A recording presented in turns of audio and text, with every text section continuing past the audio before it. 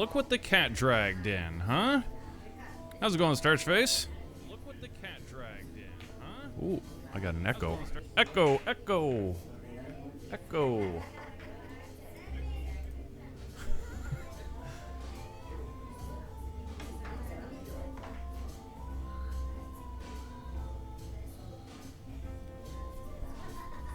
Yeah.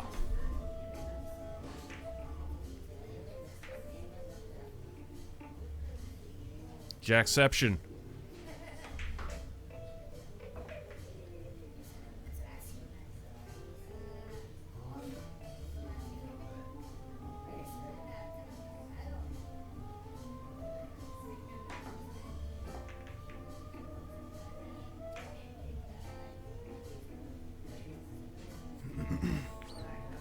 Sts-134, the last shuttle mission? Yes? No. No, there were 135.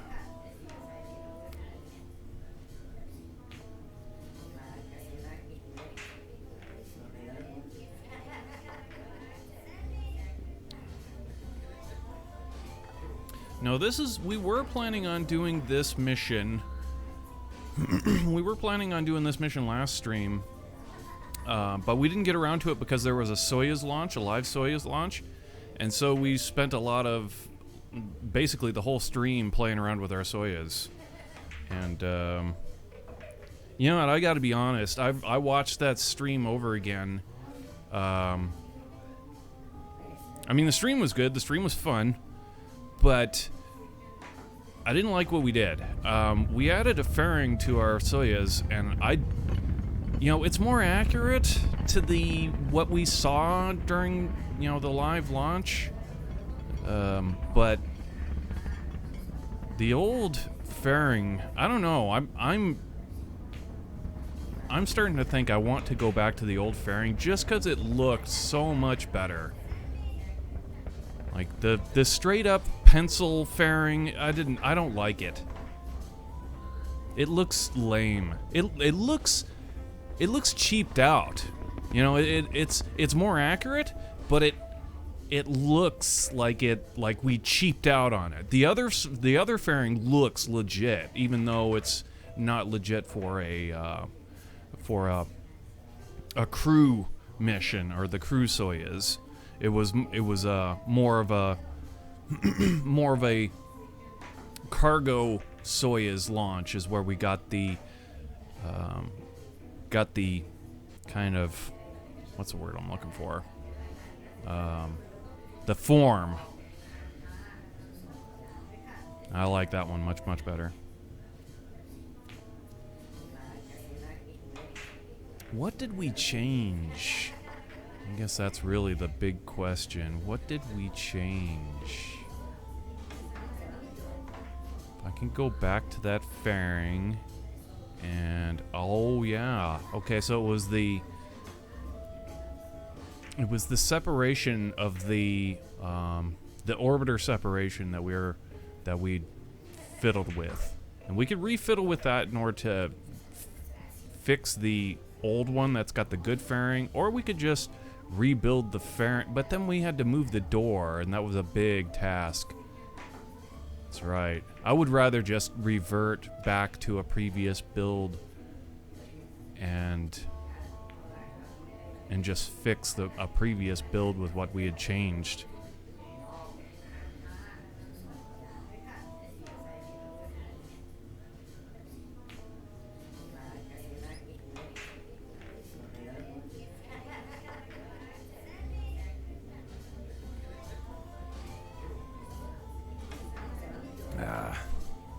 I knew I should have filled those ice cube trays. Damn. It's not quite ice cold water.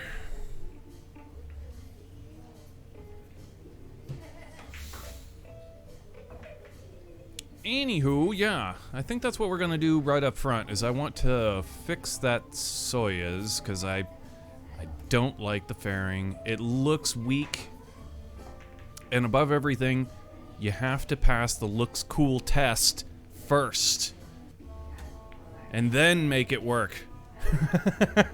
That's how NASA does it, right? They go, nah, this doesn't look cool. Send it back.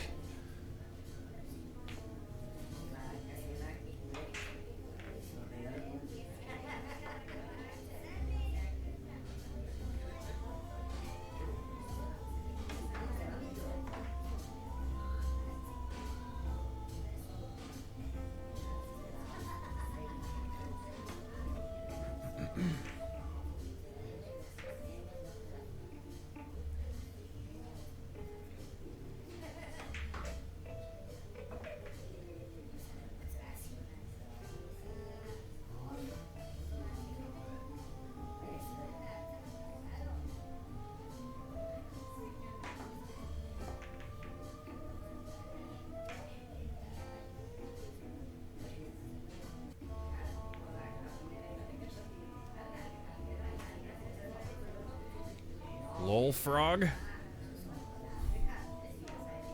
I'm gonna have to make a lol frog now, huh?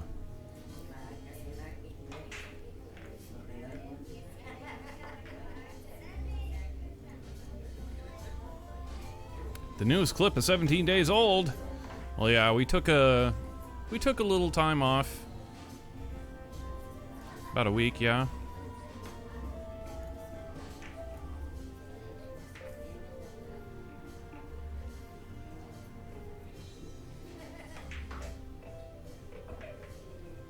We took a mental health week, as they say these days. That's what they call days off nowadays.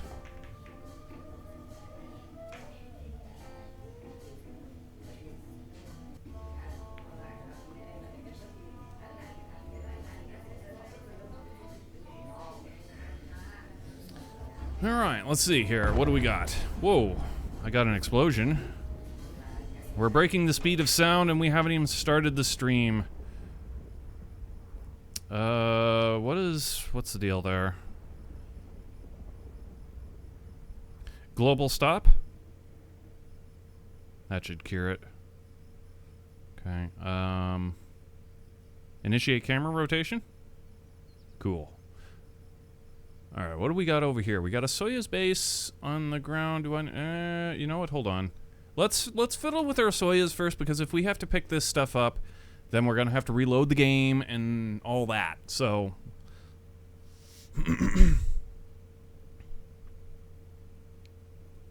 Barracuda Bud Blast. What's this?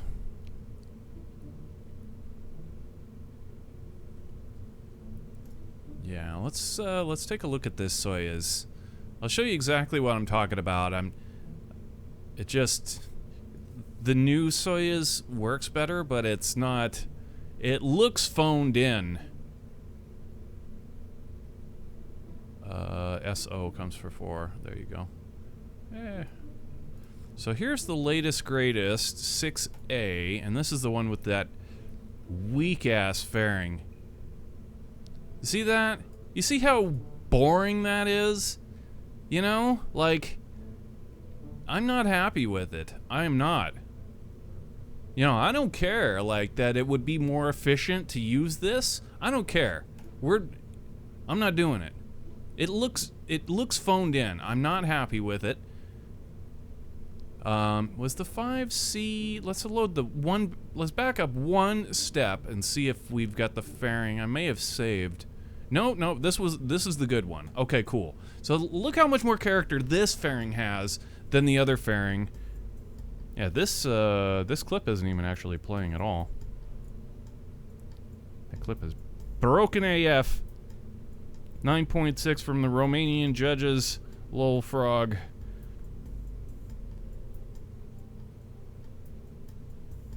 Yeah, this fairing is way cooler. And especially when we remove the door, pulls back, it looks like, okay, now we've got a rocket that's ready to go. You know, whereas the new fairing is just like, meh. All right, well, we're ready to go, you know? It's not by no means fun. So what we changed in this build versus the old one was the We had some root issue stuff, like some... Let's see here. What do we got? Where? Okay, auto strut. Yeah, the auto strut, we had auto strut, here we go. Root, that's gotta go to heaviest. Same here. And... Yep, those as well. Is this piece by any chance? Nope. Okay. But this is the actual root piece itself, so it doesn't need anything. That's the fairing. We need to clip in here to get the probe core. Okay, the probe core is actually not strut. Really? I kind of feel like we want to do that. Oh, my emotes are giving me a heart.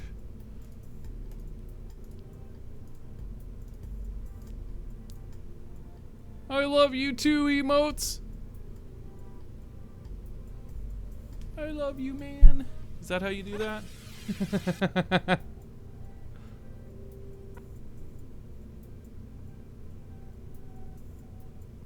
Wheel authority. Wait a minute here.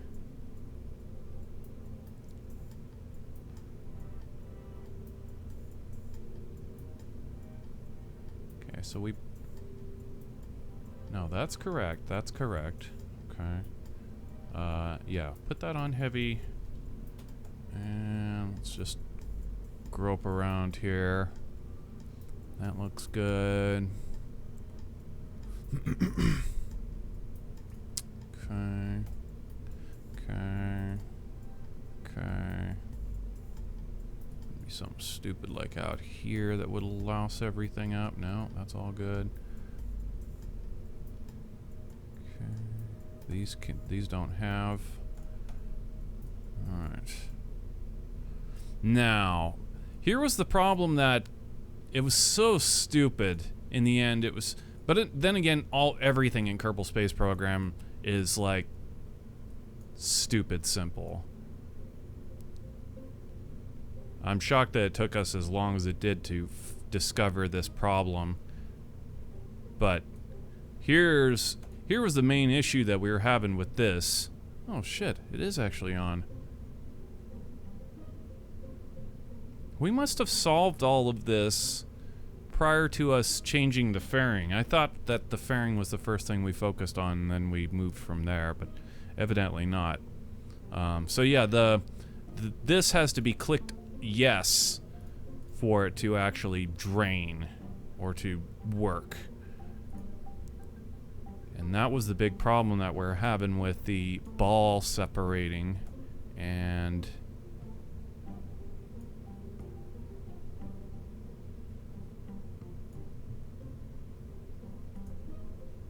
why does that not jive?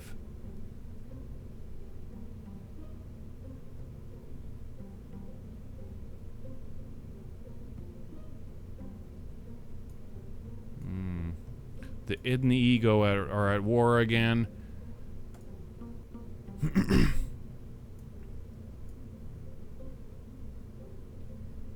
It's on, dude. It's on. It's gonna work. Yeah. Are you sure about that? No. But...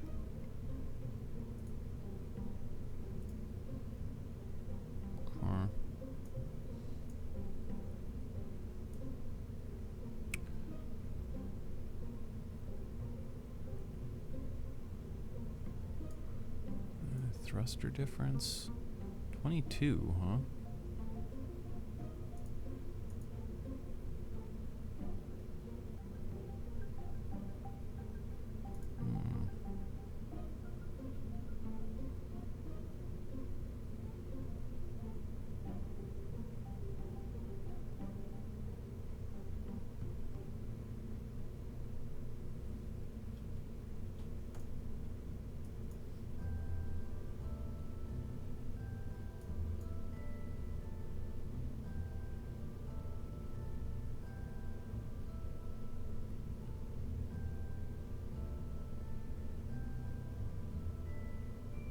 You know, there's something else that actually dawned on me too, that we should do on our vehicles, and that's to put a flag with the designation of the build itself. So, and we should put it on the main vehicle. Slap that thing on there, kill this fairing right here, go ahead and get that out of our... No, wait a minute. We need it to actually... Yeah, we need these fairings right here. We need to turn them off. What the... Oh, yeah, that's the bottom. Right. Yeah, we need to... Do not expand. Okay, and then up here... You do not expand. And then the very, very top one... You do not expand. And now we can actually see the vehicle proper. And what we wanted to do is put a... Do we have the actual Soyuz name on the vehicle itself? We do, right there. Okay, so...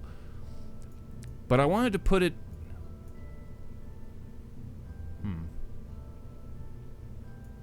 wanted to put a build number on it.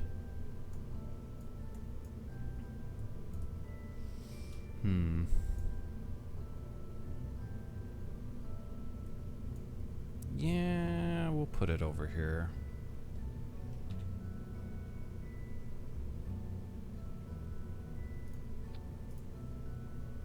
That's small, huh? That's what you consider small, huh? Okay. Wow, that's really, really, really small. How about... There we go. What would be just right, Goldilocks?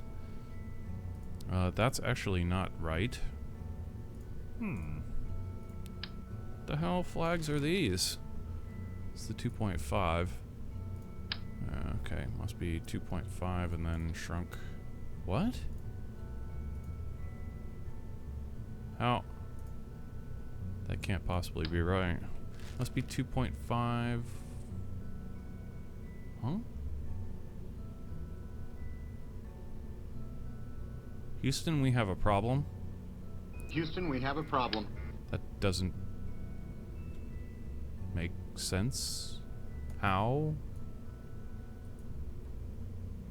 RFP2 flag 2.5 meters. RFP2 2.5 meters. Oh wait, was it the orientation? Aha! That's how we did it. Aha. I see. Like that. There you go. Wait a minute here. What else was it that we had a big scale issue with? Well, the whole vehicle, huh? Yeah, this'll do. Okay, so what I wanted to do is put some sort of build number on this.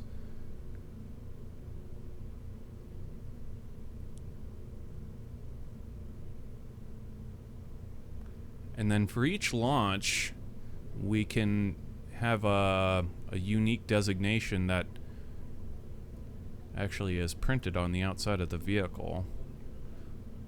So we're going to need several flags in order to pull this off, but that's fine. So we'll call this, first off, 5. Give us a 5. I want bold. I think bold makes sense. Comic Sans, even better. Okay, so 5. Cut it out. Okay.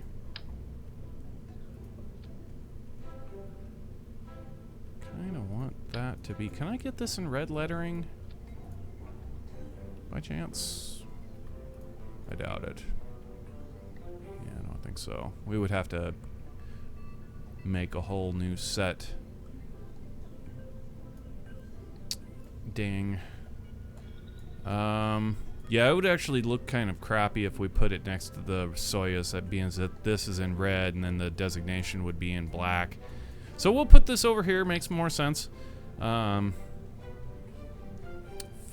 this is Soyuz 5. Get us another flag. Okay. 5C.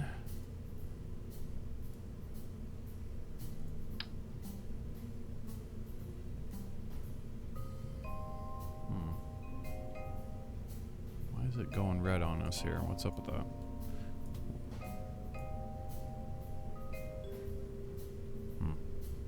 Alright, fine. We'll do it a different way. Put it on there and I'll move it.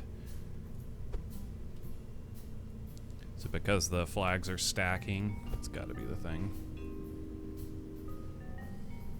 Okay, something like that. We'll get it all ironed out. We'll just give us the... Actually, you know what? It might be difficult to select some of these letters after the fact. So let's get it lined up right now.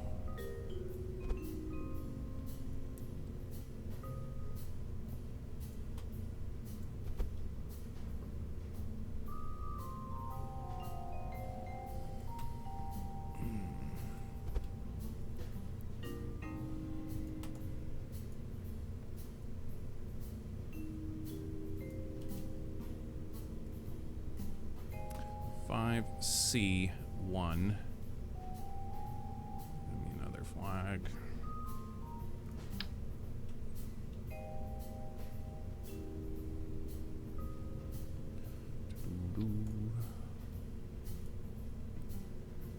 Five C.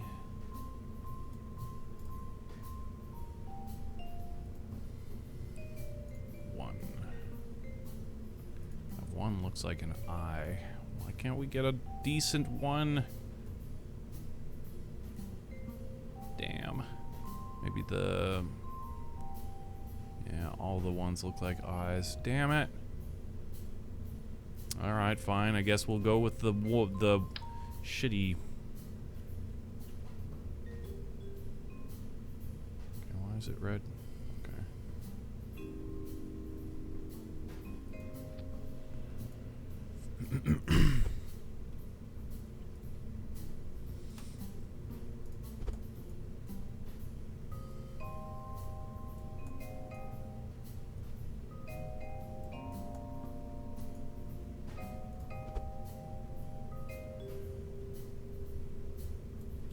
Okay, 5C1.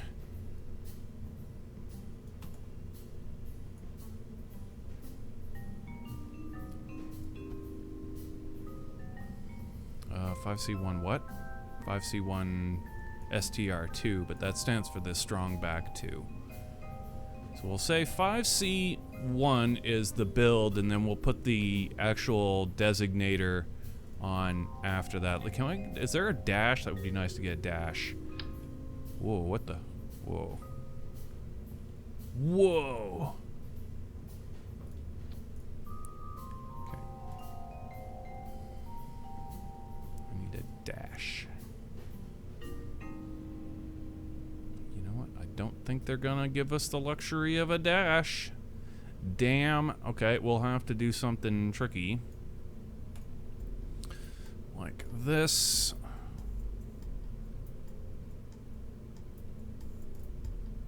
Rotate it. Like this.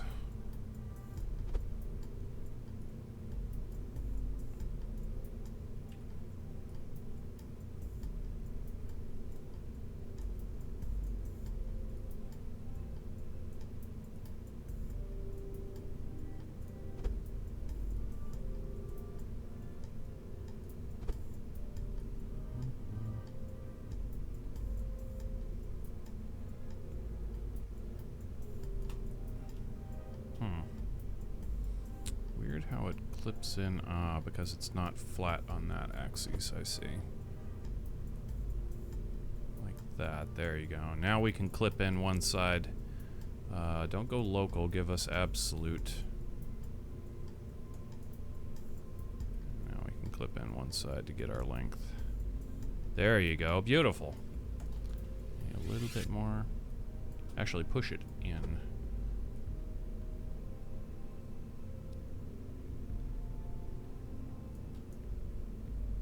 That's not too bad. I can live with that.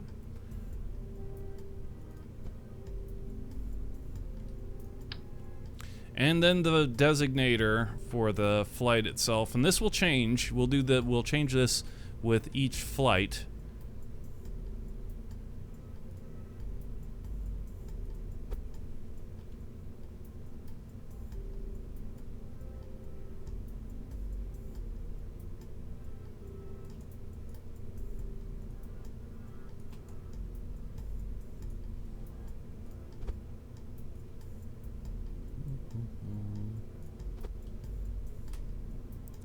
Absolute, there you go. Now that's the dash. Okay, that's the 1, even though it looks like an I.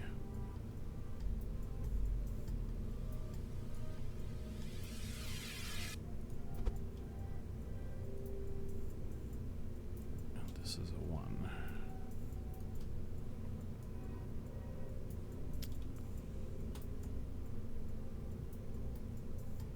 Yeah. Cool. 5C1-1. Very nice.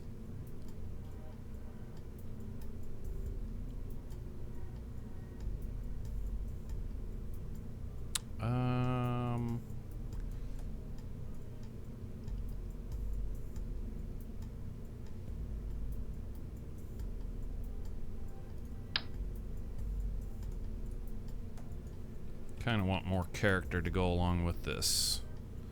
So, how about we do something like... Oh, I don't know. Got any more Russian stuff in here we can use? Could throw a hammer and sickle next to it, or...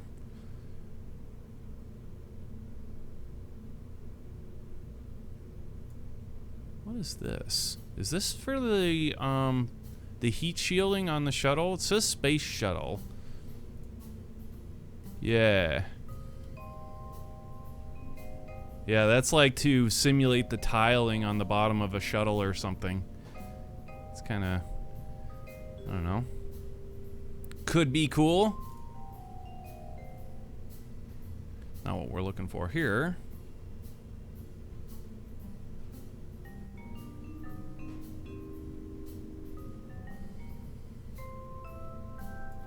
What's this?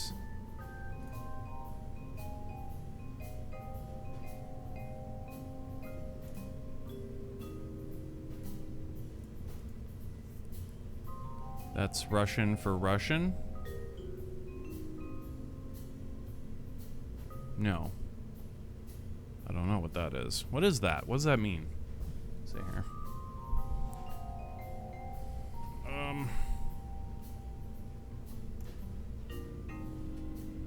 N-P-O-T-O-H. No, try that again. N-P-O-T-O-H. What's that mean? Oh, that's proton. Okay, that's how you spell proton in Russian.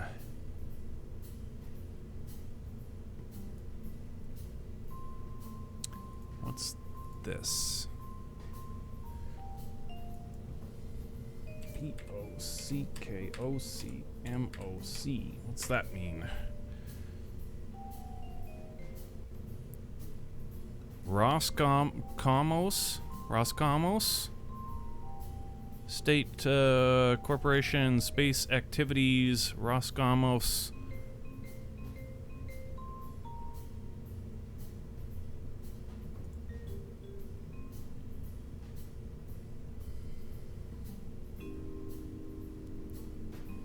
State Corporation for Space Activities, okay.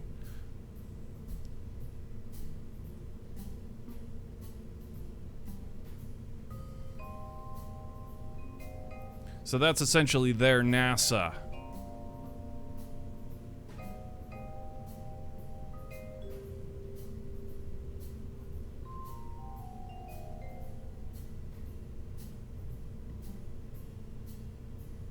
Yeah, okay, we can put that on there. I'm down with that. Yeah.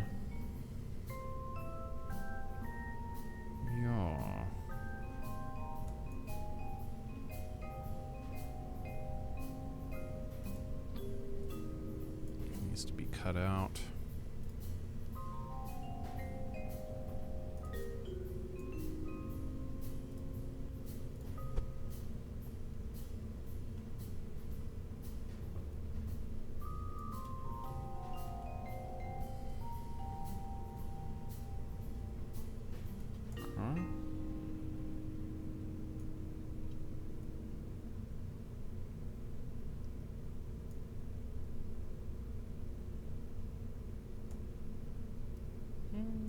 Needs to be a little bit lower. Which means all this is going to need to be a little bit lower too.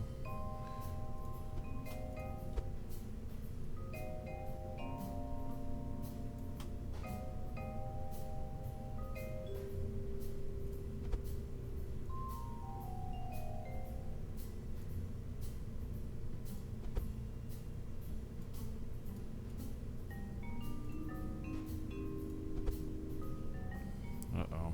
Okay, there it is.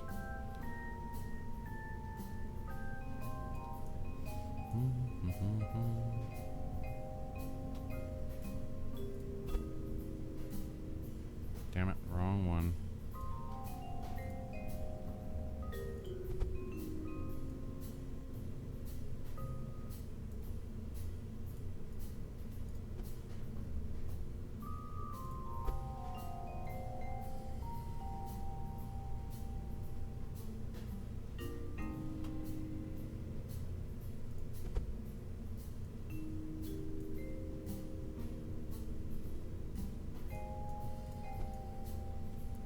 Okay, that doesn't look too bad. Boy, the 5C1-1 really sticks out a lot.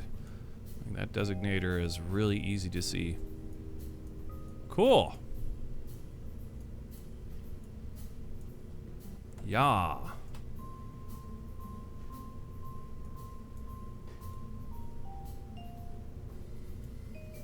And if we choose to save the capsule as part of the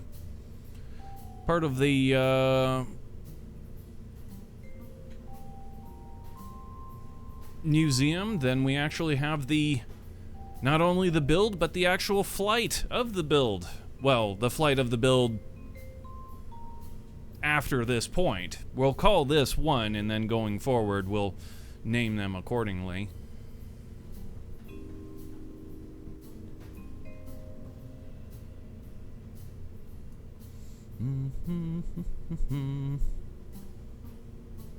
Boyette? How's it going, man? Pre-flight decal crew. Yes.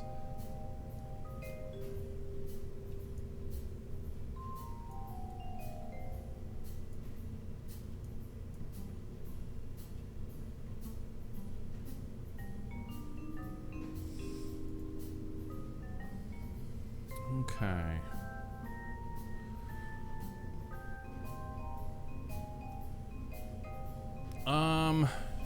You know what? We're actually gonna have to redesignate this completely because it needs to be the latest, greatest one, right? So this, we're gonna go up 1. Won't be C though, will it? Go 7.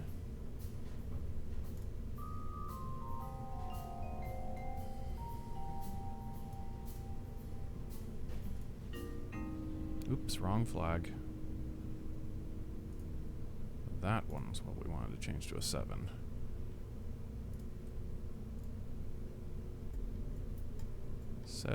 A.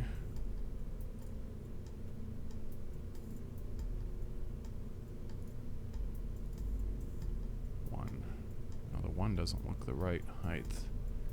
It's gonna be a little bit off. How about we grab the A, bring that down just a little bit.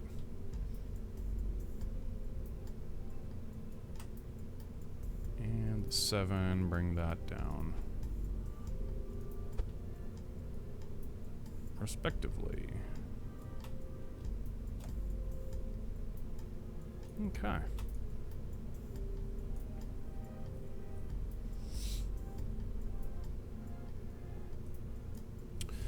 All right, so there's all things considered.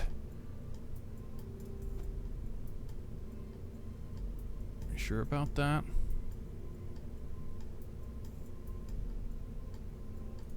What about those? Yeah, okay.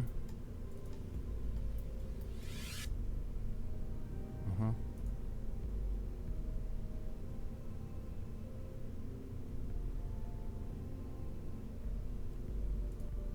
All right, so 7A1.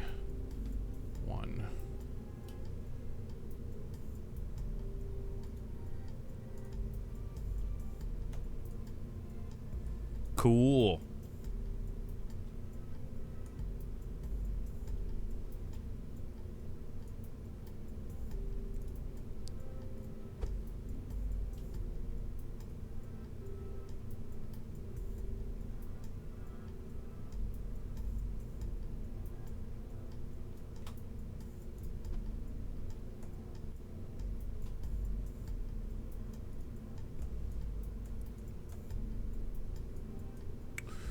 All right.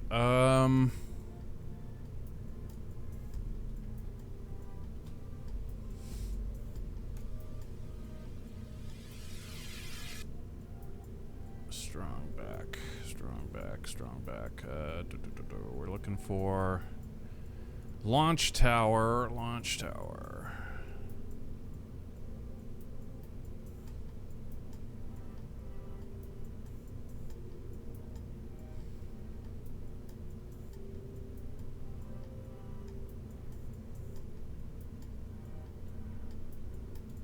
Launch tower, Soyuz. Okay. We'll also put, I kind of feel like I want to put that that flag for the Russian Space Agency on our tower as well.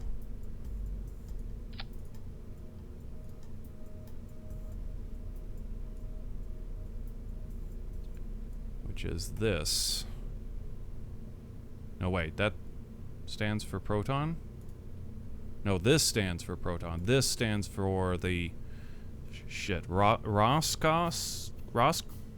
How the hell do you pronounce this?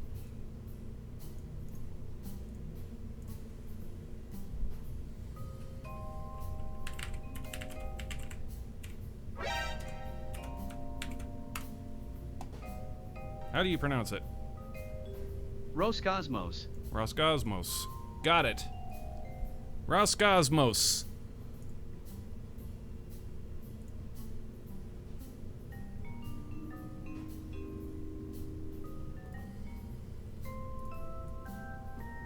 Cool.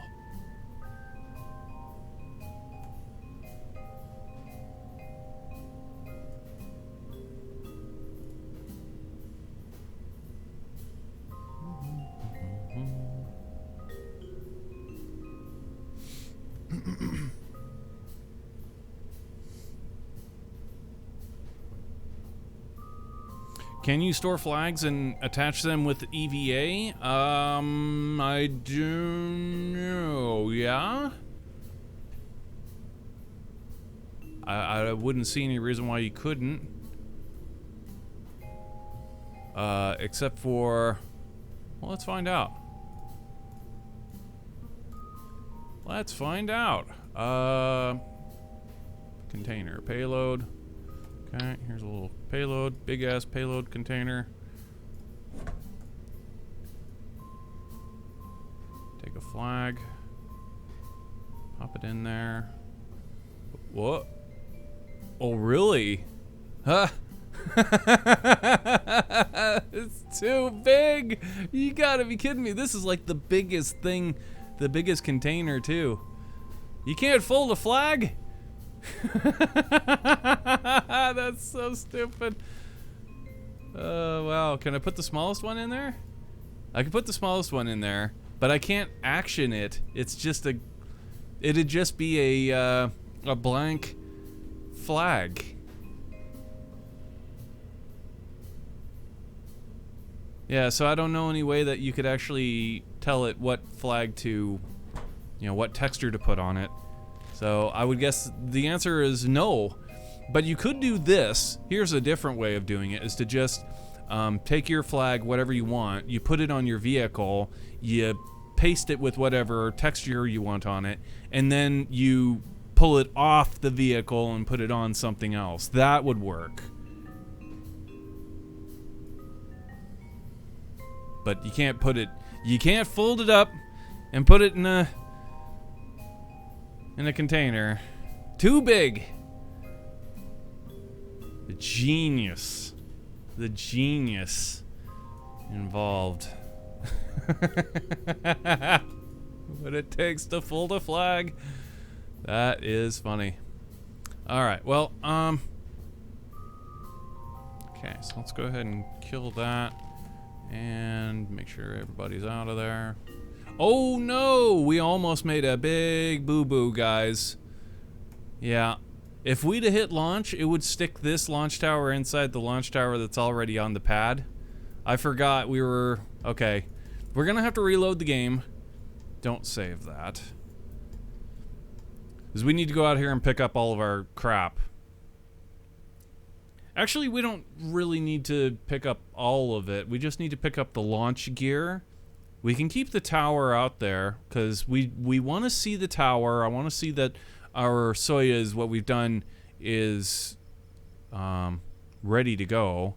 So if we recover this right here, this base, it should be it, right? It's just like that's the... Okay, so yeah, that should be it. Okay, so let's go back in here and put a Soyuz on the pad and do a simulation.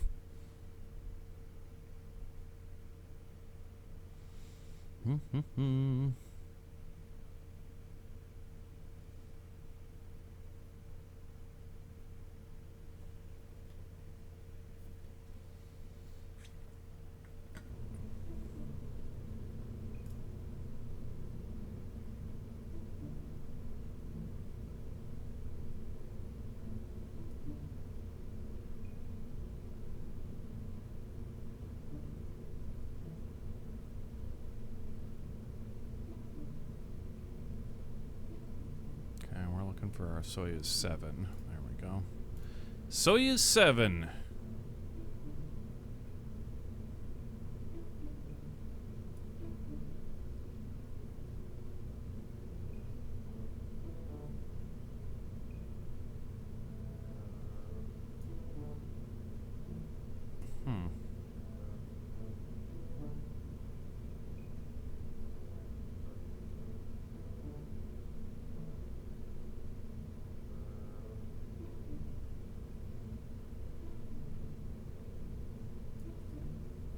Yeah.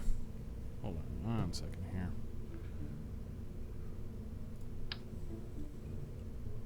Kind of thinking that we want to put a little bit more character on this as well.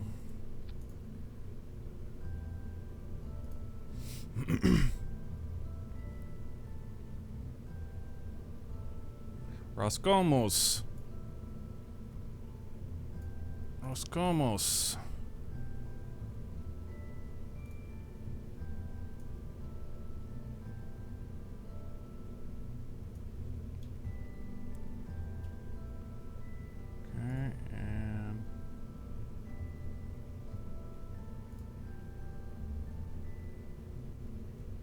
That's fine. Nah, you put a flag on it. Yeah, put a flag on it.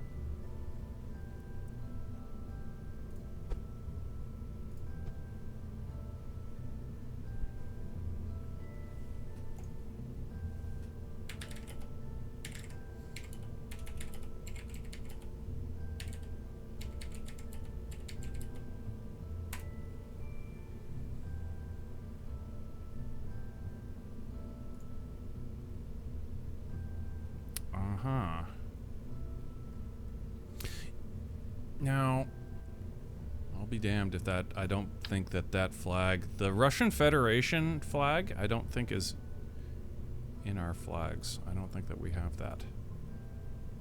Ooh.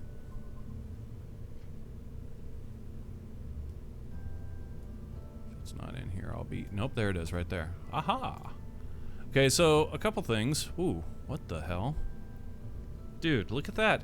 It's not... Why do they do that? I don't understand.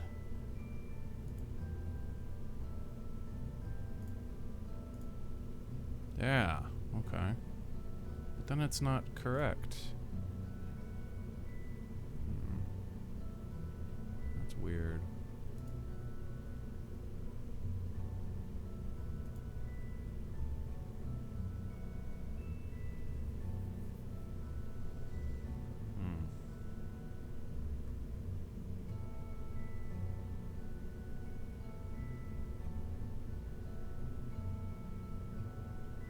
I mean, we've got the hammer and sickle up here, which is not exactly correct, clearly. Is the Soviet Union dissolved, and now it's the Russian Federation.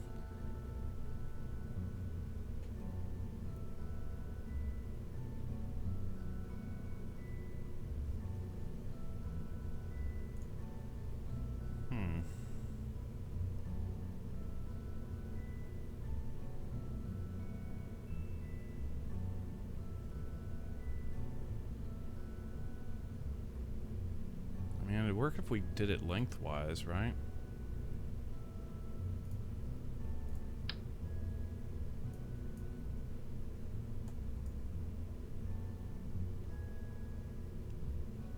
Hey, that actually doesn't look too bad.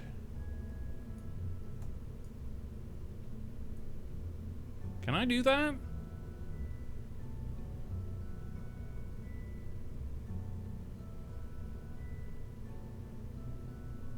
I don't see any reason why we can't.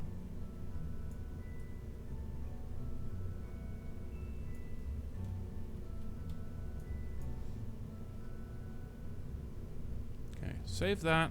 And while it's fresh on the brain, let's go get our launch tower and put the Russian Federation flag on that as well. Yeah. Oh, we just passed it, I think. Yeah. Yeah.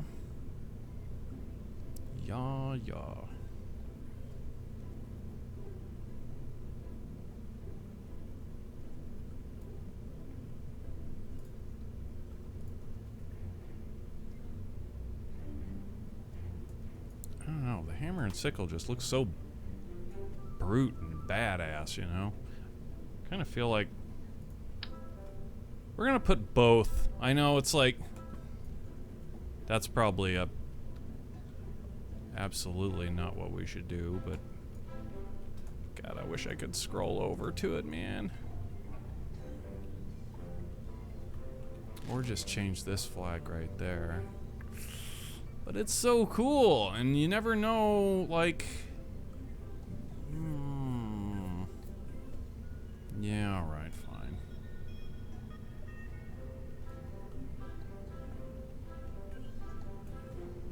It's hard to deny, it's a cool looking flag.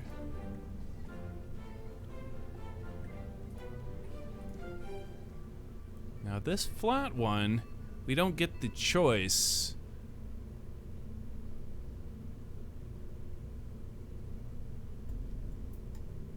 That is so bizarre. Why did they do that?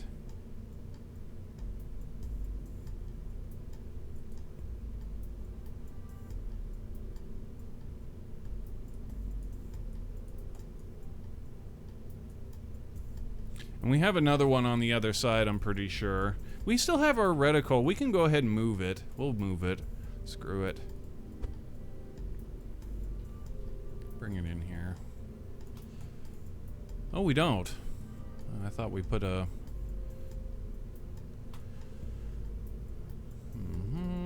Okay, how about... if we take this one that's got the rotation to it,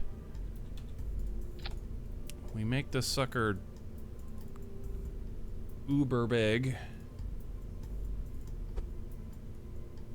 Wow, it's also got a very, very distinct... And damn.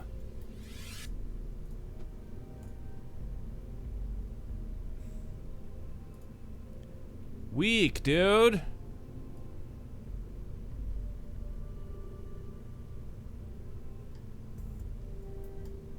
I am so confused why they cut the flags like that. That is so bizarre to me. I don't understand it.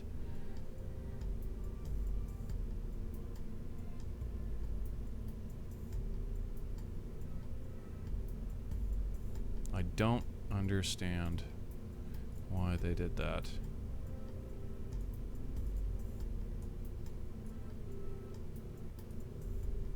Man, weak. But that's correct. That's the right size flag if we were to cut it out. But we can't get a flat flag like that.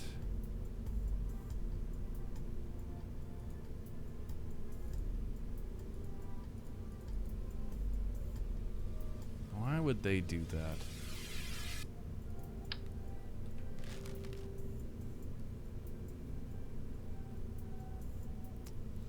I don't know. I don't know why they do that. Well, here's something we can do. We can double it up, because this just looks terrible. Like, it's so noticeably wrong. I can't live with myself. So we're gonna double it up and clip it in order to make this work. Don't flip upside down. There you go. Put that just like that. There you go. And then pull it in to get the right size flag. I have this little line right there or whatever, but from a distance it will at least do the nation justice that we got the goddamn size of the flag right.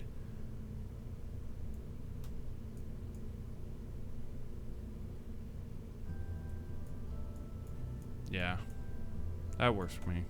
Actually, can't even see it. Oh, this side. Oh, we didn't. No, not mirror. We'd have to symmetry it. Is that the thing? Is this thing in a symmetry?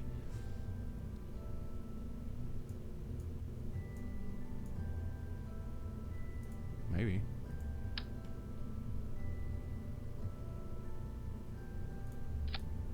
Yeah, okay.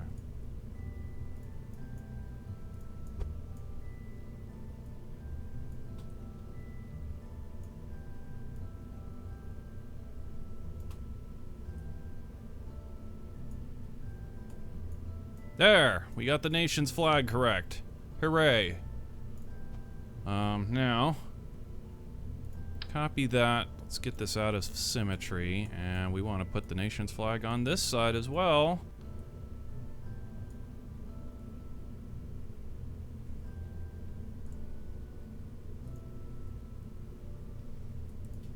Or do we? Nah. One flag will do. Actually, we get two because you see it on the inside too, so that looks, yeah, it makes it look cool. Yeah, I'm happy with that. That'll do. Maybe we'll split the difference. How about we take our flag and bring it down so that it would be like half. Yeah, like that. Beautiful. Okay, now take this sucker, bring it back out until our reticles are back in place.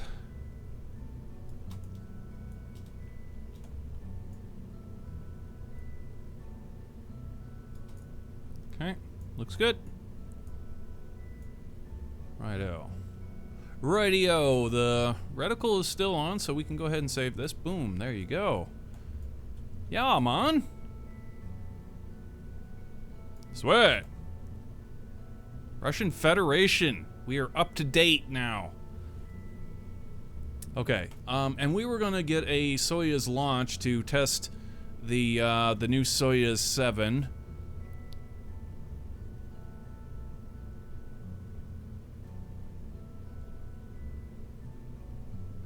SO comes before SP, Jack. There you go. Soyuz 7, let's get this sucker out here.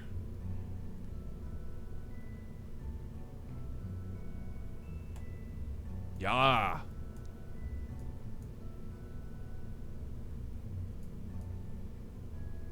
Groove salad. Simulator mode on.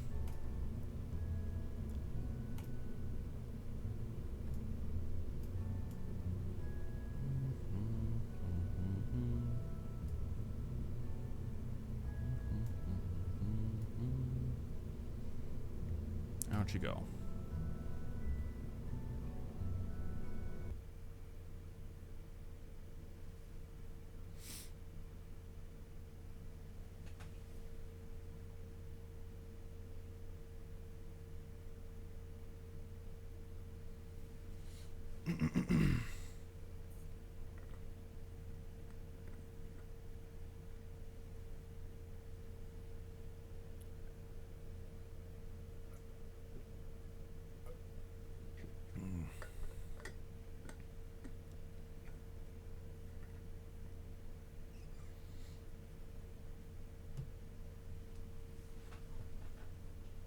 Roscomos. Roscomos. Is that actually how they pronounce it?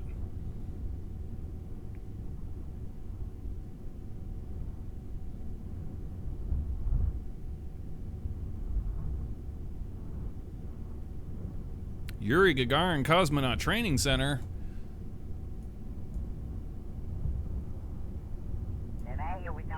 Oh crap, it just dawned on me. We need to put the Russian Federation flag on the orbiter too. Need to fix that. What? What just happened? Oh, this is okay, we didn't put the new tower out. This is yesterday's tower, so to speak. Oh crap, now that is a Look, see what happens, all the stuff you have to change when you dissolve the nation?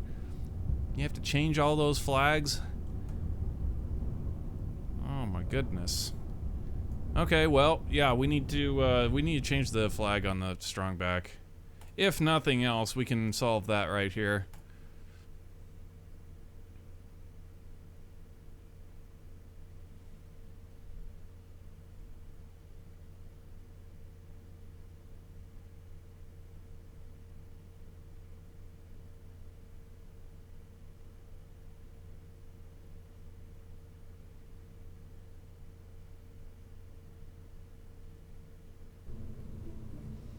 Paying too much attention to the vehicle and not enough attention to the build.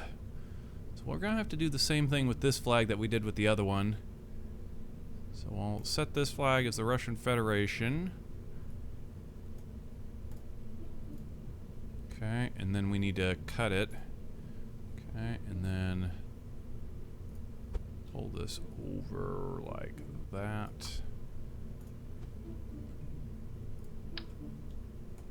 It's hard to see with the damn fairing blowing up in my face here. Can't.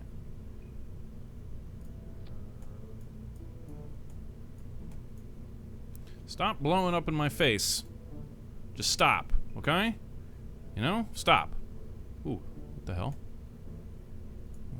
Oh, it was, yeah. So it's blowing up in my face. Everything is blowing up in my face. There. Stop. Stop it. Stop. Okay? Alright? Okay? Alright? Okay?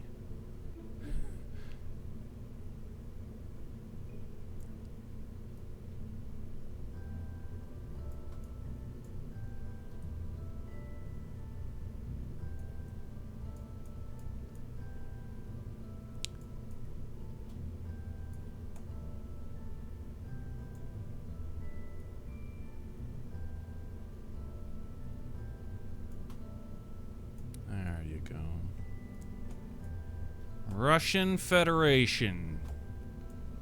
Alright, now let the thing blow up in our face.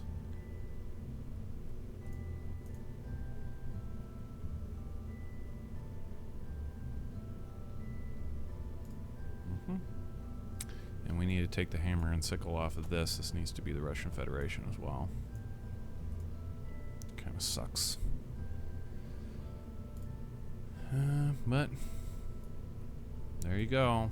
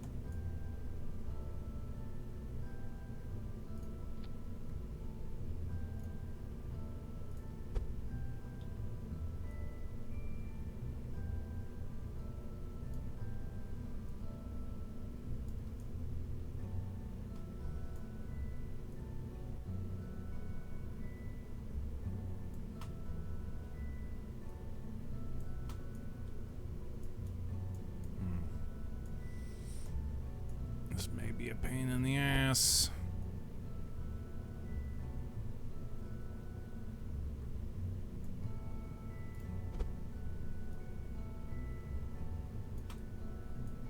Yep. It's gonna be a pain in the ass because it's not. Yep. Fuck it.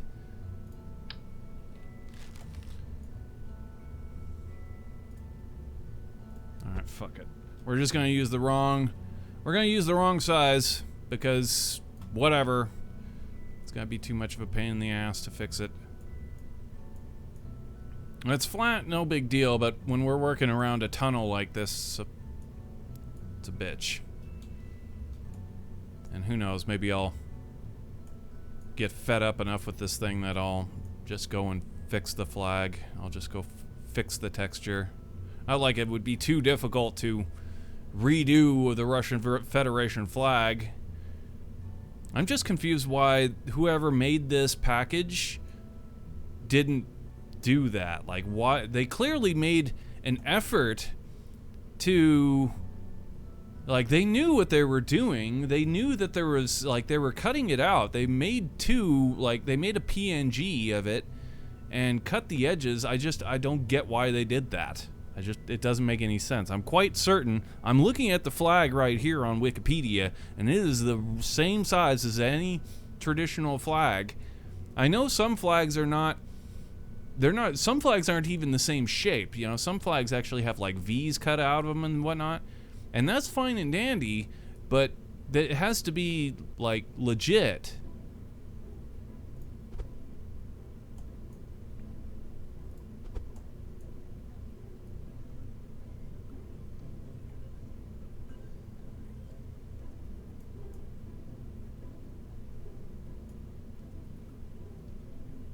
I just don't understand why.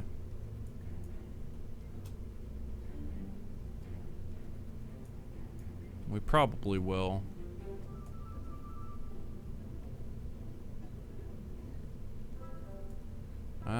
This may be a little bit too big.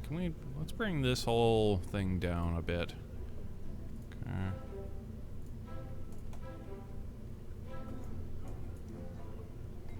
That's too obnoxious. A little too obnoxious for my taste.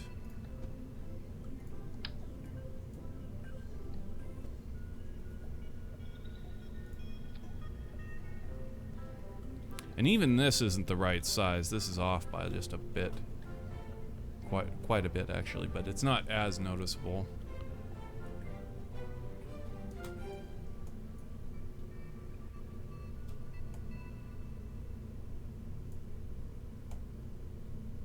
Yeah, we're fine with that. Okay, save that.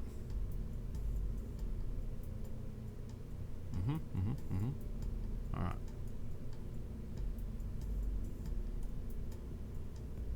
Alright, let's go.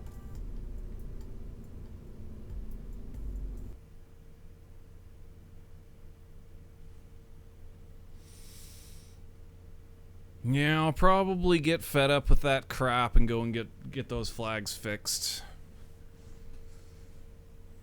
Why would they do that?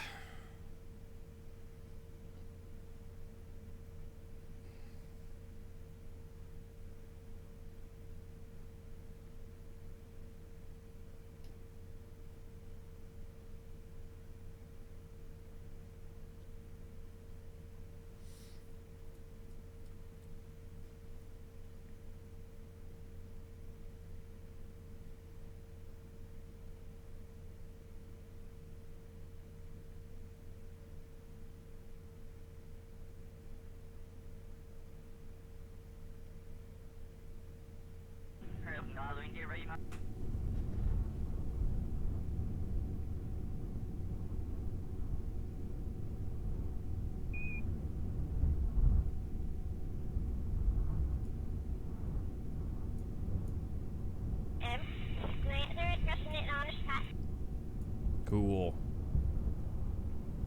Okay, we need to see the tower's door. Does it still fit?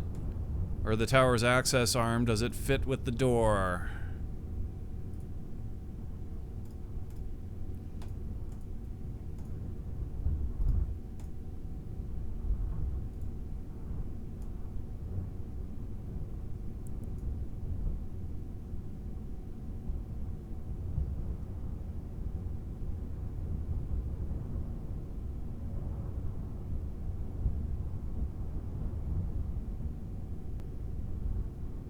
Is it moving? Doesn't look like it's moving.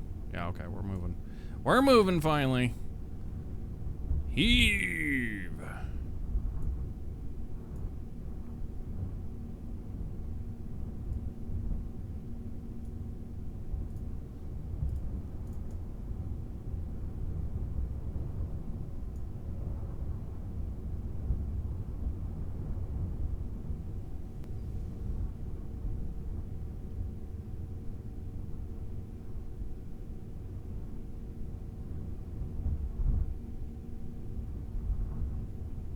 Huh.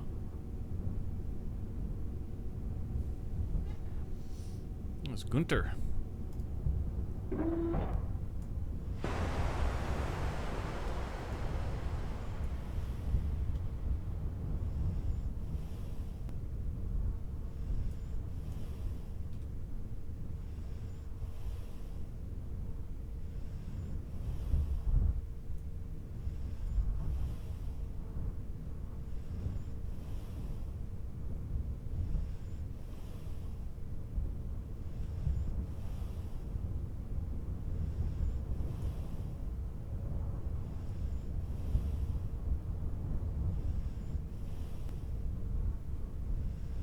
Booj! How's it going, man? What's up?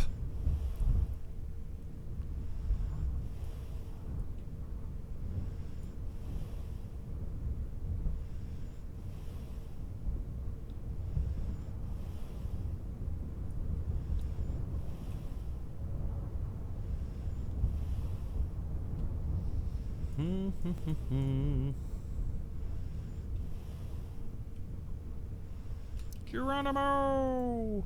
Whoops.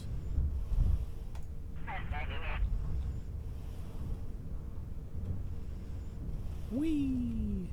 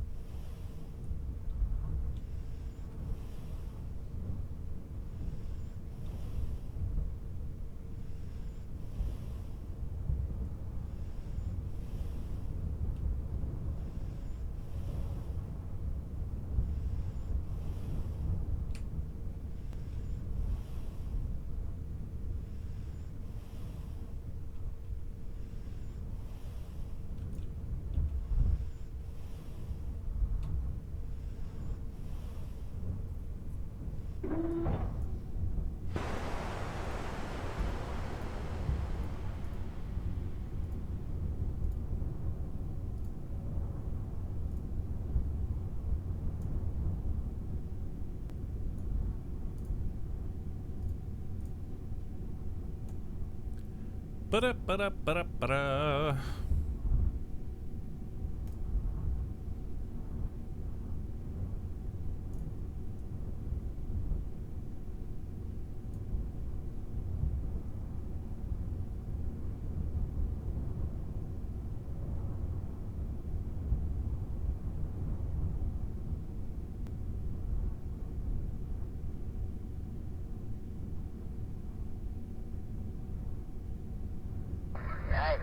Okay, looks like the,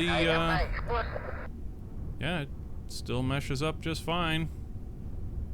Perfect, in fact. Perfect is the standard.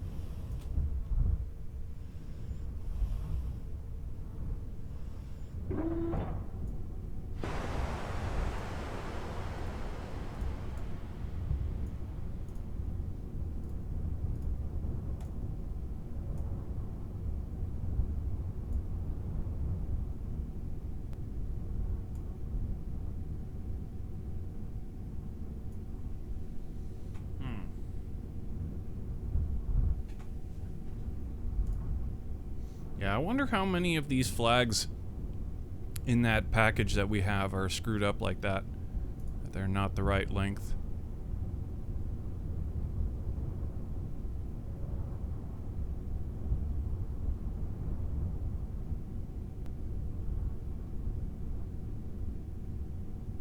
It's kind of insulting, not gonna lie.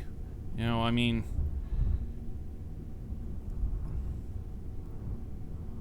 it's like at the Olympics when they hoist the, you know, bronze, silver, and gold.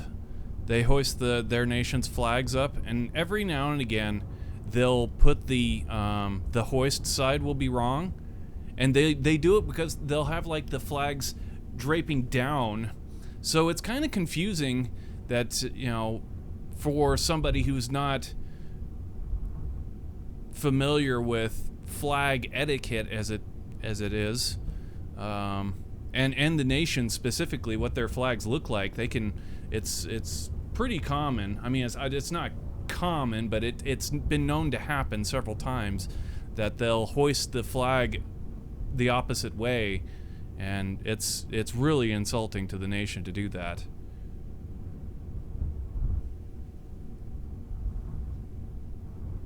I don't want to be one of those people. I want to get it right. Even if we get it wrong, I want to know that it's wrong and make a point to point out why it's wrong, and that we know it's wrong, and that we by no means think that it's okay for things to be wrong in that respect.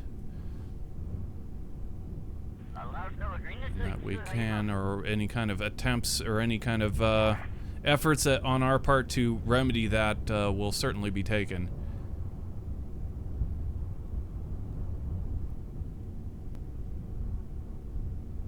For example, like, since we've got the hammer and sickle down here, this is an old tower. Our new tower is fixed. Our new tower has got the actual Russian Federation flag. But, you know, Soyuz was around in the days of the hammer and sickle.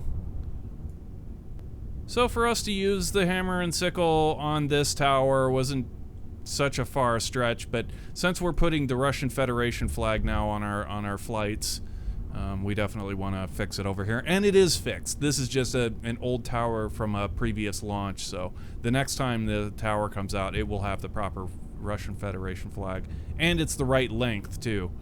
We got it the right length, whereas over on this it's not, and on the vehicle it's not.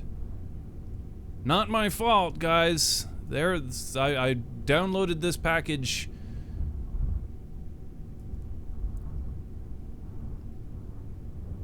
Actually, I think somebody posted it on our Discord. But most of the stuff is good.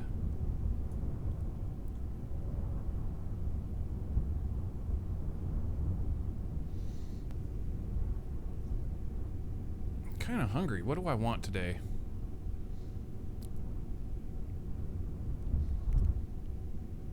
Froza? Is it a Froza day? I've got chicken, I got Frozas, I got sandwiches.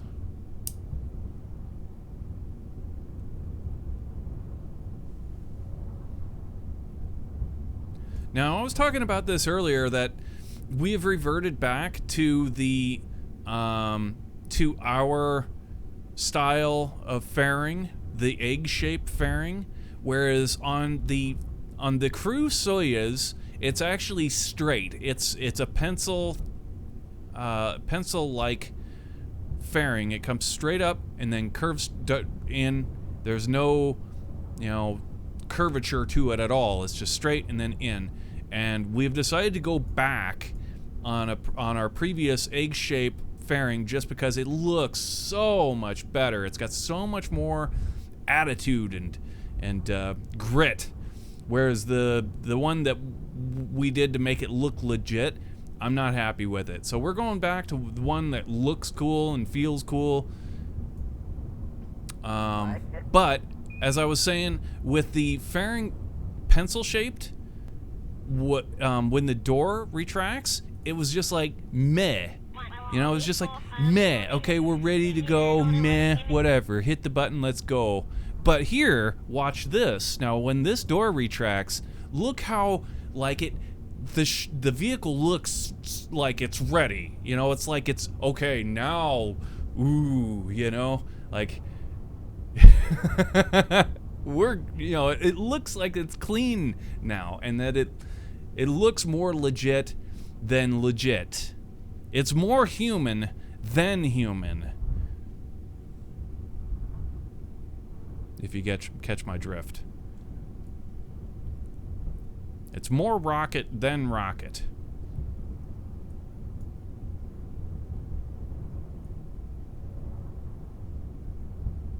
Yeah, I like it better. We're going with the legit fairing just because it looks more legit. Okay, so we need our ascent guidance computer, 52, 90, 90. Yeah, that's pretty much all that this thing does. We need a strong back cal pinned. Okay, boom, get that pinned over here. It's at the new setting, 2 seconds. Is that correct? We'll have to see this. It's more Soyuz than Soyuz, indeed. Chicken is good. Just made sandwiches. With liberal amounts of salt and pepper? Liberal amounts? What's that mean? Like, lots?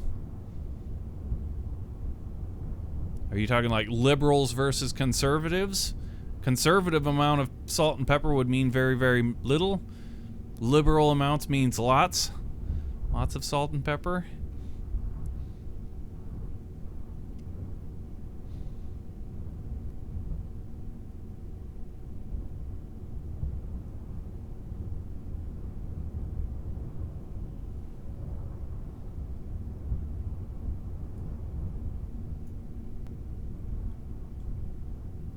Okay, let's go ahead and do this. I'm concerned about the cowl. I don't know if the cowl is correct for the present build that we should be on, but we'll see. If the strong back moves forward and then back, we'll know there's a problem.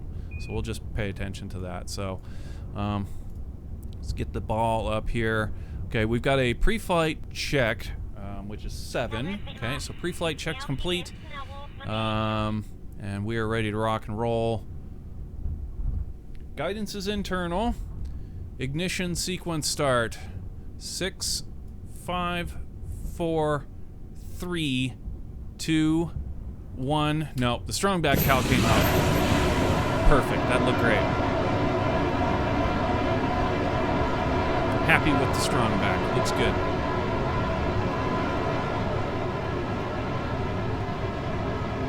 As does that fairing. Fairing looks so much better. So much more character.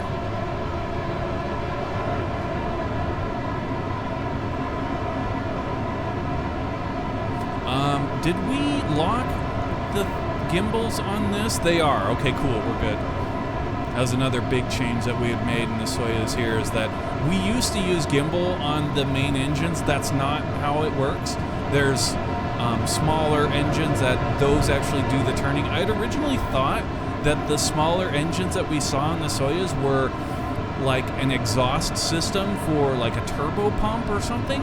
That's not the case. They're actually they're for turning. They are definitely specifically for turning.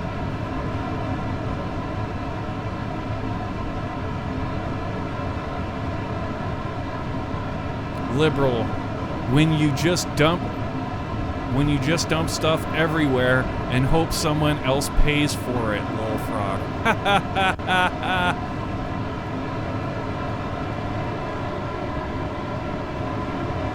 Hilarious.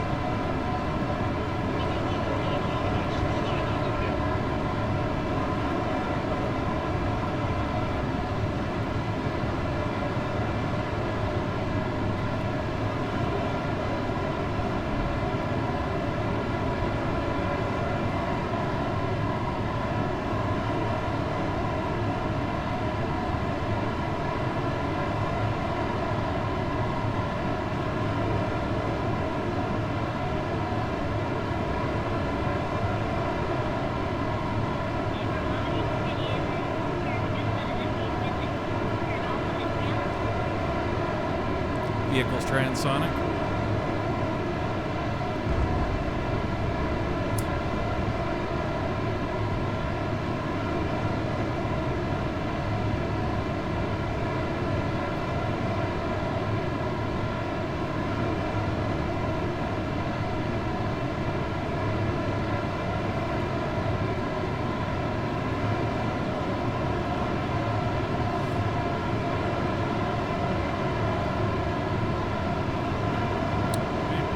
Stage booster, flame out, separation, main computer override.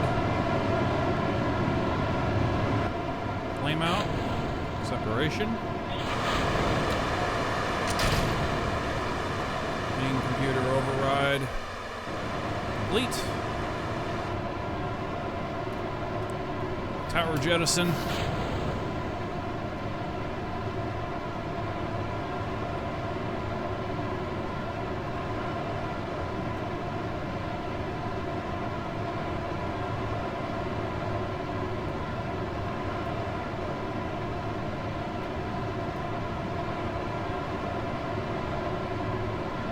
We need to remember the call out for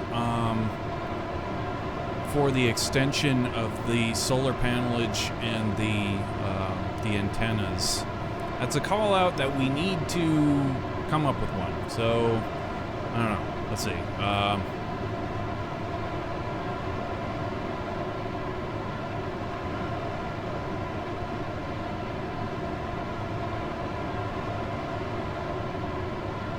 Antenna deployment, I guess. Just gotta keep that on the brain. Solar panel and antenna deployment.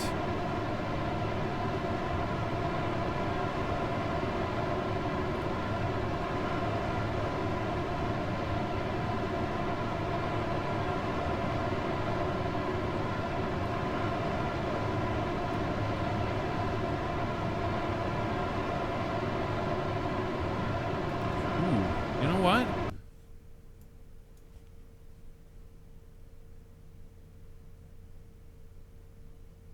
No, okay, never mind. Never mind.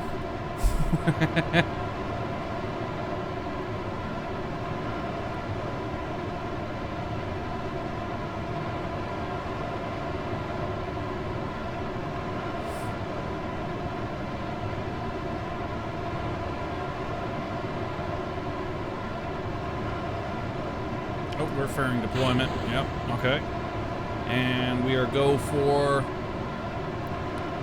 See, I needed to remember this. The solar panel and antenna deployment.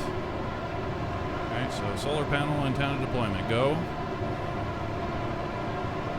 Approaching hot stage.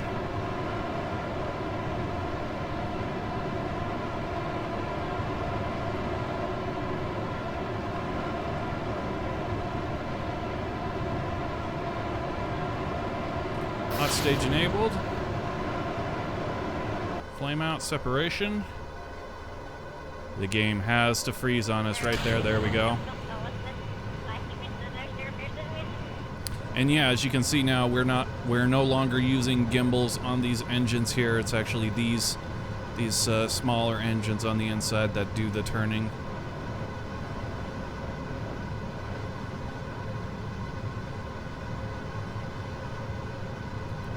With a little bit of RCS assist.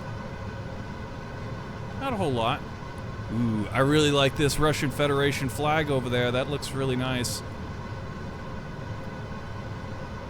Except that it's not the right size, but...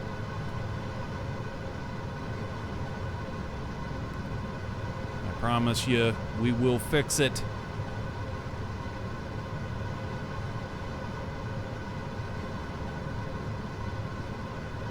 But yeah, those colors are really nice.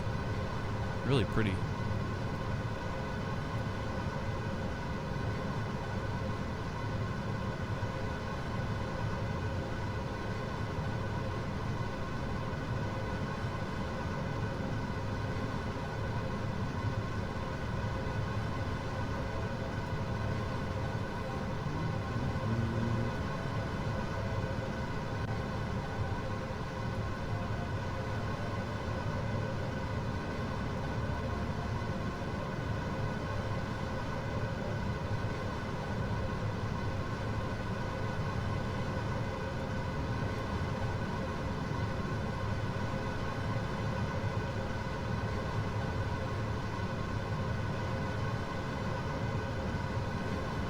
Alright, 200 going to 270, 210, 20, 30, 40, 50, 60, and shut down.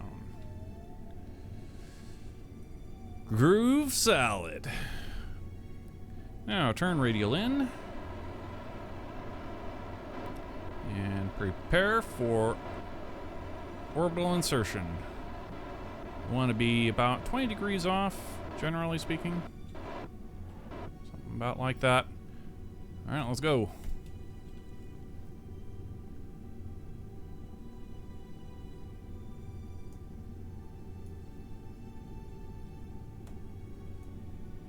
Orbital insertion. Hit it.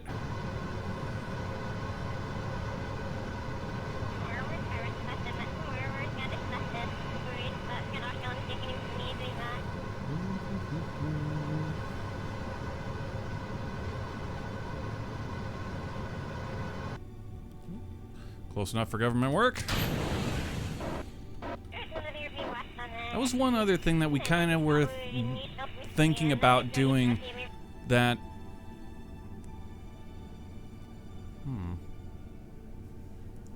That could be cool. Is it?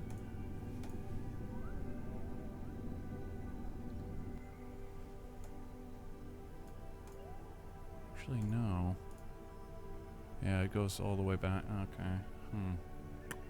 Well, that won't do.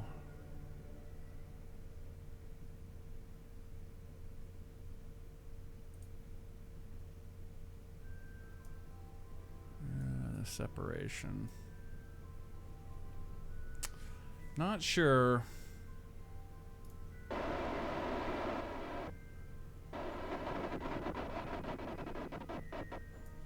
Turn to fuel priorities here? Yeah. 10, 10. Oh. Oh, that's right. Huh.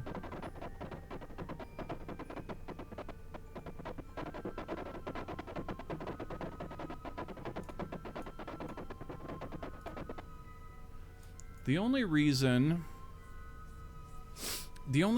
that we have two tanks here is we wanted to get the...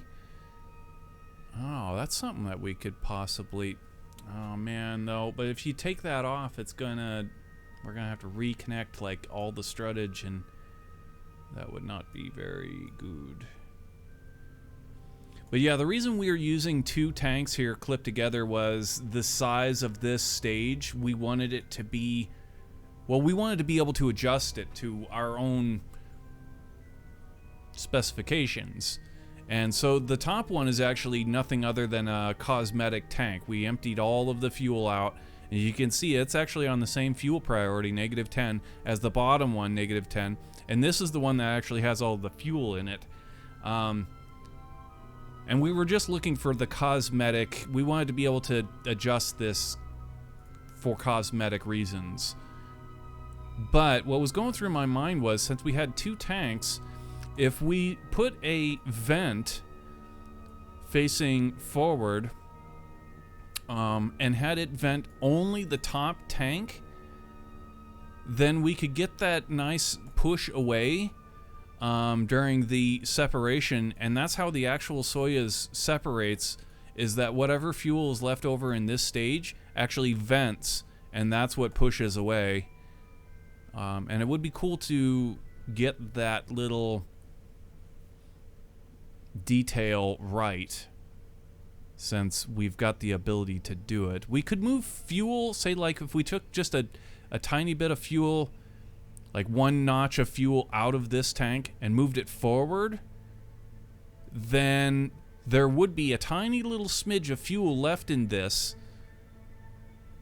tank for that purpose. That would be pretty cool. And then we wouldn't have to, and this size of, it's too big. It's actually too big from what we've seen. Yeah, I got some ideas. Let's get this back into the VAB. Got some ideas. Let's, yeah. Hot nozzles.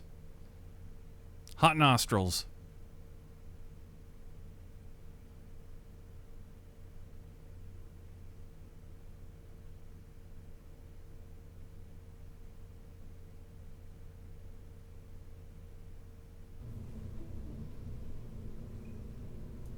Okay, so here's my idea. Now the size. This stage I feel is too tall.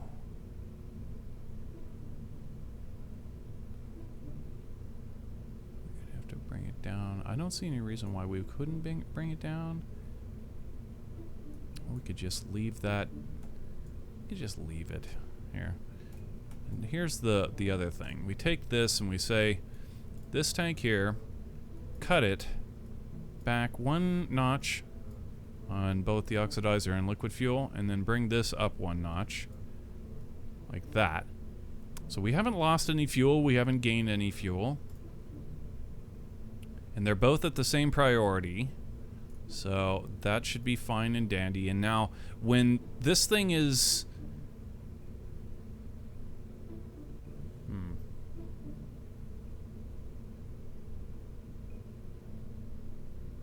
Yeah, they would have to burn at the same rate? No. I'm wondering if this tank is actually going to have anything left in it. It wouldn't. We would have to bring this down... like at least that. So, bring this up 2 more clicks. Okay, 2 more clicks. And now, this tank here should have just a tiny bit of fuel left. Okay, I like it, I like it. Let's do it. Okay, give me a vent now. We need fuel stuff. Fuel things. Fuel things. There you go, fuel things. Okay. And we take a vent. And I'm thinking at least 2. Generally are. Or we could go 4. 4 we wouldn't have any chance of that, or risk, I should say, of it like tumbling on us. But we put these in here, give it just a tiny little angle out so that it doesn't roll on us. Bring this drain down. Oh wait, it's not gonna work. Alright, we need to have it on the thing. Just fine, we can do that. Go ahead and start over. Give us a 4-way symmetry of these on that tank itself. Now,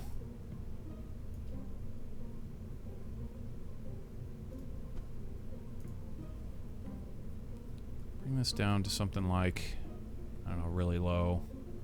Just enough to kind of push us away. 5% ought to be enough, because that would be 20% across the board, right? So it's equivalent to 1. It's equivalent to 1 default setting vent. Now, with this pulled away, are we still... Now, yeah, we want to say yes to both of these. And, yeah, and we want it from drain mode part. Okay, so now we'll go ahead and take these and twist them, something like... about like that should be good. And then bring them inside the fairing, bring them right on down to the fairing base, like such. And there you go. Now we'll actually get a departure burn just like the real Soyuz does, by venting a little bit of the excess fuel from the 3rd stage. Can we put these in a stage? Can we stage this? No, we cannot. No, hold on. We've done this. Now, we did it with a key, that's how. Right. Shit. Well, we can always just toggle them on. We can always just click them on, right?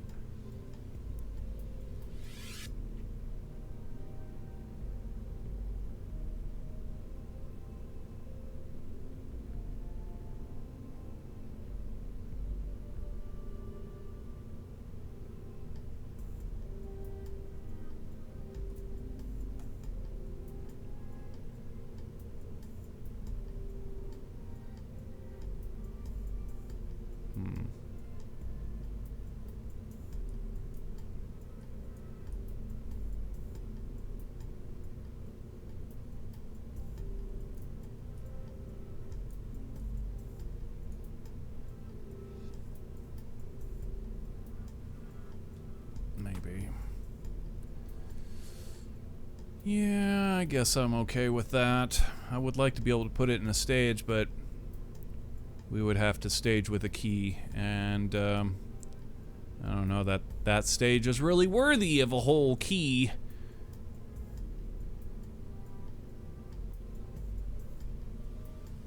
So we'll save this. What was the other thing that we were looking at? So the venting away.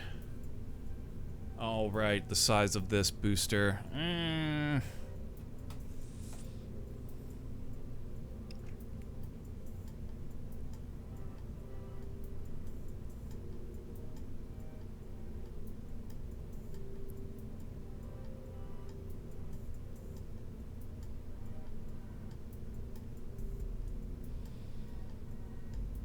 See, if we grabbed this and pulled it up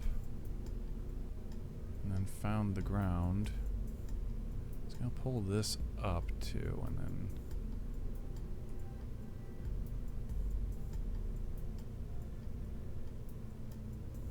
yeah, I'm fine with that. It's fine.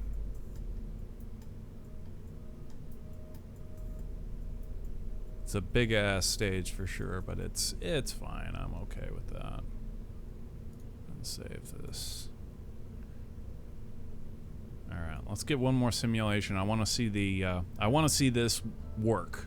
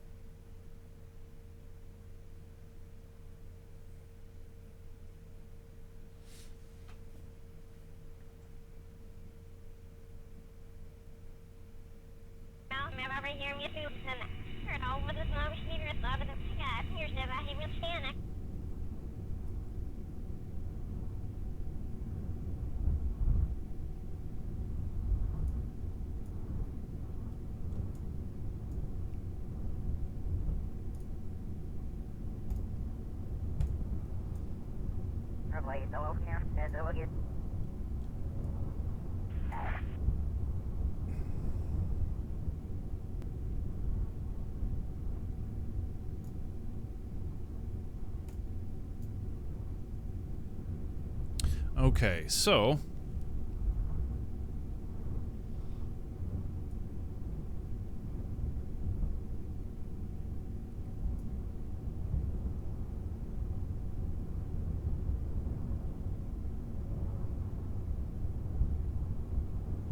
guidance is internal.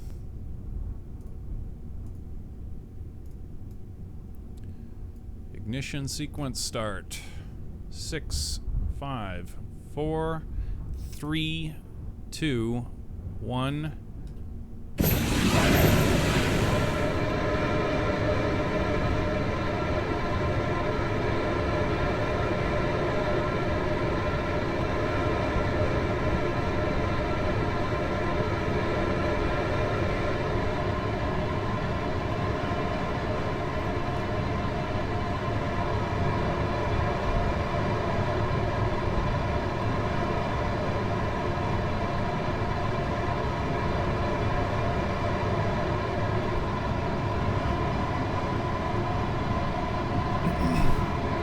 I saw somebody posted on Twitter, they came across one of the external boosters that it crashed on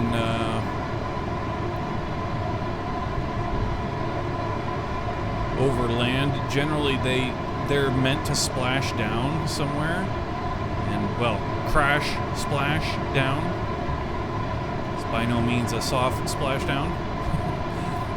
But it was crazy, like, that thing was all mangled to hell.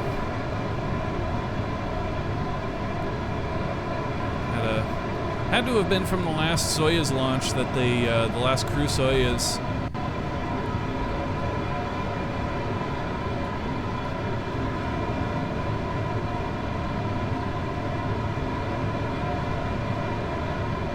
Crazy.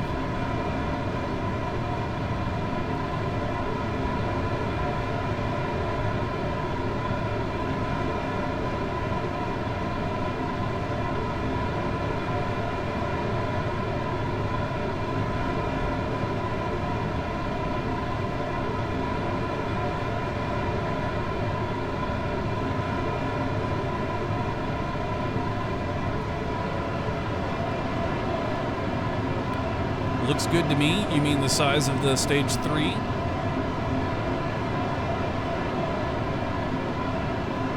I mean, it looks cool here, all in. Vehicles transonic.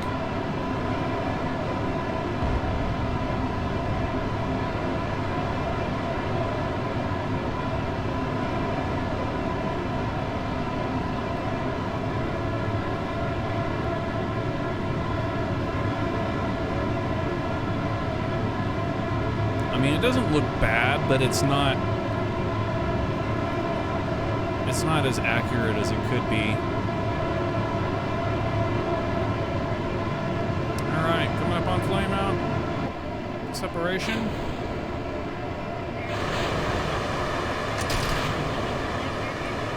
And computer override.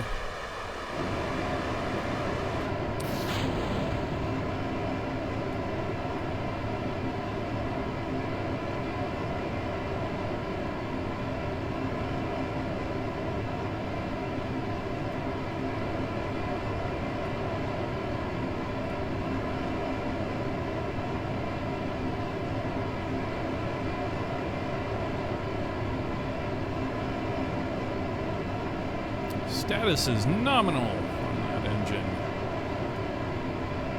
I was just looking to see if these engines had some sort of gimbal that I wasn't aware of, but no, everything's legit down here. We've got these engines again. I'd originally thought that these engines here were some sort of attempt to they were like an exhaust of some kind of turbo pump. But that's absolutely not true. Same with on the boosters too. They have little bitty engines on them too that at first glance when building this thing was like, what are those for? They're for turning.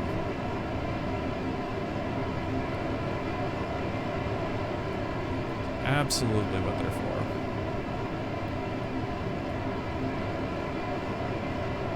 Okay, coming up on fairing deployment.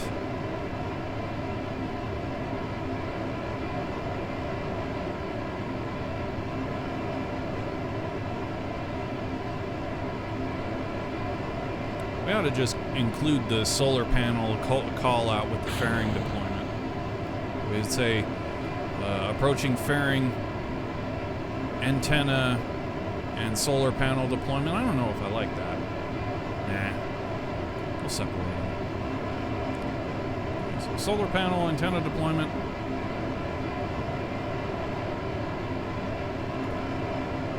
And approaching hot stage.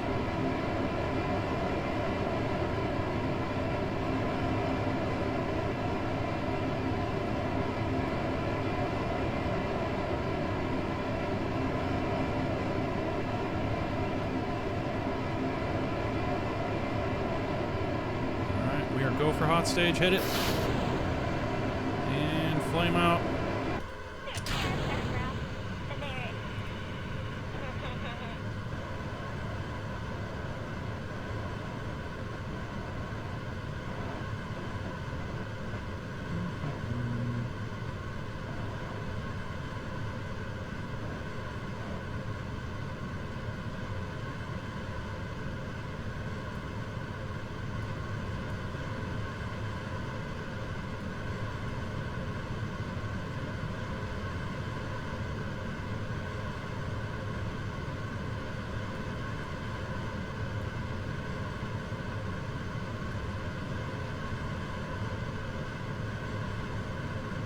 Separate but together.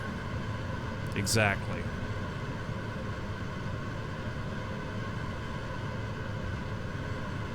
Okay, so for the next stage here, or when we're after our orbital insertion, we'll want to kick on these drain valves and then separate. Let's take a look at our fuel usage here. Yeah, it's looking fine. Looking fine.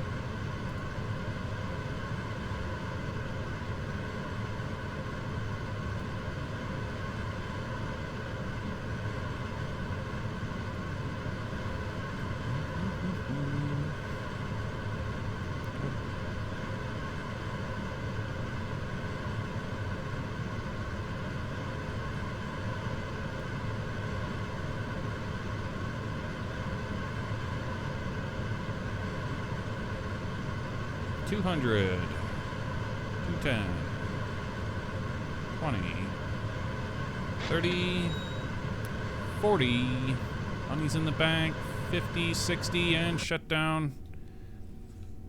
Alright, turn radial in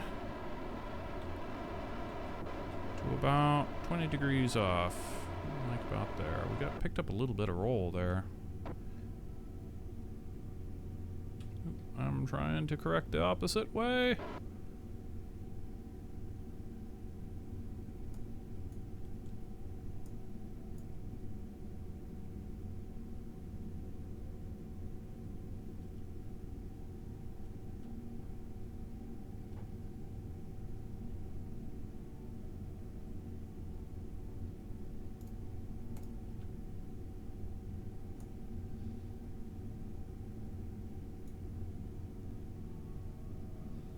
Okay, orbital insertion. Hit it.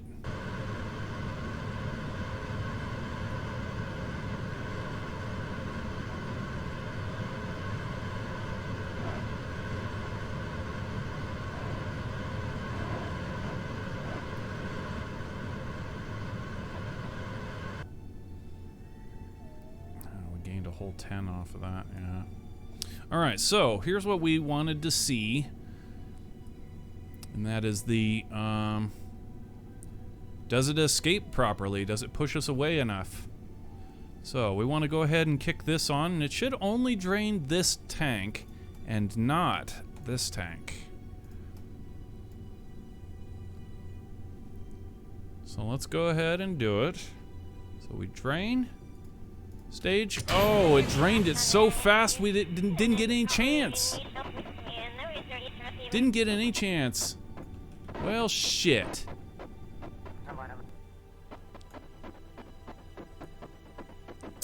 Yeah. That's no good. Damn, dude.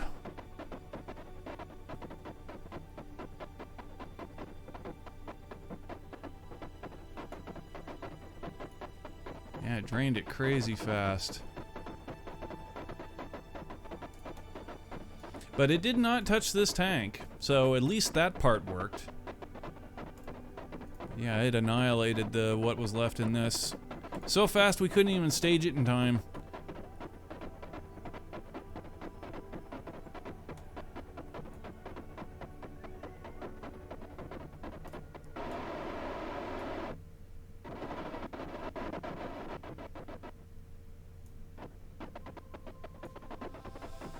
Damn.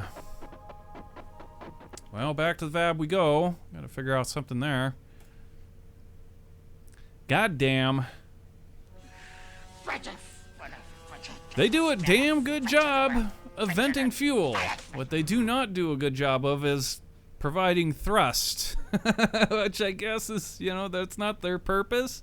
But that is exactly like what we want to do. We want to vent. We don't want to thrust. We want to get the thrust, but we want it to be a venting action. I don't want to just put... I mean, if we have to, we will put some burners on there and call it vent, but I would prefer to it actually be a legit valve. But even with at 5%, like, damn, dude, there's no way that we're going to get sufficient thrust out of the venting of fuel of this thing for this tank to push it away. It's just, I don't see it happening.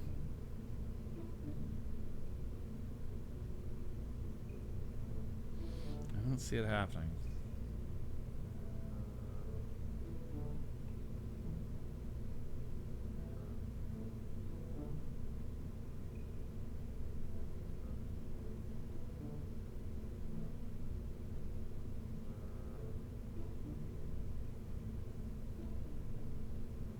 Yeah, I think we're gonna have to fake it.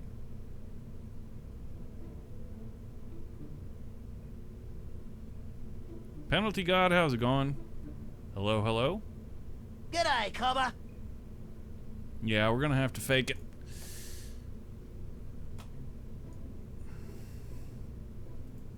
Damn.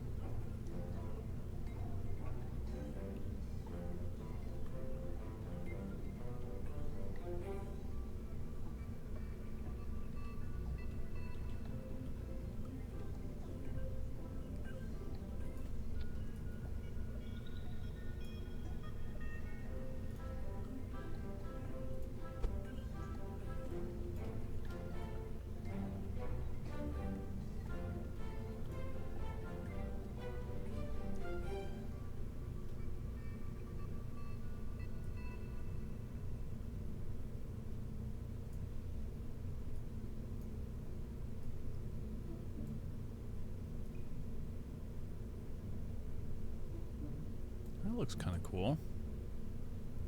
Nice and integrated. Integrated with IntelliLink.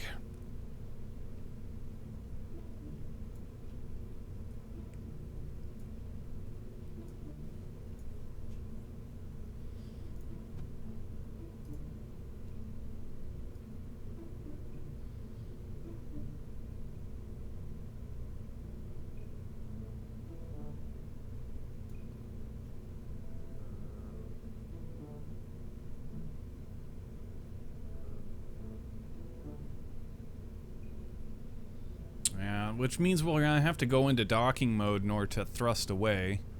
I'm okay with that, but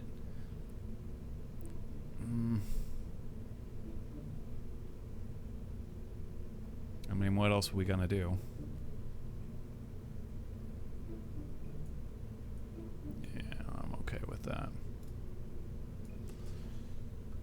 I'm okay with that, I guess.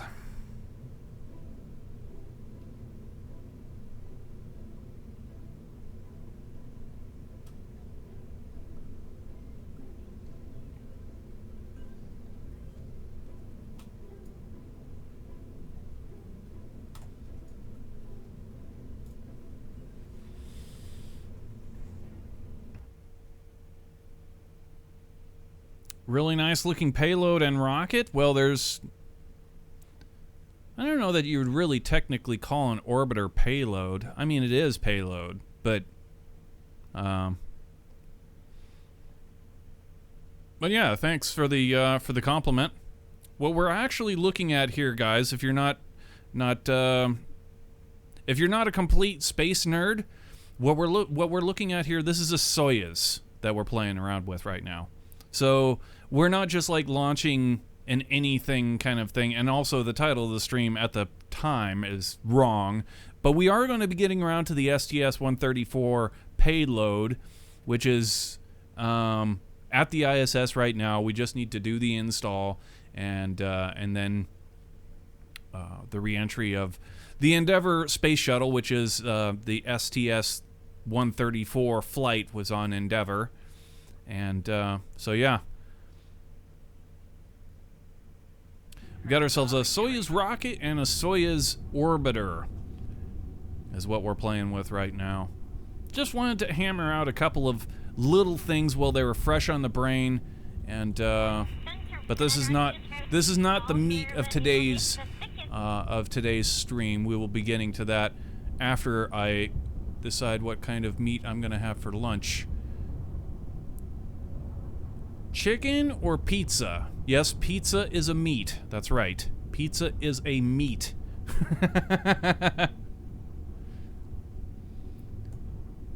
It comes from the pizza cow. They're round and flat cows.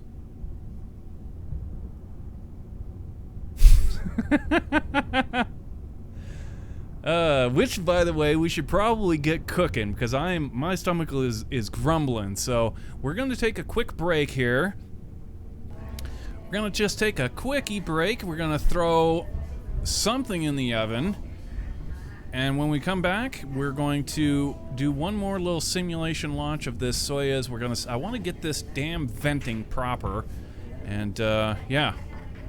So don't go anywhere. We will be right back.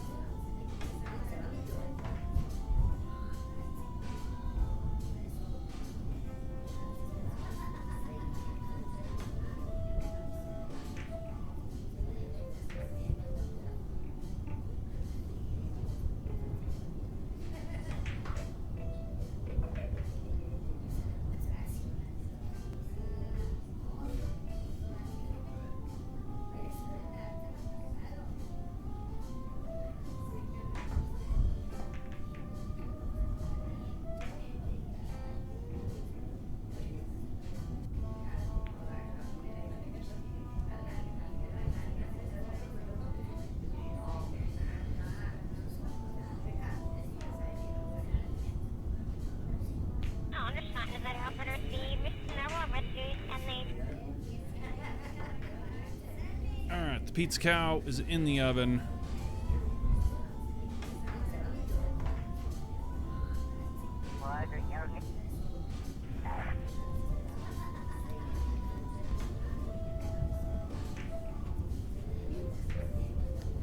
Rightio.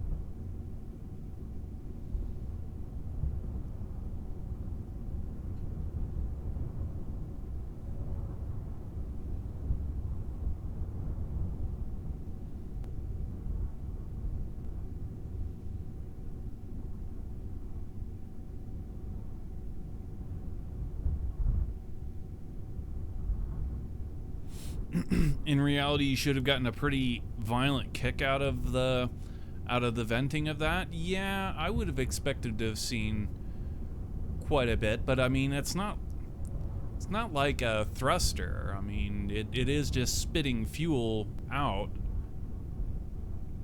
But yeah, we should have gotten some kick, but we didn't even have enough time to even observe the kick because it polished off the tank so fast. We didn't even get to separate, so maybe we did get a little kick out of it, but I didn't. It's no good for our purposes. Gonna have to try this, so let's try this. Okay, so we need to get ourselves a send guidance computer up here, get ourselves our strong back cow pinned right here. Okay, and we are go for launch. No, we're not. We need a pre-flight check. Bam, there you go. The pre-flight check's done. Okay, now we're ready for launch. Guidance is internal. Ignition sequence start. 6, 5, 4, 3, 2, 1.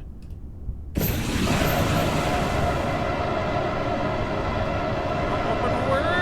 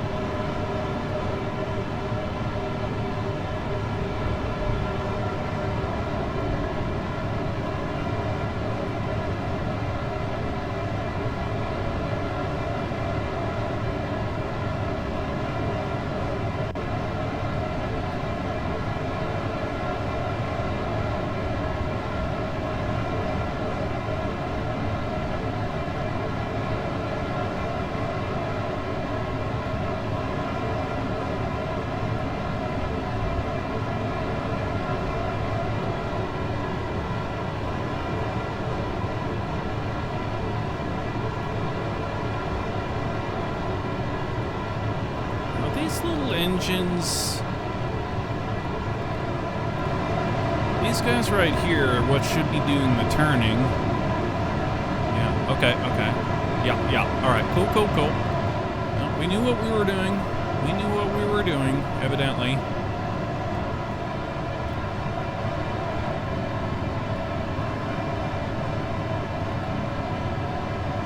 Vehicle's transonic.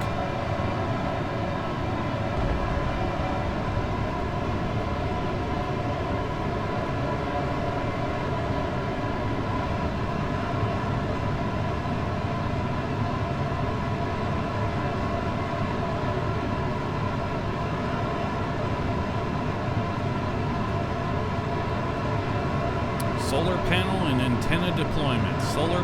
antenna deployment. Solar panel and antenna deployment. We say it enough times, we'll remember it. All right, coming up on first stage, booster flame out, separation, main computer override.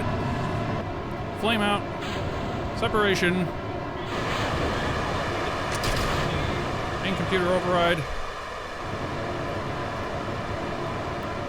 Escape tower jettison.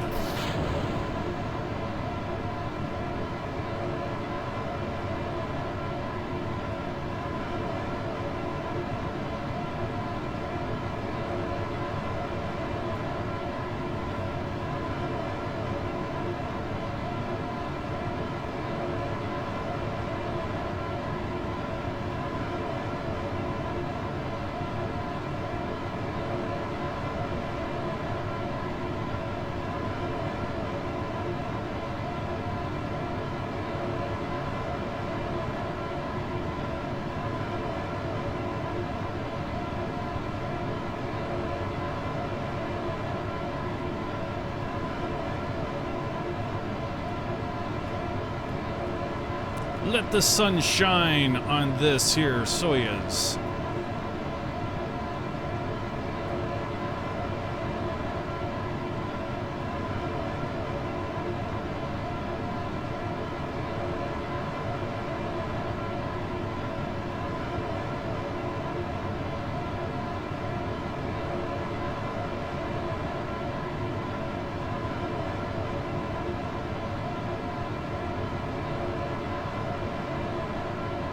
Approaching fairing separation. Fairing sep in 5, 4, 3, 2, 1. We are go for fairing sep. Fairing separation complete. We are go for solar panel and antenna deployment. Gravity turn.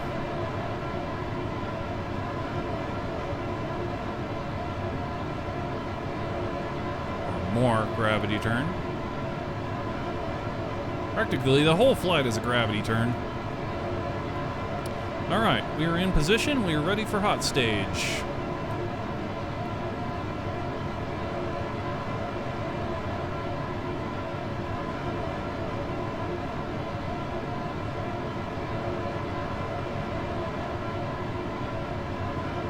Hot stage. And flame out. And separation complete.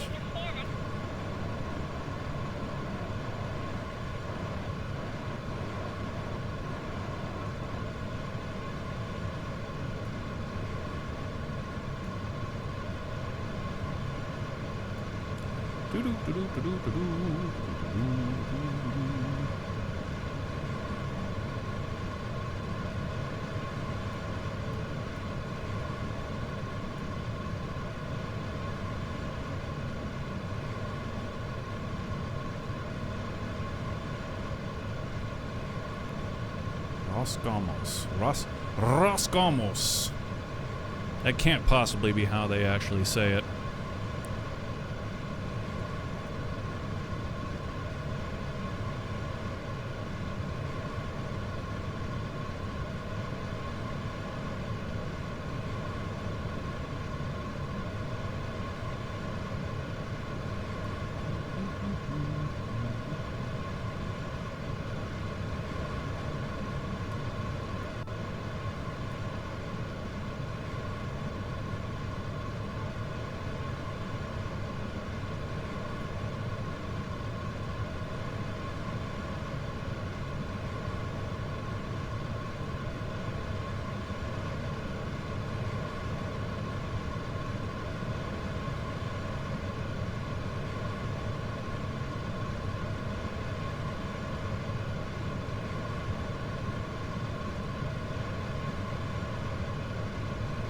Okay, 200 going to 270, 210, 20, 30, 40, 50, 60, and shutdown. Alright, now we want to roll radial in. Minus 20 degrees. Something about like there. Okay, let's go. As soon as the game decides to come back to us, there we go.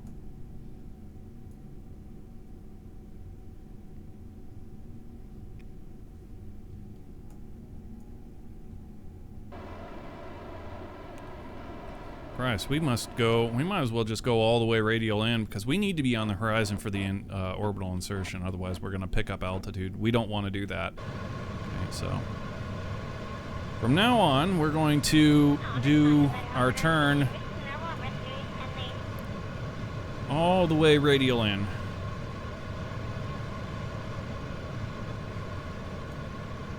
We're picking up altitude the opposite way. I mean, that would be close enough for government work right there, honestly. If we really wanted to push it. There. Okay, now, here's what we all came to see. The separation. So, alright, so we would need to separate. We can't just turn these on. We have to separate and switch, and then docking mode and aft thrust. Oh, dude, it's working, but it's not. Dude, that sucks. Okay, how low did we bring this thing? 10? What? Dude. What the hell? Oh my god. How high do I need to go in order to see? There we go. I'm looking for the particle effect. I want to see the particle effect. Oh my god. We have to be above 20 to get a particle effect. Okay, so 20.5 will give us a kind of venting particle effect, which is really what we're after. I mean, that's fine. That'll do. 20.5. Okay. So we've seen what we want to see. Let's bring this back into the VAB and fix that. 20.5. Man, that's a lot of thrust just to get some particle effects.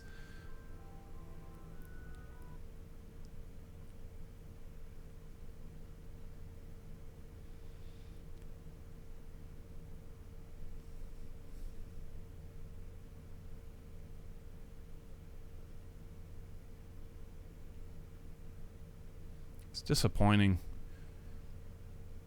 It's disappointing that you can't tune those things to a nice, gentle thrust without sacrificing the particle effect. Yeah, it just really sucks. 20.5. There we go. All right. Save that sucker.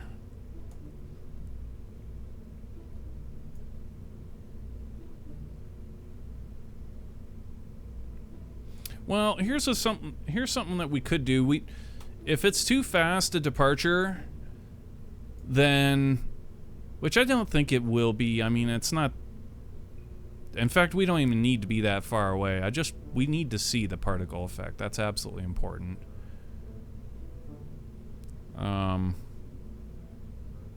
But we could go ahead and like remove two of them from symmetry, or even just go with a two-way symmetry or something like that.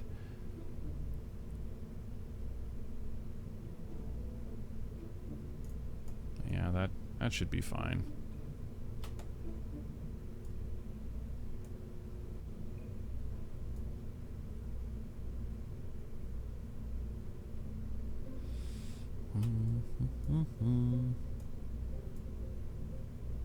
Okay.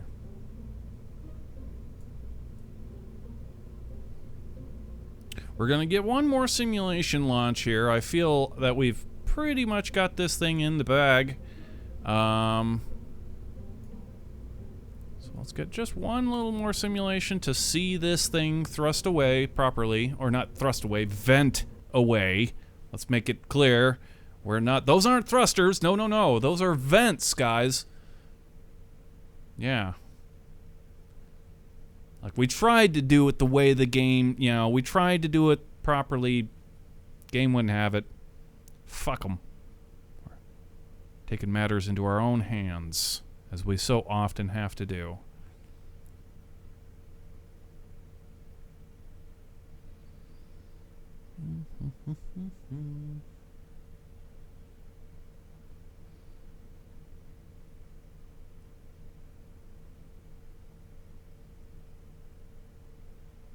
Two vents at 30%.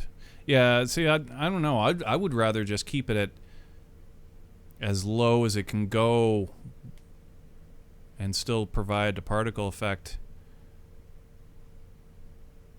I don't think that the thrusting away is kind of, at this point, it's like we know we'll have more than enough thrust to push us away. In my opinion, almost always going to be too much thrust. I want it to just gently, kind of push us away. Like how the top and the bottom of the orbiter, when they separate, that's how I want it to look. I want it to just poof. I just want it to go snap and let go, and then kind of gently drift backwards. That's how I want it to how I want it to look. I am starving Marvin over here. Oh my god, I feel terrible, guys. I need food. I'm gonna check on that Froza. Once again, we're gonna check on the Froza, because I desperately need fuel.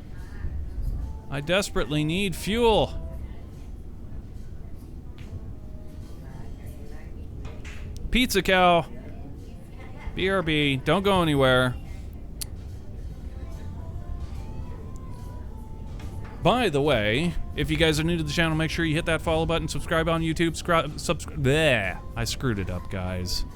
I screwed it up. I'm sorry. Okay, don't hit the follow button, because I screwed that up. Wait till a time when I can actually get the spiel right to follow. But don't go anywhere. I will be right back.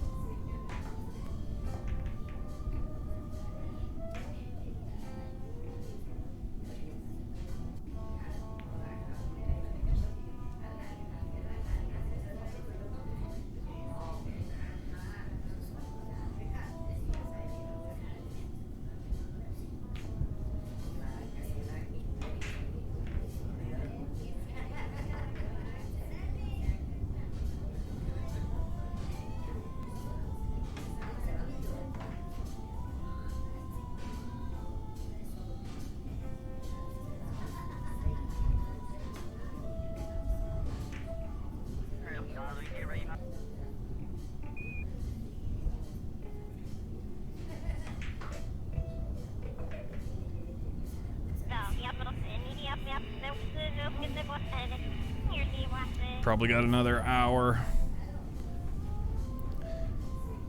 Probably another hour before the Froze is ready.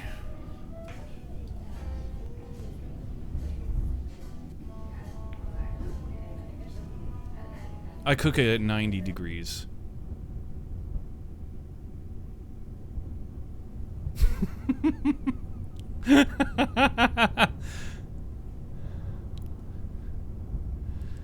All right. Door retract.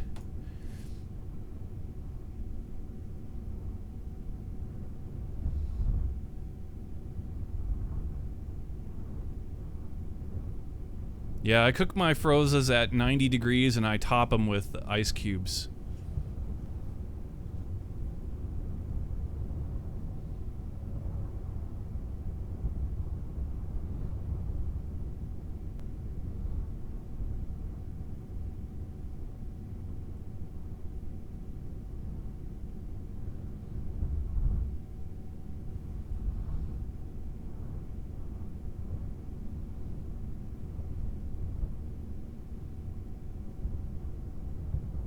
Or you turn the oven on its side.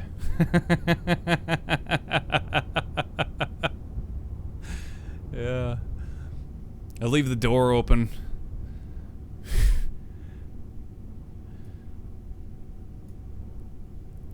We're losing frames. We're gonna have to reload the game here soon.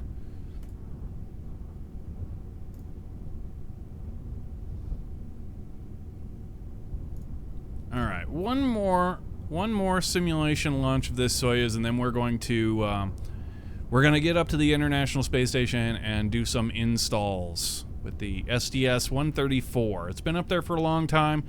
We've been meaning to do it, just, yeah, we're getting around to it.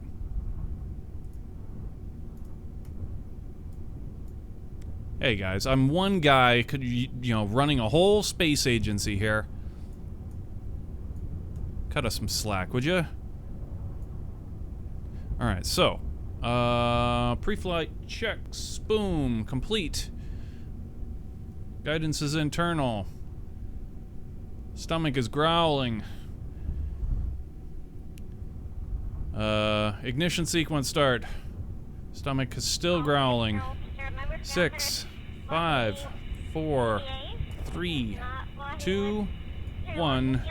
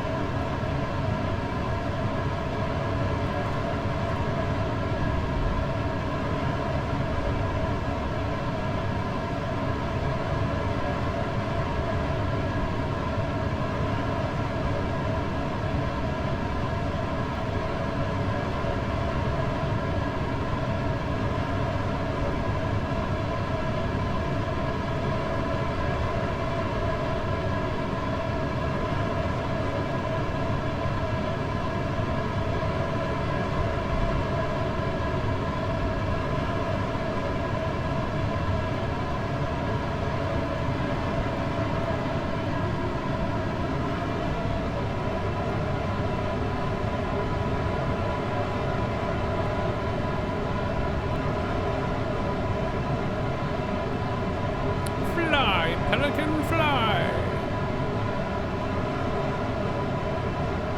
Did you hear the guy who cooked a chicken with a slapping machine? No? A slapping machine? Huh. So he effectively cooked it by friction? Which, honestly, that's what a microwave is.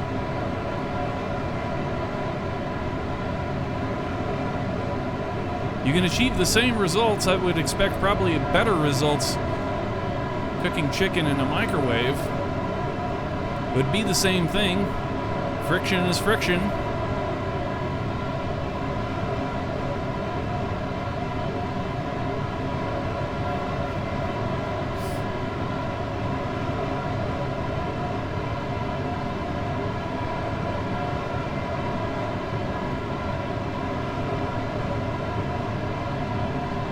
Vehicle's transonic.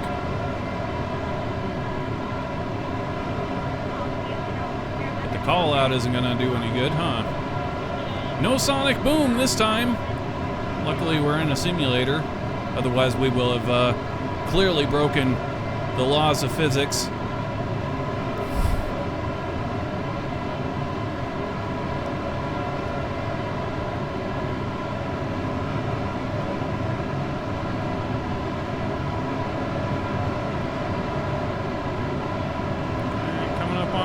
And first stage, flame out, separation, main computer override, flame out, separation, And computer override.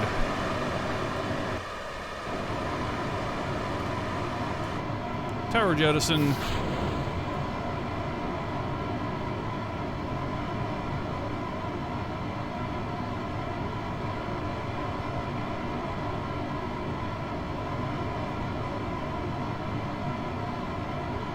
Yeah, if you guys weren't aware, that's how a microwave cooks, is through friction, right? Is that the waves are so tightly packed together that as they pass through whatever it is that you're cooking, the molecules inside vibrate against each other, causing friction, and that's what gives you the heat. There you go, you've learned something. Don't say I never taught you anything.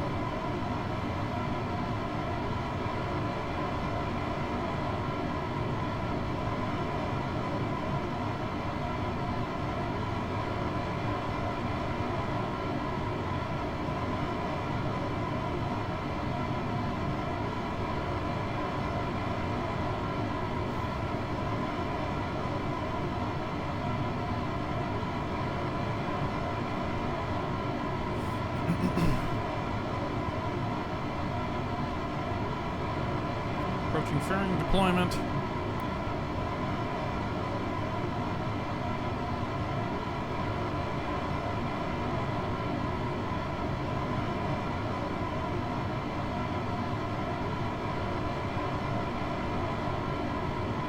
Alright, we are go for fairing separation.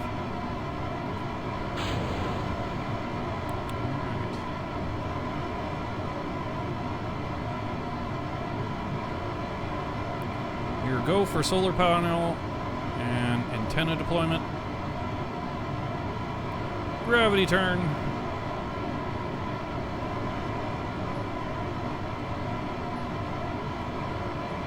Okay, we're in position, ready for the hot stage vent.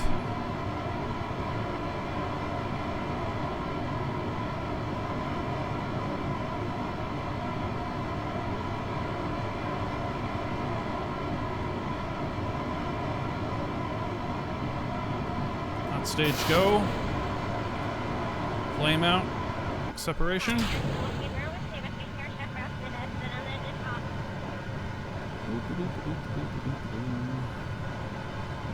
Yeah, might as well just keep it right there. Whatever. That'll be fine.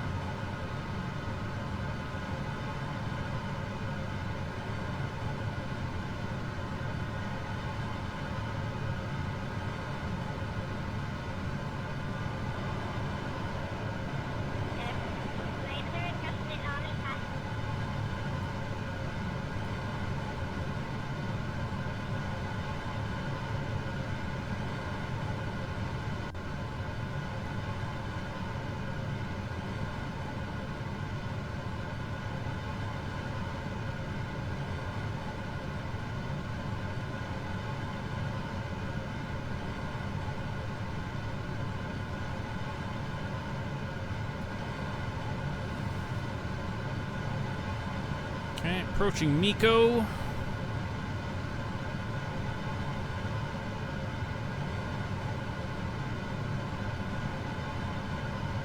Shutdown. All right. Let's go ahead and turn all the way radial in.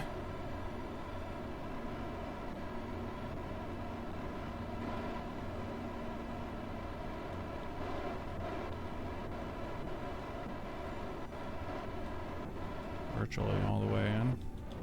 Maybe right about there, I figure. All right, let's go.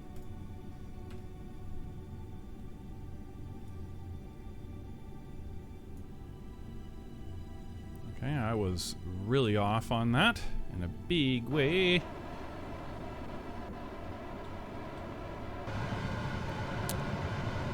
Orbital insertion burn.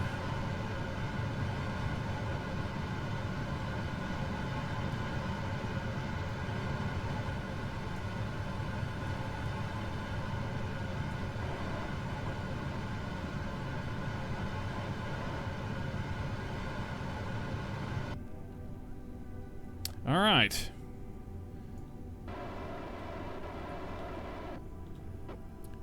Here, go for third stage. Third stage separation. All right, RCS docking mode on, and beautiful particle effects showing the venting. Yeah, the speed on that's actually great. I like it. Very nice. Very nice. Very immersive. Yeah! Thumbs up. Good stuff. Good stuff.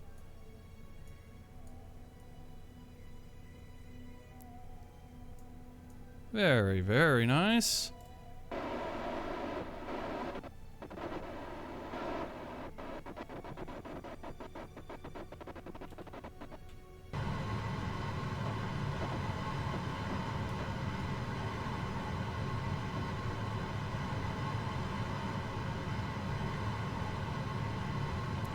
Toasty. Toasty! All right. And that leaves us with our Soyuz, our new Soyuz 7. In fact, we can see what flight we're on right here. We've actually got it tattooed on the side. 7A1-1. Awesome.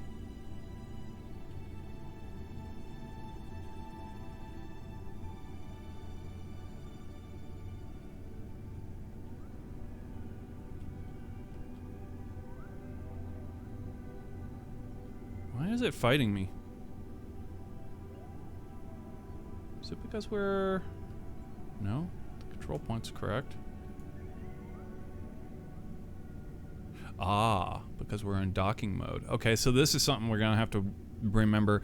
After we do the thrust away and the burn back, we need to come out of docking mode. Now it will make sense.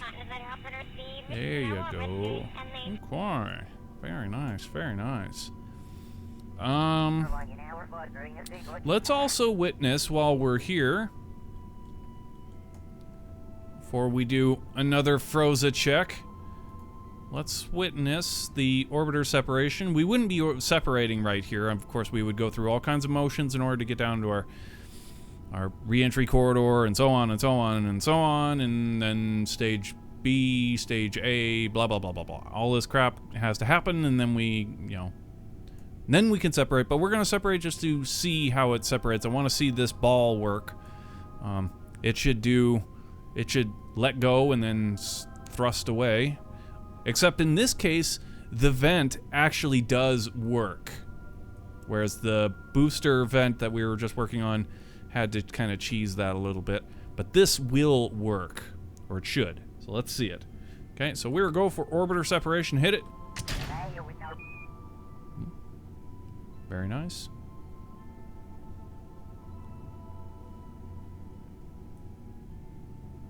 Doesn't look like it's working. Is it actually spitting? I can't tell that it is. It is. It says it started.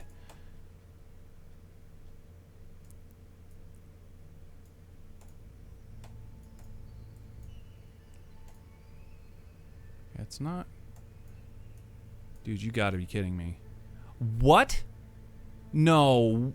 No. Dude. What the hell? Oh my god. We're still having this problem. I cannot believe it. I can't believe it. Yeah, this, yes. Drain. It's not draining. I can't believe it. It's vessel.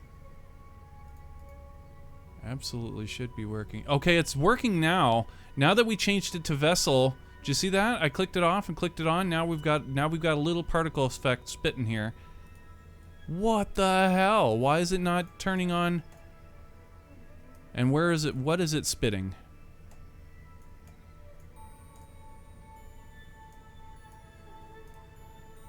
Huh?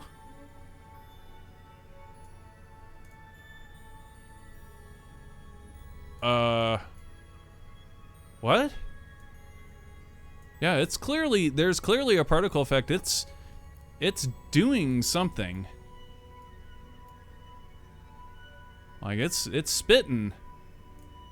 But it's not. Okay, it's spit and then it's done spitting. Okay, it was working. It was working. It was working. It was just.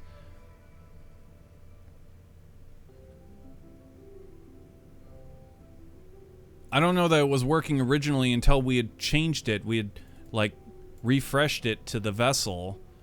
It looked as though, but it's hard to tell. You know what I think we're gonna do? We're gonna raise the drain rate on this to, like, well, where it's at right here. I don't know, maybe 10, something like that, 10%. Just like, it's gonna dump it pretty freaking fast. I don't know that I want to dump it that fast, but again, particle effects. I want to see the freaking particle effects. That's... So we're not done here. Are we ever going to get around to the actual STS flight? I'm starting to doubt it. It's spitting rhymes, yeah.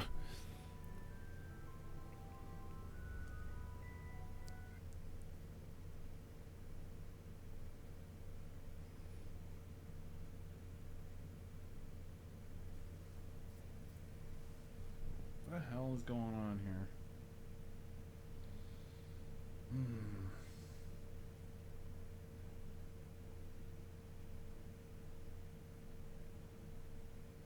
A little bit higher. 5%.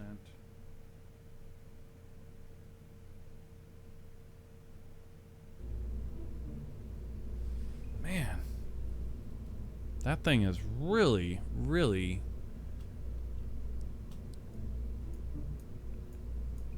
really starting to get on my nerves. Like, we keep fixing it. It's so definitive that when we fix it that it's working, but it just doesn't work. Still. So say we drain.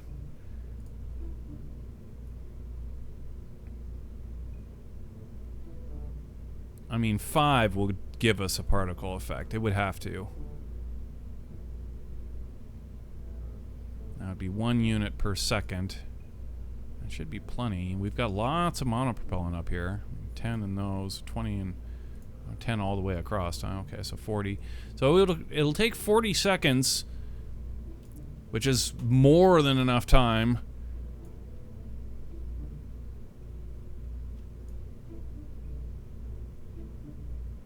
I cannot believe how much trouble we're having with this shit. Unbelievable. Save. Unbelievable. Alright, one more frozen check, and I hope to God we got some food because I'm about to crash and burn. Must have that food. What's the score here? What comes next?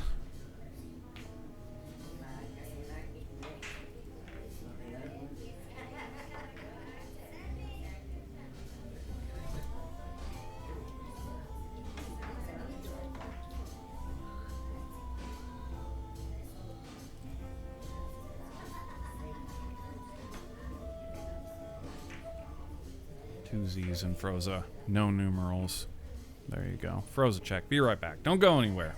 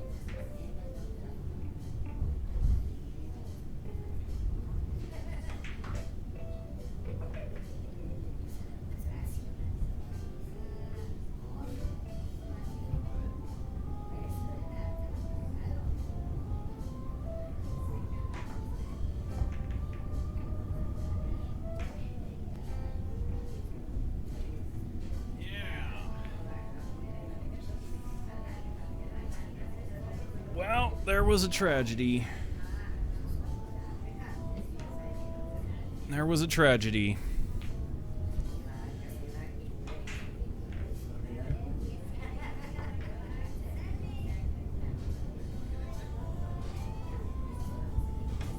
There hath been a tragedy.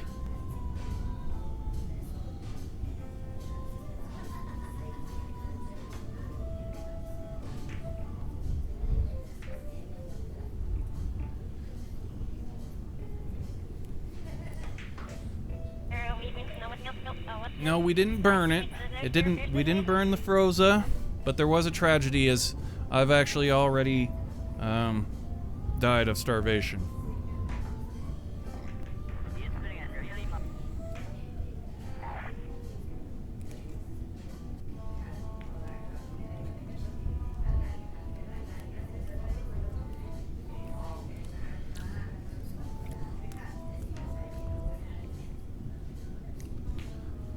Oh my god. Whew. Oh man. Huh.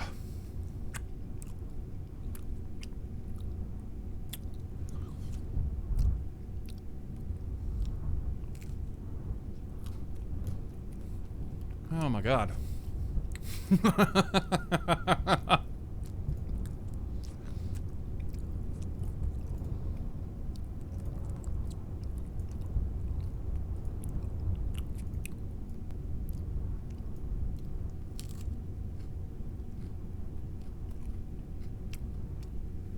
Pre-launch checks complete. Guidance is internal. Ignition sequence start. 6, 5, 4, 3, 2. Oops. And the final ingredient? That's not right. That was the wrong cow. It was good that I pinned that cow by accident because the door wasn't the door wasn't back yet.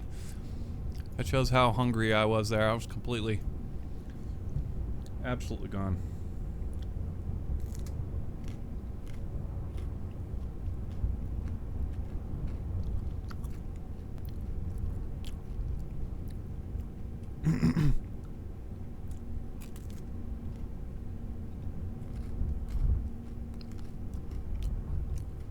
Alright, guidance is internal. Ignition sequence start. 6, 5, 4, 3, 2, 1. Go.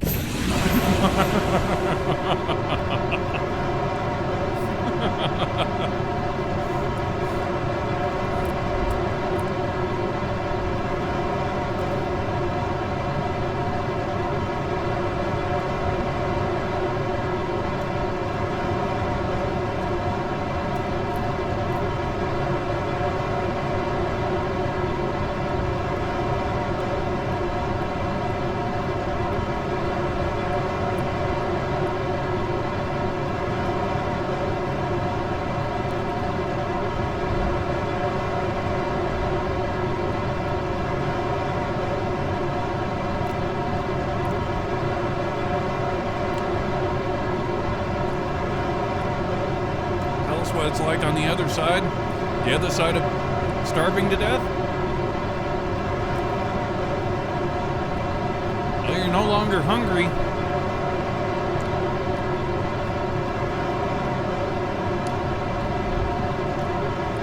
So there's that.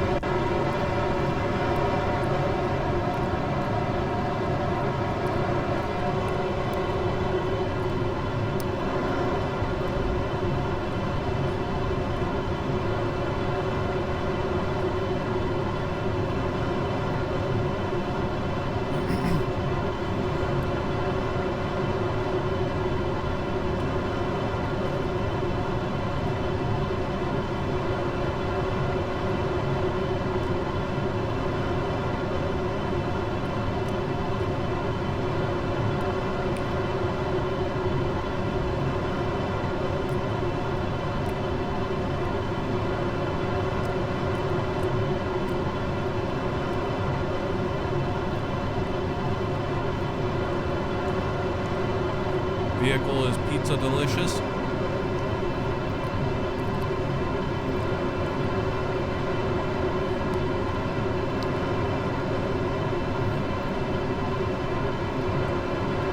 Approaching first stage pizza shutdown.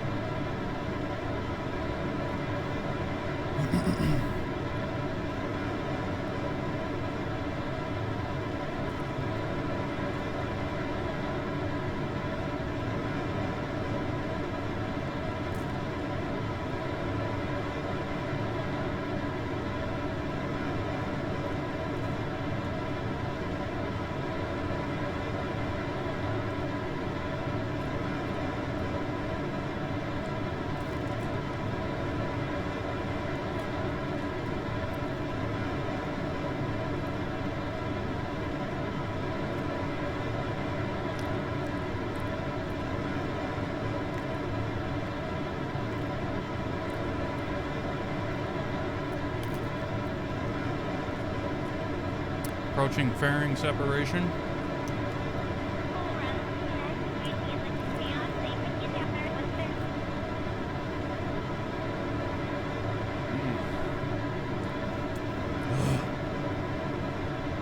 Oh my God. I felt like I haven't eaten in a week.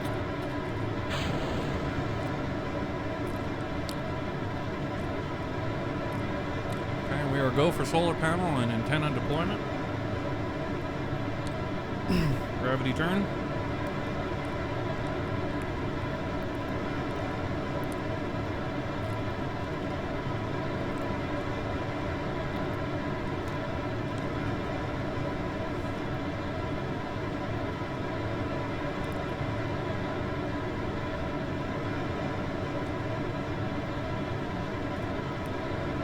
Approaching hot pizza.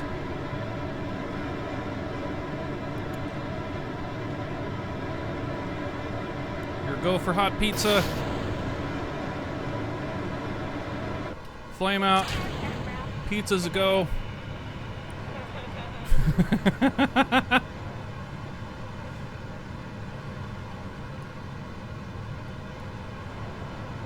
Now this is why last time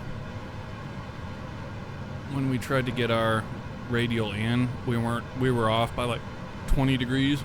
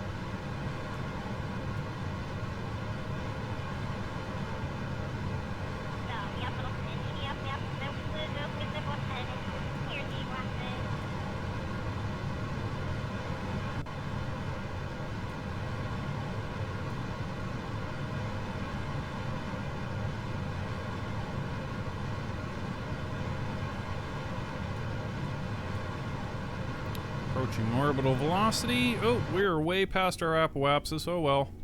Whatever.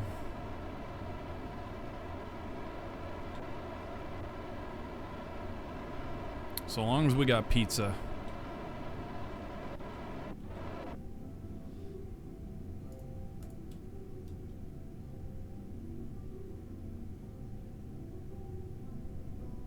Wow, we were way off on that, weren't we? Big time.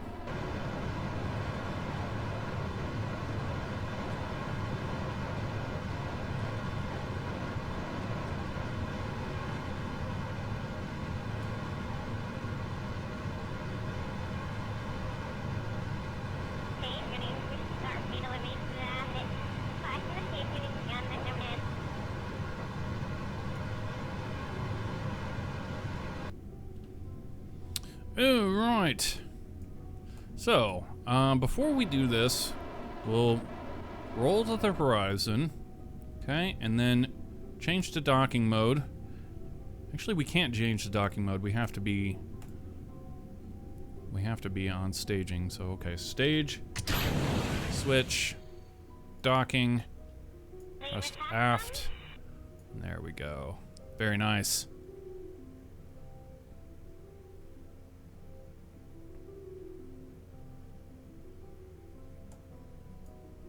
Very nice indeed. Retrograde, please.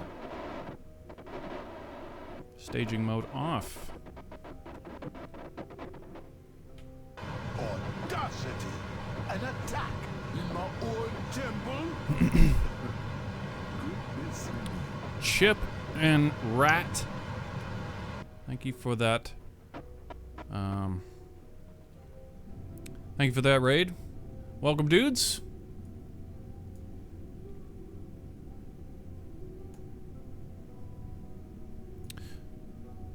Okay, so, yeah, now...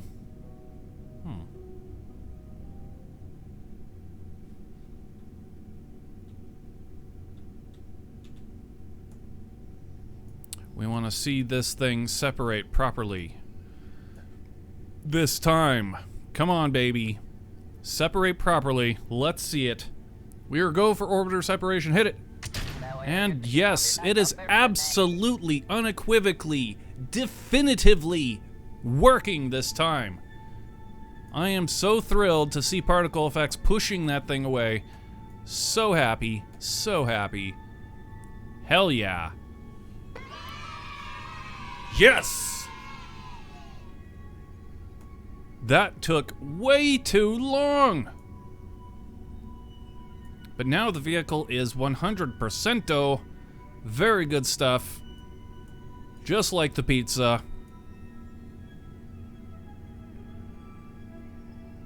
Only followers get a slice. Remember that. You guys need to follow the channel. You need to be a follower of the channel for at least 10 minutes before you get a slice of pizza.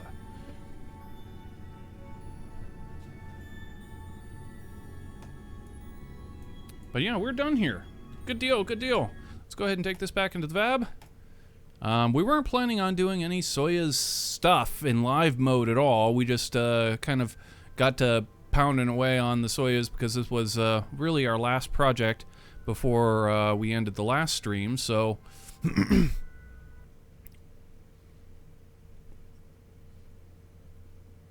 Now we can actually get on to what we plan to do today, which is do the Sts-134 payload installs at the ISS. So we'll take this on back to the VAB. We're gonna pick up all of our launch equipment from the previous launch. We're still like not using updated launch equipment, even though it has been updated. But we'll pick up all that crap, and then we will reload the game. And then after we reload the game, we're going to go right to the ISS, and we're going to get right on with it. We're going to get on down to it. Down to the nitty-gritty. And finally get this thing, get this payload installed that we've been working on for so long, which has literally nothing to do with this Soyuz. But I'm happy with the progress we've made here on this. Very happy indeed. Good stuff, good stuff. All right. So, let's go ahead and, we already saved. Yeah, let's go ahead and just leave this. We're going to pick up some launch equipment, reload the game. Get another slice of pizza. Remember, you have to be a follower of the channel for 10 minutes before you are allowed a slice of pizza.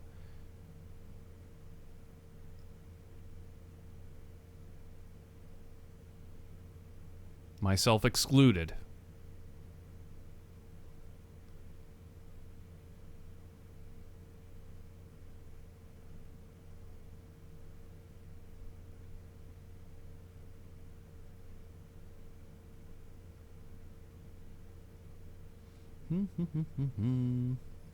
All right, so let's pick up. We're gonna leave the. Should we leave the van? We might leave the van. Let's go ahead and just pick up the Soyuz, the launch tower. We're gonna leave the van because we may do. We'll probably be doing a re-entry after we get done with the install. But before all of that comes to pass, we must reload the game.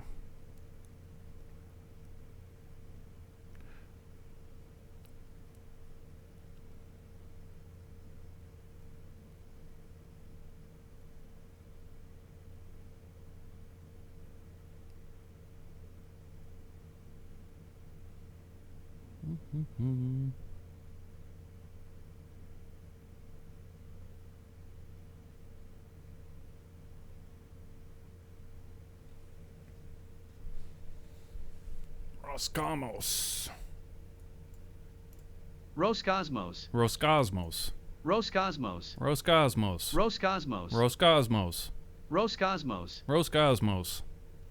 I wonder if I'm going to get hit with a DMCA for playing that. It's possible. Well, if I'm going to get hit with one. Roscosmos. Roscosmos. Roscosmos. Roscosmos. Roscosmos. Roscosmos. Roscosmos.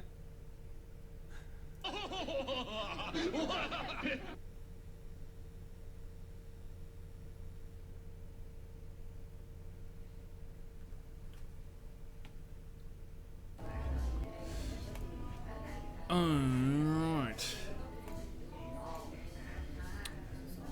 Reloading the game, guys. Roscosmos.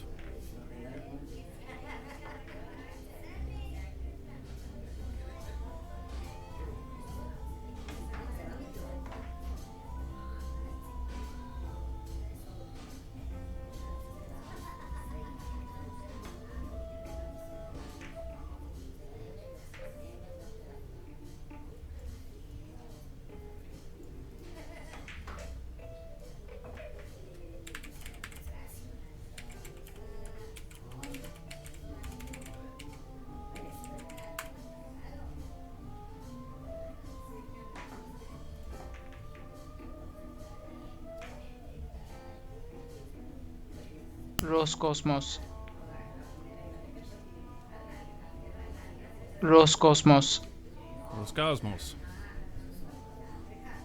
Roscosmos. Roscosmos. Okay.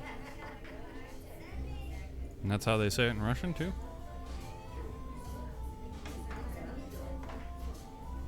Roscosmos. I guess so. It's just spelled with a P. Do they not have an R in the Russian vocabulary?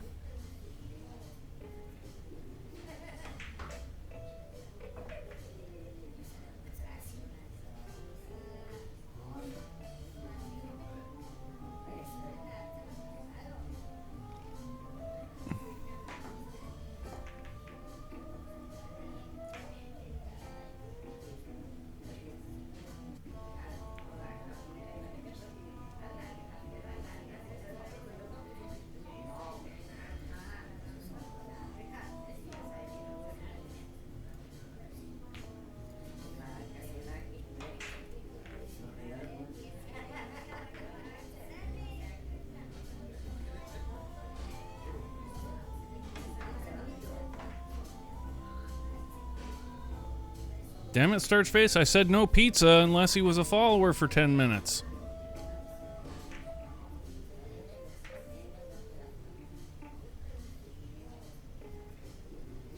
I'm kidding.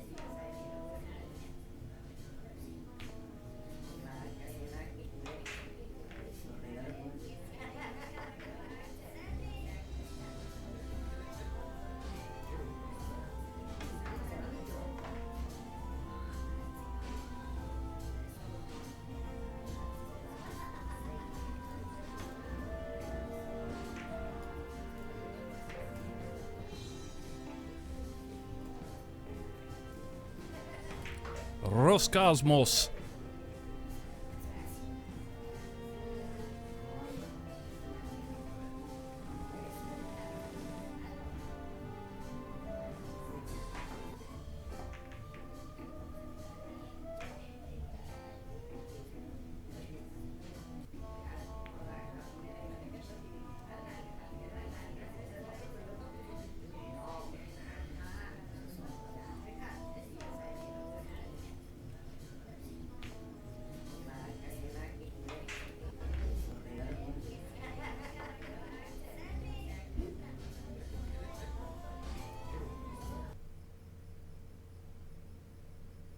Sorry, I must take away the pizza. You can have it back in 18 seconds. I said follower, follower. He raided me. He didn't follow me. He raided me. Is he a follower? That's right. Hit that follow button, guys. Don't forget to hit the follow button. Follow button. Or you don't get any pizza. Follow button. And it looks as though our station is designated probably as this Soyuz. Yep, sure enough, there it is. Okay, here we go. To redesignate the station. Don't shoot the manager. Banhammer.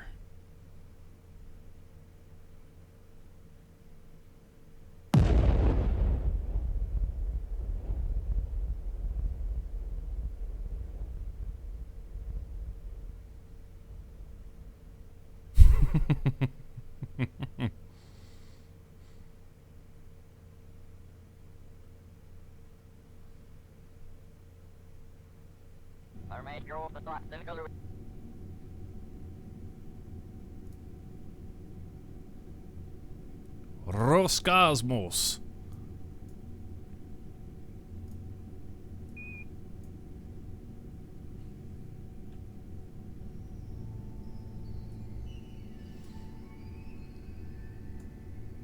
Alrighty then, now here we are out at the International Space Station.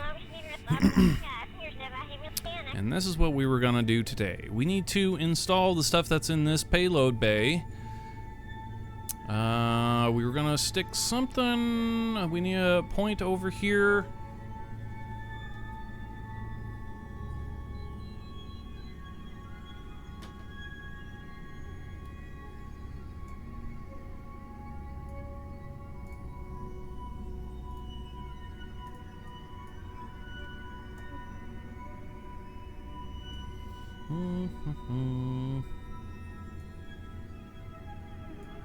Okay, so first off, we need to do an EVA to detach the struttage to our payload pieces.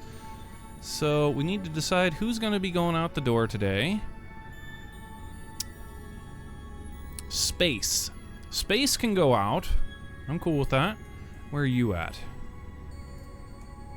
Where are you at? You in Harmony? There you are.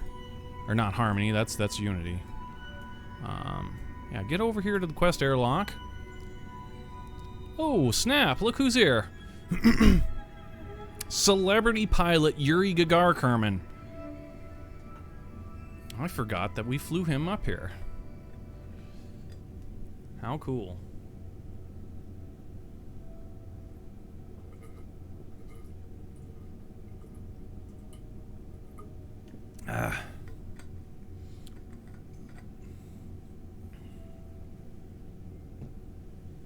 All right, now Space. Let's get her suited up for this EVA.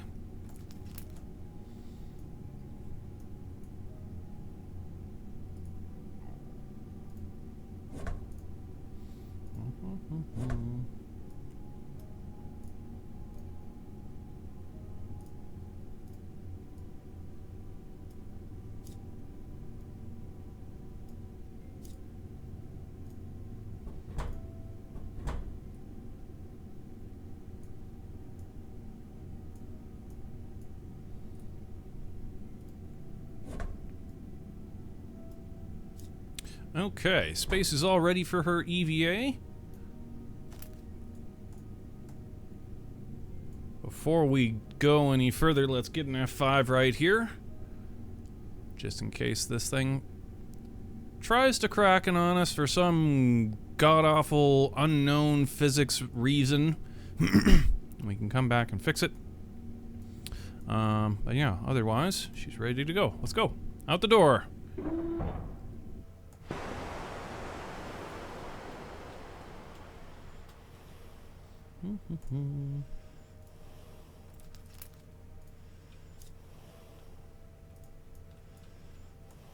Now we should have a whole bunch of containers here that are empty.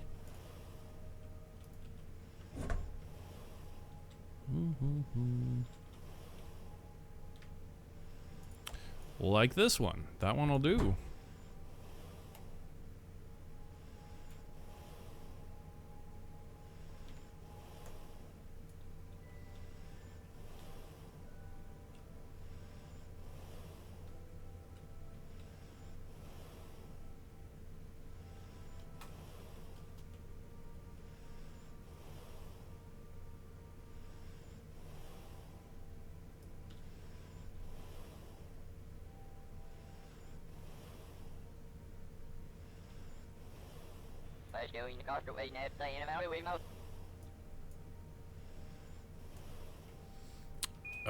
Yeah.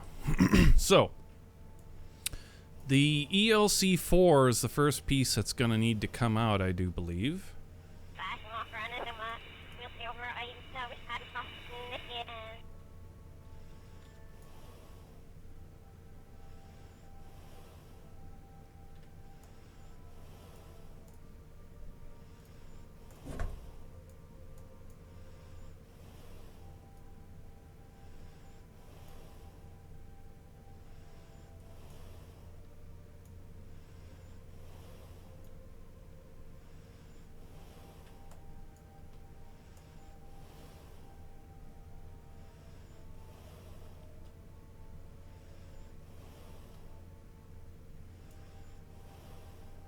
And this crap down here spooks me. This is a result of us using the same key for the shutoff and the untoggling, or the locking of the gimbals, which is like, this is the only flight that we've ever experienced this on, because we put the Soyuz over here to turn off its reaction wheels with key 1, which unlocked all of the gimbals over here. So it normally, none of our flights, like I said, this is the first flight that we've ever had this phenomenon happen. Not really a phenomenon, just kind of a glitch, really, on our part. But it just it looks a lot scarier than it really is.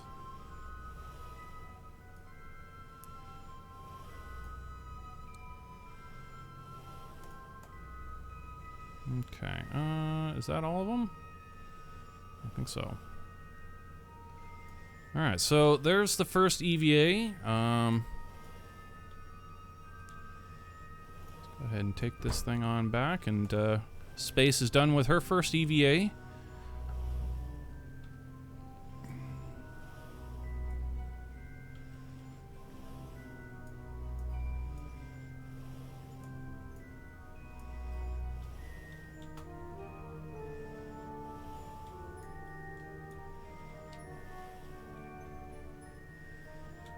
bump into the platform now.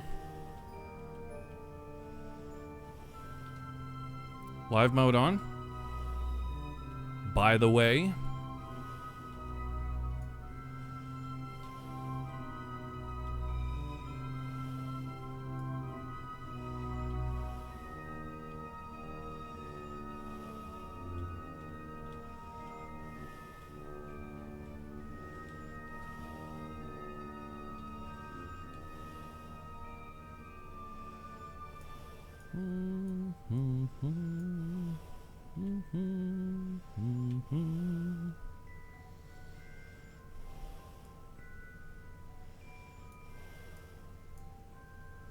Who noticed it first, me or you? But no, you're right. Don't want to be in simulator mode here. You know what? I don't like it. Hold on. Whoa, it actually let us let go of it without freezing. Oh, because we're still... Oh, right. Okay, yeah. Go ahead and do it. Fuck it.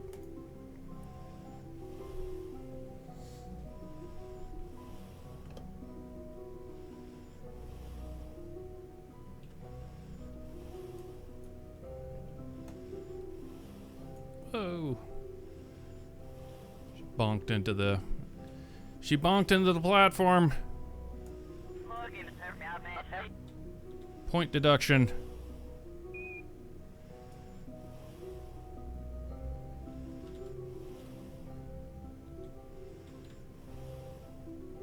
Okay, and we're done with this EVA. Back on board you go. And we are ready for the install. Now this install needs to come...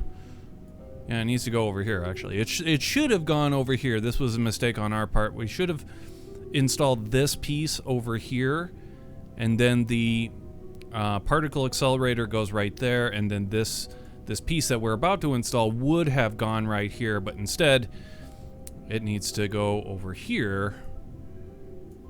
But, yeah. Whatever.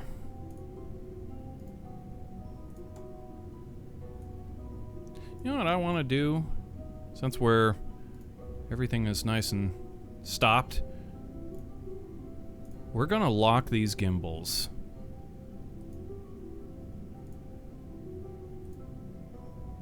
There. Now it won't look all funky. And now we need to turn on the fuel.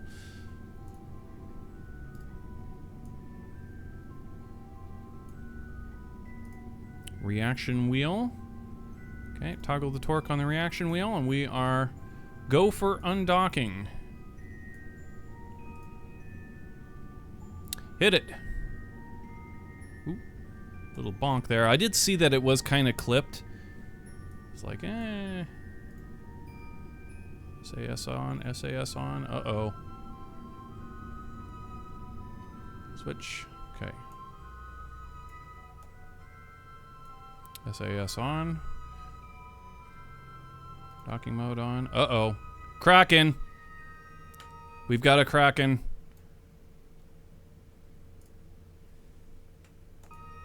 Yep, Kraken. Yepper, Kraken. Yep, there's a Kraken. Okay, what do we want to do? So, that sucks ass. And that should not have happened. What do we want to do?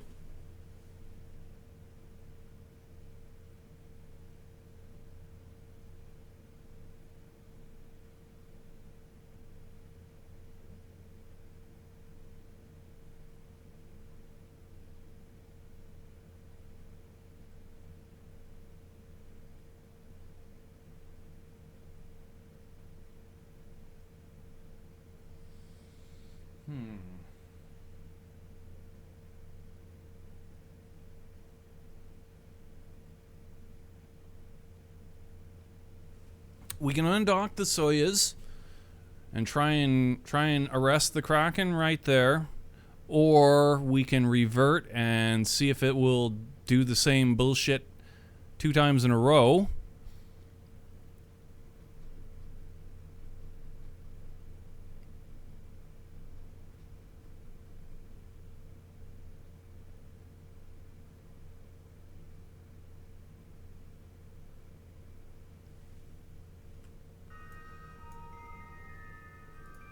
it's crakening fast.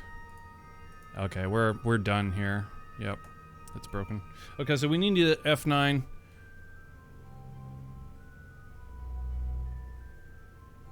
Bitch ass. Bitch ass, cunt ass, bitch ass.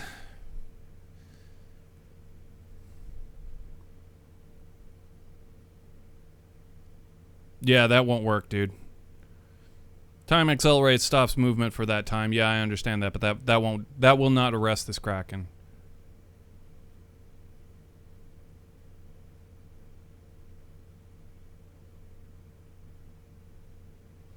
What it will do is it will snap the pieces to a snap point, and yeah, it's just cause problems. That's not what we're gonna do here. So, what do we want to do? So is it going to cause the same Kraken? Is it gonna Kraken on us again? We do the same stuff exactly as we did before, or we can remove. We can just say forget the EVA and go ahead and just pop this thing out and see if it Krakens again. That would be the easiest way to do it. So let's go ahead and do that.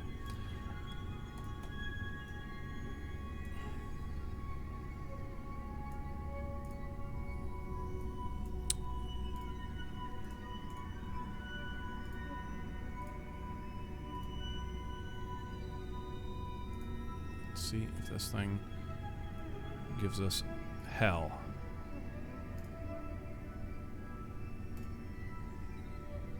Okay, decoupled.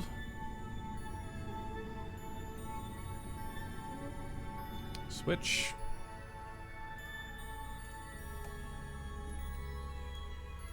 RCS on. Docking mode on.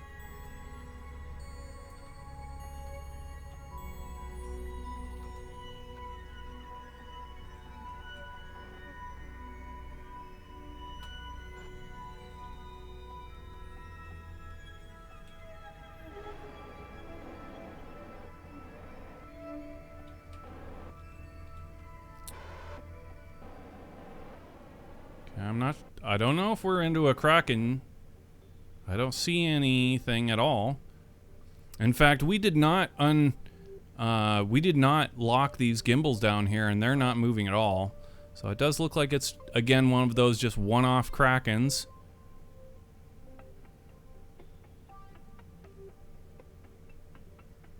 Because everything's working fine now, so yep. Oh, that's irritating. But whatever. Moving on.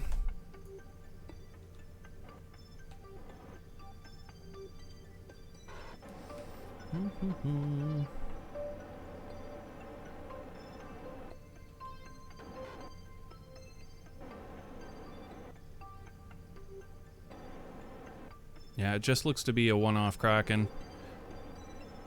We've experienced, that's about the only type of Kraken that has ever really struck us out here. We've been chasing it for a long time, trying to figure out how to utterly remove it from our troubles, and we've just never been able to do anything to it at all, actually. It happens, and then it just doesn't happen. So, yeah, it's very, very frustrating, very infuriating.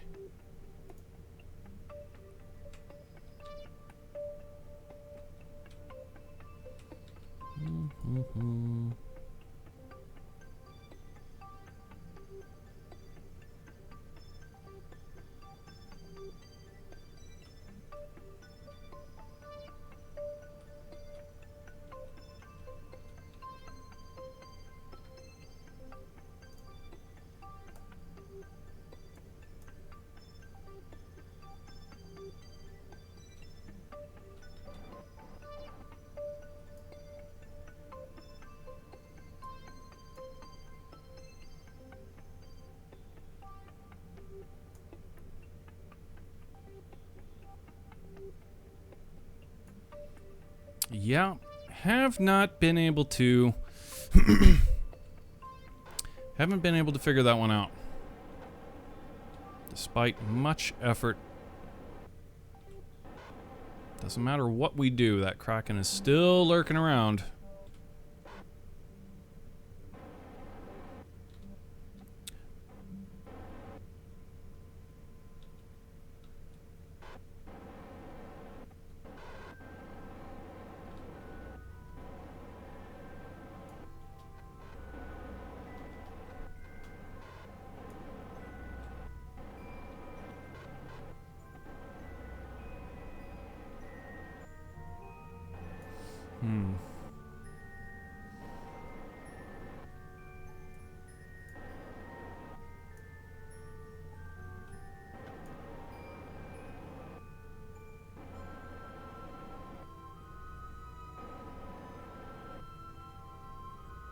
I'm almost ready to start, like, suspecting Kerbal attachment system, Kerbal inventory system at fault somehow.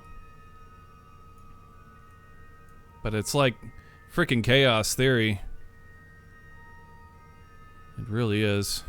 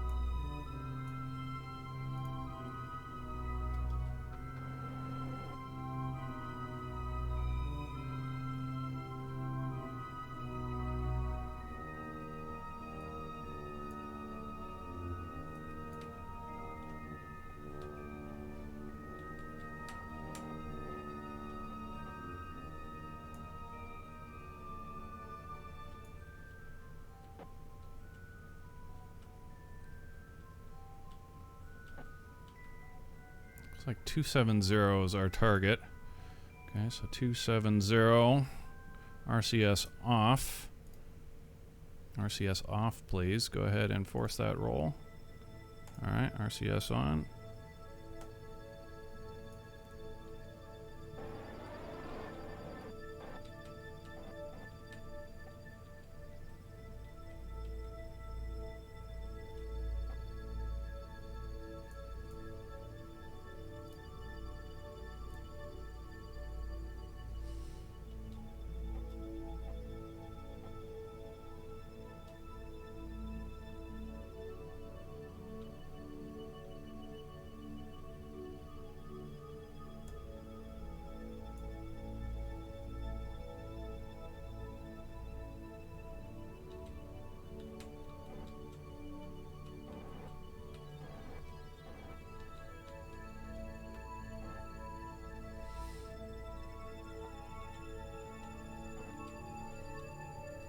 Now, if we're going to get another Kraken, this is right when I would expect that it's going to happen, as soon as we dock this thing.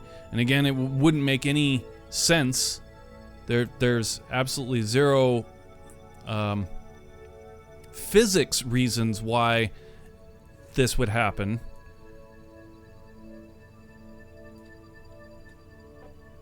Simply just Kerbal Space Program. There's something on board here that is amplifying a number. That's all. That's what's happening. Is it's just there's some bad math happening, and it's most likely to happen when we dock or undock things.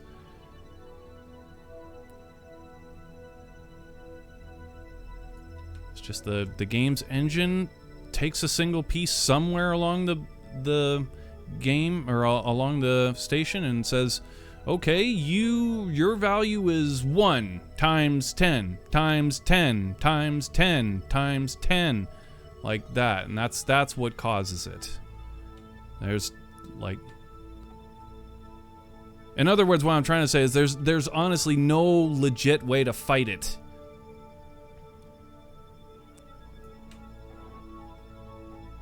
Okay, captured. And if we're gonna see a okay, first off, the reaction wheel over here can actually cause a legit Kraken. if we don't turn it off in time. So we'll turn off the reaction wheel on that, and so far, so good.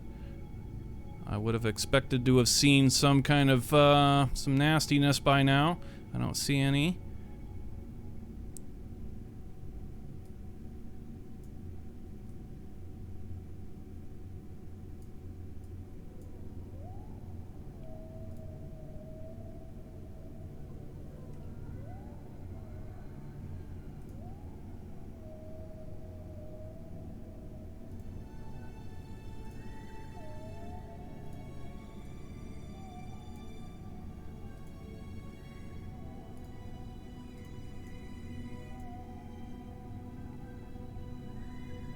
Okay, so the install on that piece is complete, and no Kraken to be seen. Hooray! We changed absolutely nothing other than the fact that we did an EVA right there. So for anybody who wants to try and boil this down in their head, we did an EVA, and all we did was we removed the struts from the payload piece. This piece, and that's all we did, and then we got back on board. Everything was fine. The second that we undocked this piece from inside there, that's when the Kraken struck, and it struck hard and fast. So yeah, it's just without like a debugger program to look specifically for anything, I don't think that there's any chance that we're ever gonna find this Kraken.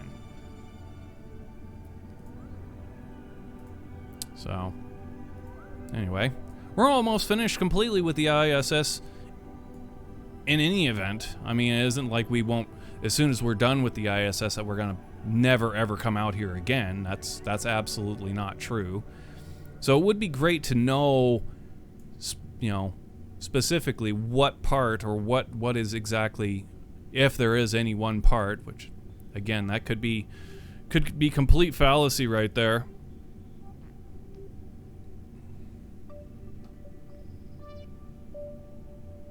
I see nothing wrong. It looks great.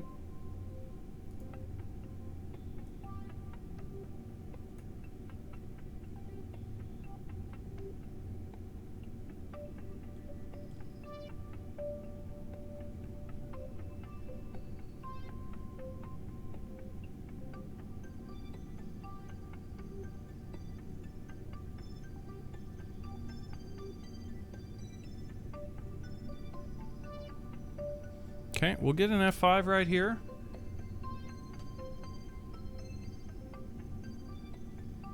And that install is complete. 2 pieces to go.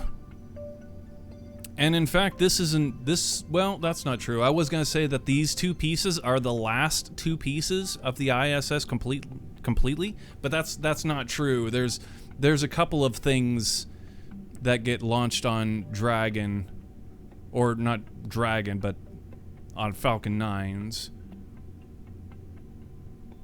There may be like one more progress. You know what? I don't think so. I think that the Falcon 9 is the last thing to bring any significant modules to the ISS. But we will be done. This will be the last payload, modular payload out of the shuttle bay. This is the second to last shuttle flight ever. In chronologically speaking, I mean, we will fly it, but chronologically speaking, STS-135 was the last shuttle flight.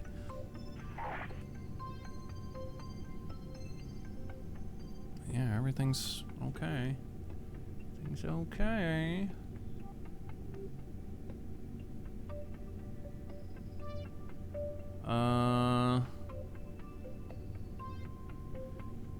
Yeah, we could get into the, I guess the next payload really, we can install the particle accelerator or the Canadarm, but well, the Canadarm we need to do an install, we need to do a point install to Harmony, and then we can actually install the new It's actually not a it's not called a Canada arm. It's called an OBSS.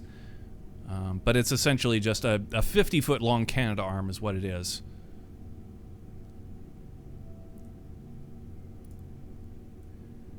But since we're like, I guess we're going to go ahead and skip the EVAs to unhook the struts because, well, you guys saw what happened.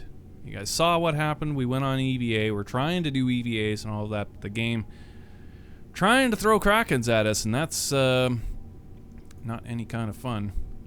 So let's go ahead and just pop this thing out of there. Let the struts break, and go about it that way.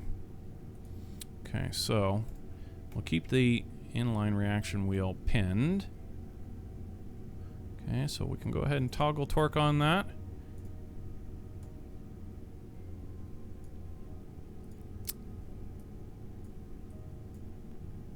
And we are ready for undocking. Hit it. Okay, payload's out the door. Is there a Kraken? Do we have a Kraken? RCS on, docking mode on. Oh, the game's going into autosave. It's a great time to do it, right when there's a possibility of a Kraken strike.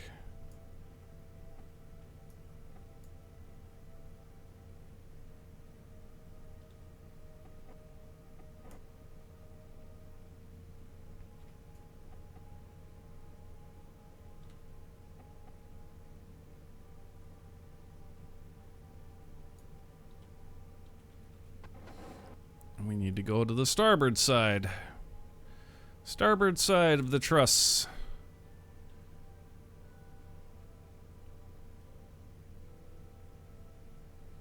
Okay, yeah, and I'm not seeing any Kraken-esque motions. We're looking like we're good so far.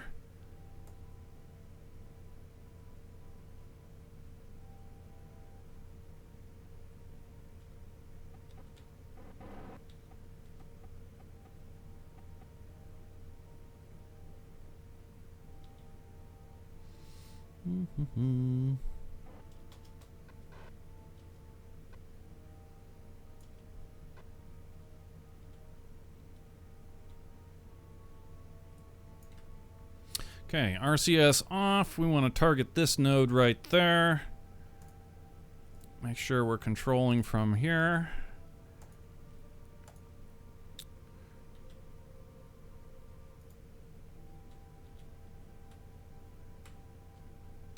Oop, wrong way. We want to be like this. Okay.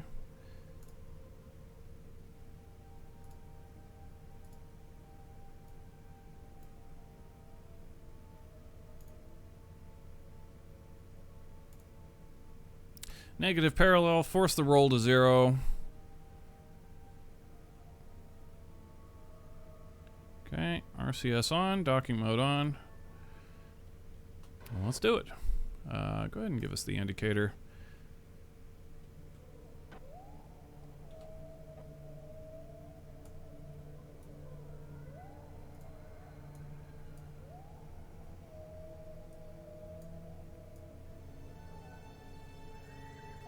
Our roll, yeah, okay. It's correcting the roll. I'm like, the roll is definitely not right.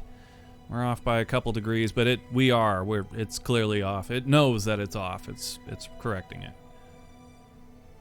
Okay, so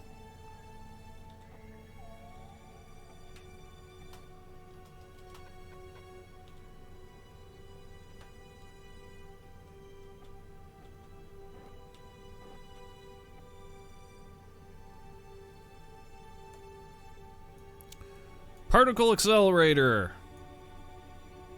Now this particle accelerator, this thing draws a lot of electricity.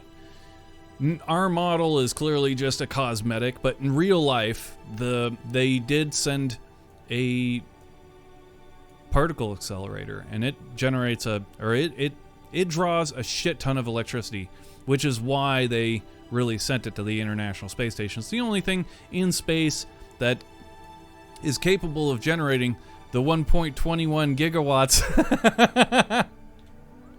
You guys knew I was going there, right? No. This thing is electrical. But I need a nuclear reaction to generate the 1.21 gigawatts of electricity I need.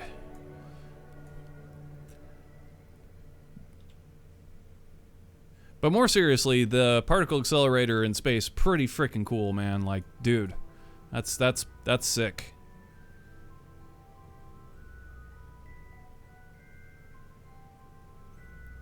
Pretty cool module.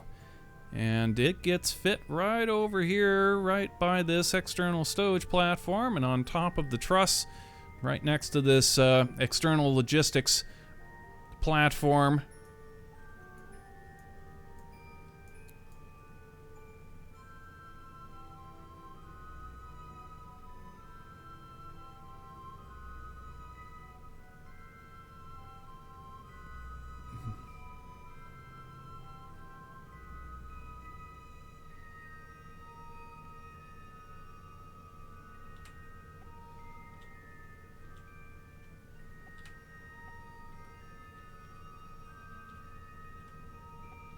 Whoa! Oh no! Okay, if something's gonna generate a Kraken, that's gonna do it. Okay, what happened there was, by default, docking ports have this stupid thing called Force Acquire, which is absolutely and utterly stupid. It's like magnetism, which can cause a lot of problems. And it's not cool, it's not fun.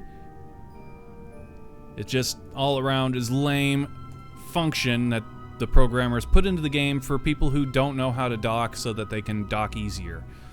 We always turn it off, and there we clearly forgot to turn it off, I'm guessing right here. Yep, there it is. We always turn this down. Only when we forget. This one, oh shit, I'll be damned, on both sides. Wow, we totally dropped the ball on that one. Dude, but I mean, like, seriously, a hard Force Acquire docking like that, and no Kraken.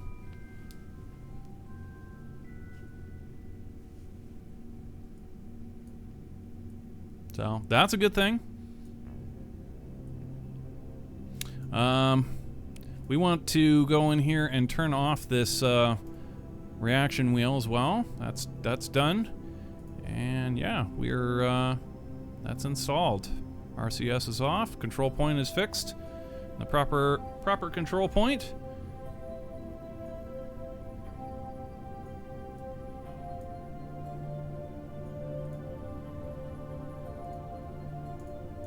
All right, 2 down, 1 to go. Now this last one, we need to go on EVA, and we need to install another one of these little docking ports on Harmony somewhere.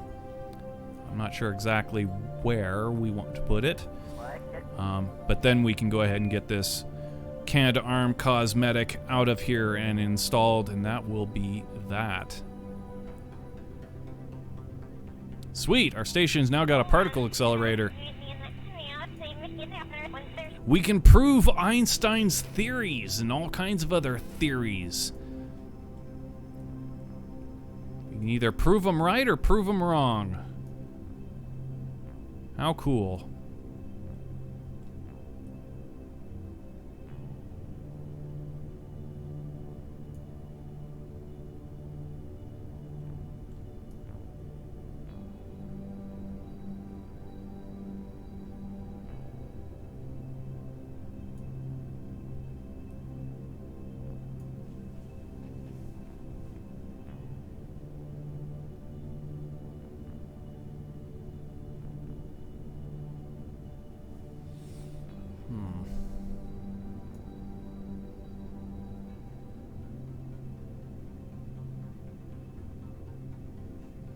Yeah, this has become a regular thing ever since the station is almost completed. Yeah, it's like we get struck by the Kraken at least once a day. Or once a stream, I should say. When it comes to And it's always like a one-off thing. Only once have we tried to arrest it, and we did arrest it. Actually, no, twice. Twice we arrested the Kraken, and in what we did to arrest the Kraken was simply undock our Soyuz.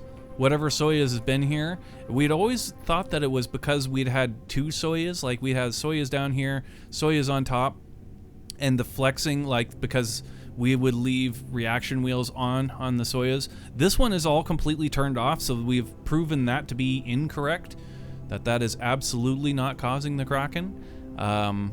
Still, the shape of the ISS itself could be part of it, probably without a doubt is part of the problem. Just it working in Kerbal Space Program physics is what causes the problem, and we may never know. We may never be able to fix it. We may never be able to track it down. Just so long as we can sidestep it, I'm cool with that, you know? I am okay with that. We know the game has got fucked physics, and I am just happy as a clam to leave it at that.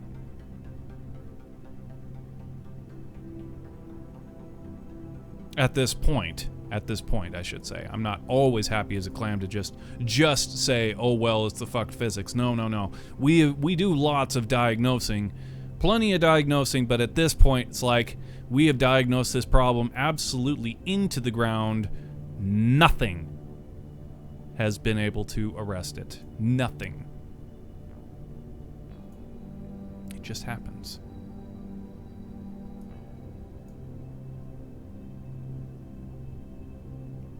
Yes, auto struts are causing the problem, but without the auto struts, the problem would happen a lot more. But I'll show you guys the auto struts. Check them out. Check it out.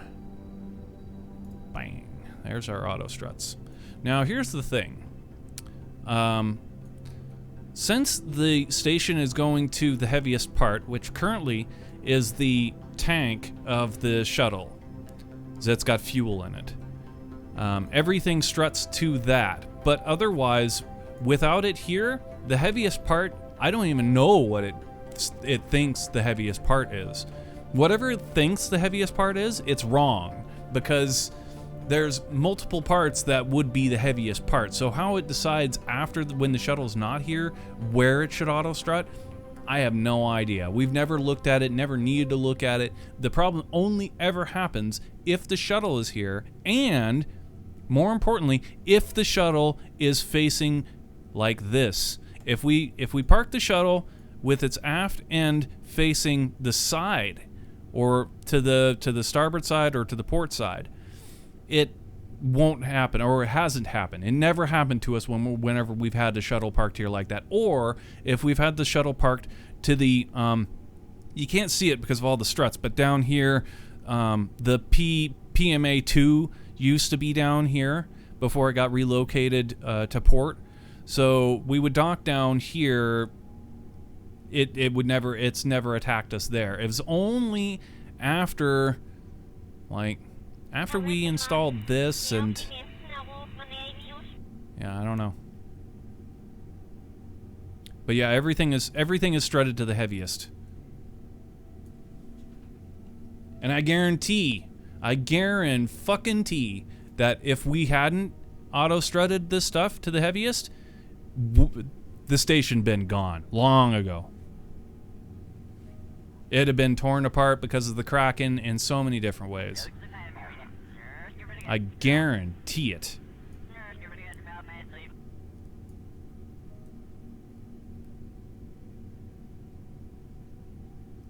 But yeah, like I said, we have diagnosed the problem absolutely into the ground. Not gonna deal with it anymore. We're just happy to say Kerbal Space Program physics are shitty, but what do? You know, if you want to make cool shit like this, that's what you're gonna have to deal with.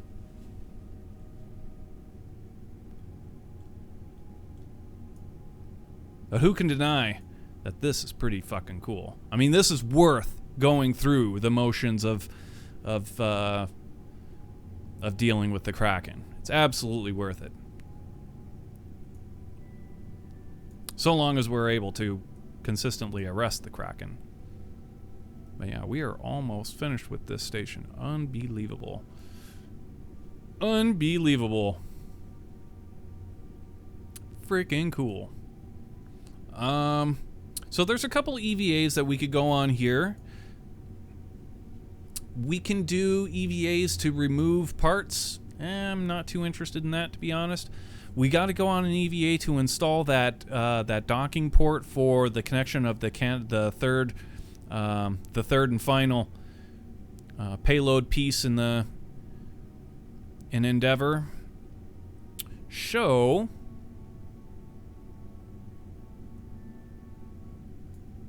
let's do it.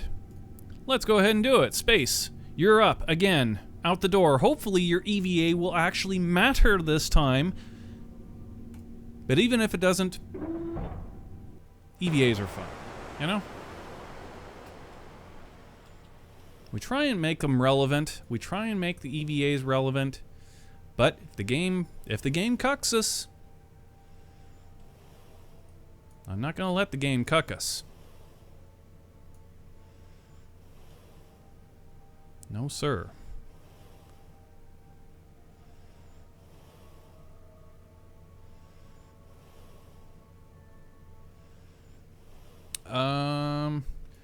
Now what are we doing here?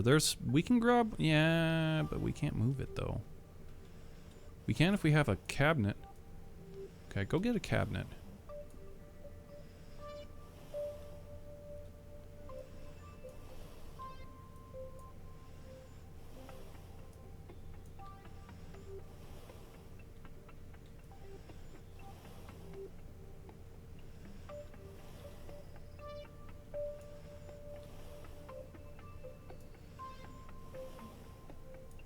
Wow, what a view.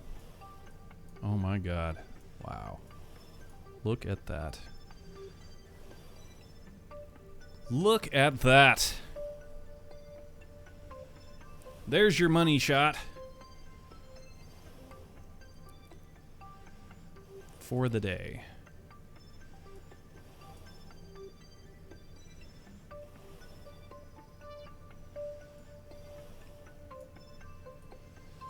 Okay, are we close enough to grab this cap? Now wait, hold on. We can't. We couldn't possibly fit three broken struts. Now wait a minute. We didn't actually do that EVA because we had to revert. That's right, huh? Because that means this is going to be empty. Yes, it is. Okay. Okie dokie. RCS off. Go ahead and grab that cabinet. And let's go down to the payload bay and we'll grab a docking port out of this payload bay.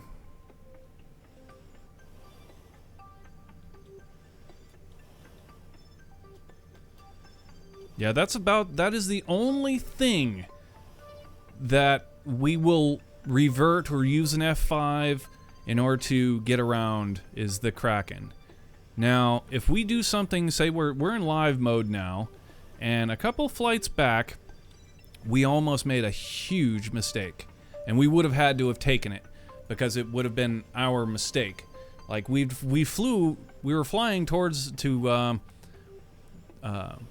rendezvous. We were flying towards the ISS to rendezvous with, I think it was the shuttle.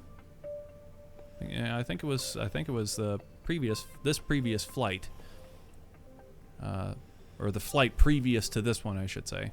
I like my word usage there. And we could have, had we been on an a collision course with the station, we didn't have near enough thrust at the time. We should have thrusted a lot sooner, and had we hit the station, we would have taken that as per our live mode. But with the Kraken, that's a different story. We will do anything in our power to get rid of a stupid Kraken. We're not going to just let the Kraken strike us and go, oh, well, we were in live mode. No. But anything else, anything legit, anything that's our mistake, we will take And that would have been a huge disappointment. Like, I was so scared after the fact that, like, when we'd realized what we had done or how big a situation we were in, like, dude, oh my God, I was, like, just about to shit myself.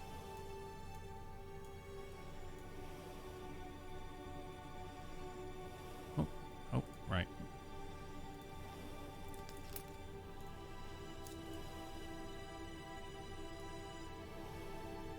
All right, give me that. Okay, and don't Kraken.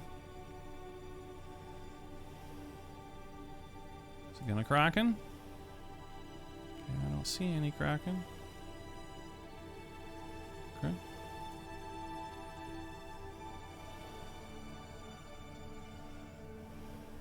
I think we're good.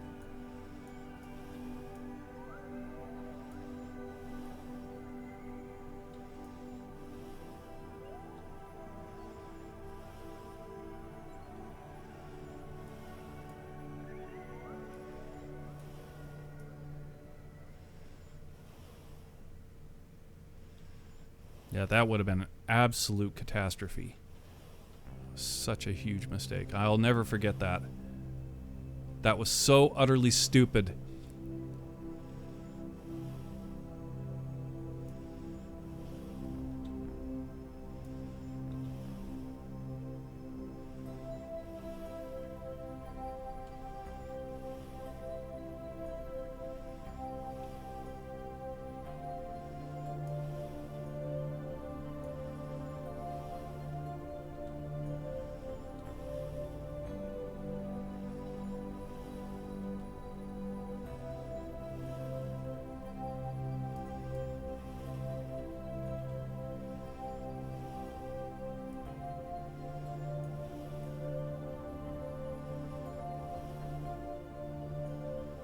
Okay.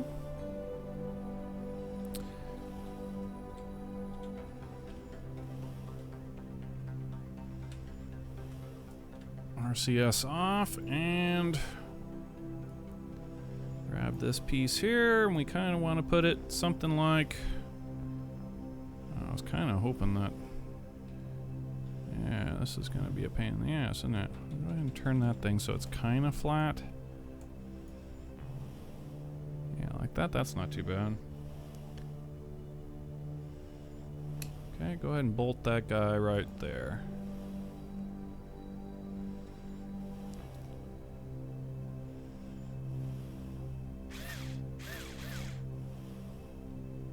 Okay, any Kraken? Not seeing any Kraken.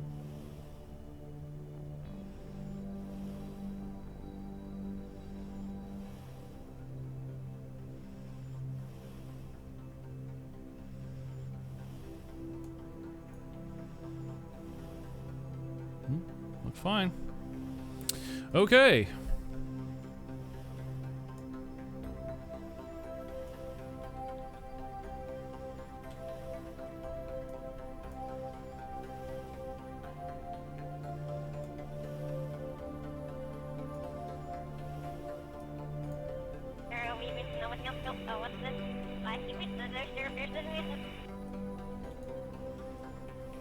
My God, we are so close to finished. It's insane.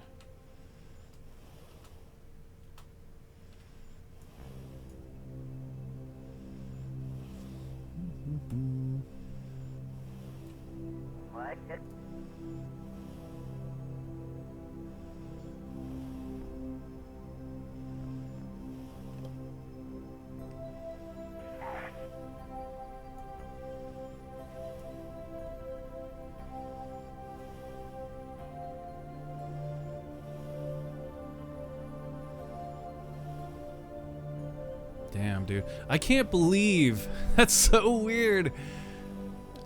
I can't believe that we had the auto or the magnetism smash our particle accelerator into the truss and it didn't cause a Kraken, but the simple just removing an item from the payload bay when it didn't even have struts to break or nothing.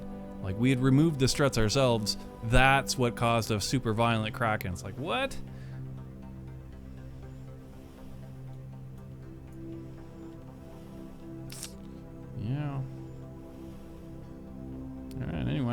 There we go. That EVA is finished. And can we get this third payload out and installed without a Kraken?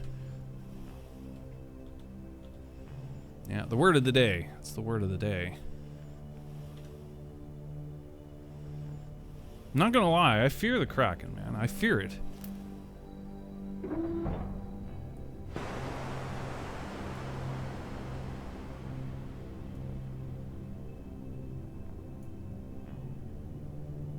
Okay, so first off, what we want to make damn sure we do is remove this damn acquire force garbage from both the payload and the install point.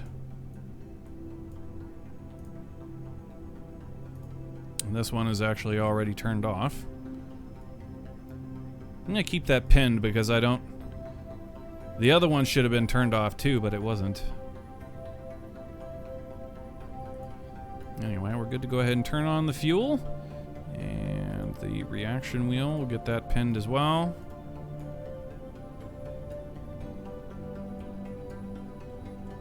Okay, here we go. Big ass Canada arm. 50 foot long. Let's do it.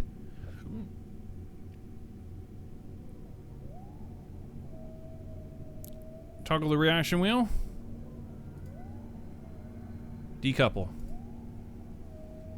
Switch.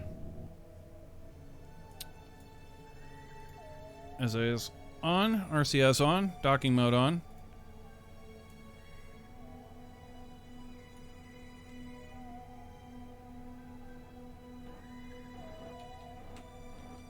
Fine, controls off.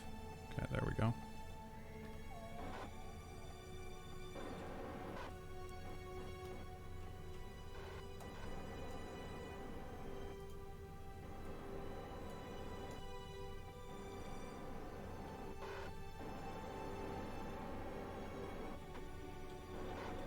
Wrong way, bro.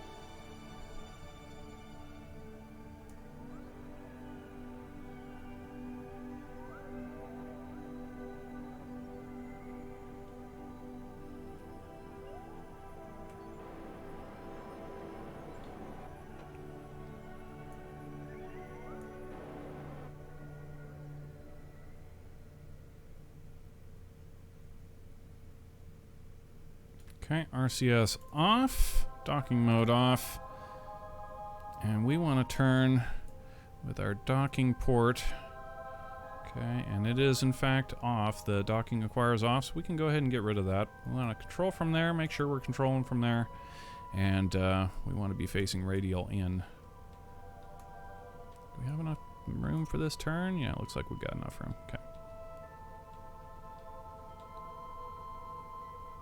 Go ahead and point us radial in, like such. Okay, looks good. RCS on, docking mode on. I want to get a little bit of a roll. Actually could have done this roll without the RCS, but whatever.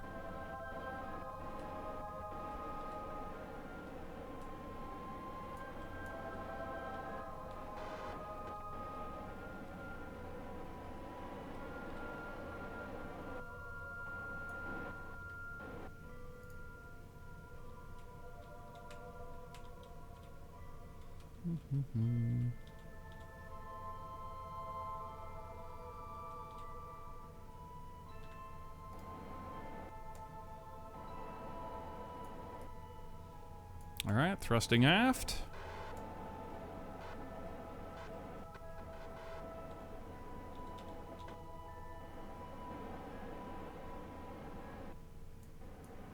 Oh, baby.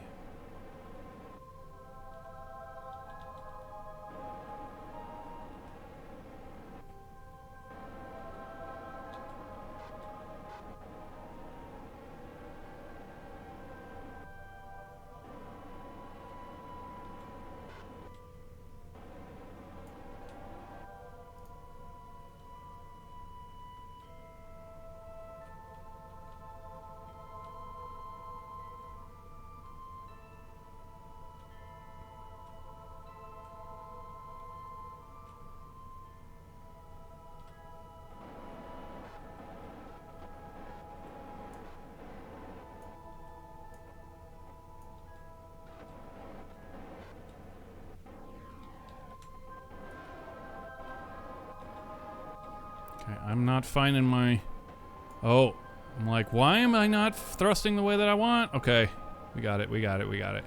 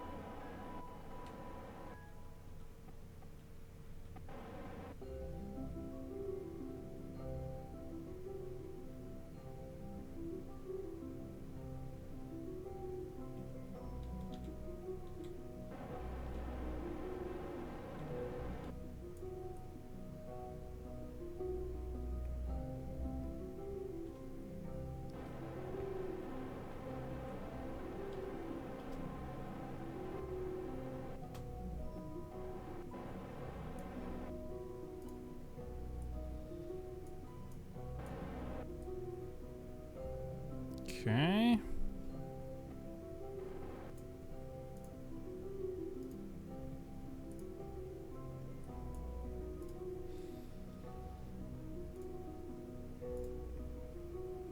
Negative parallel plays.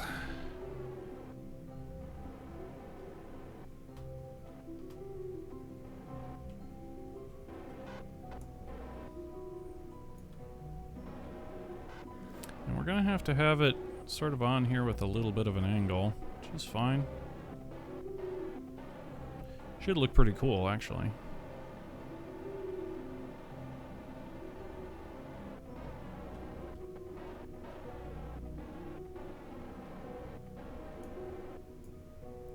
Didn't mean to grab that. Okay.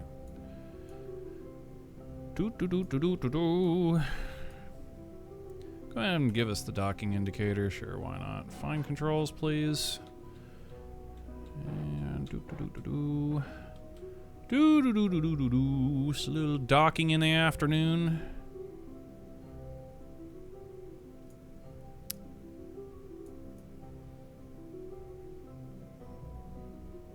Want any more roll to that? Maybe just a bit more.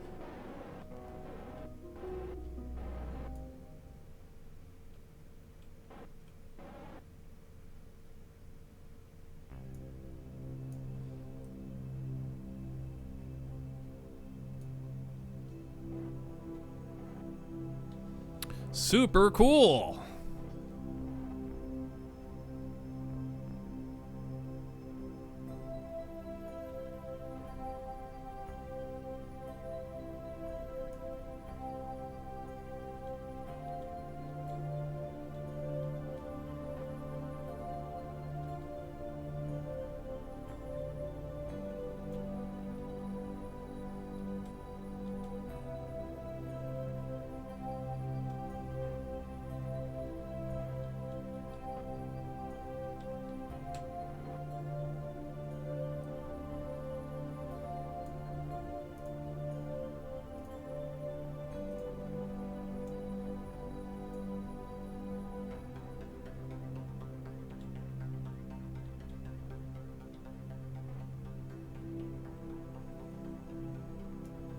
Gently now, gently.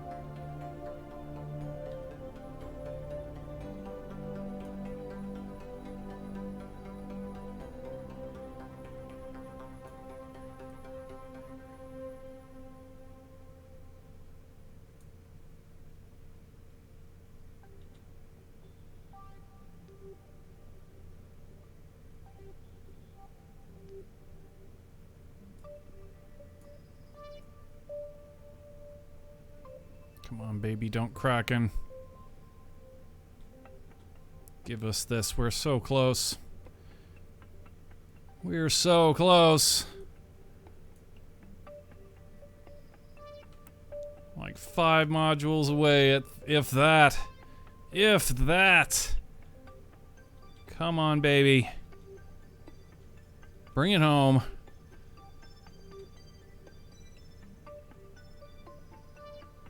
I'll let the Kraken live here, man, if he doesn't strike. I'll give him his own freaking room. He can have the couple of...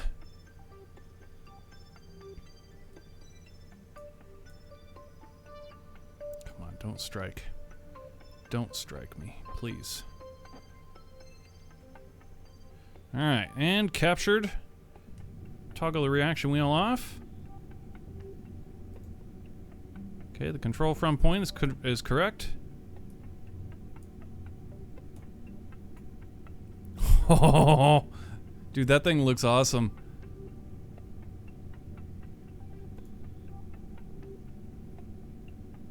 Yep, reaction wheel is off. We're good on that front.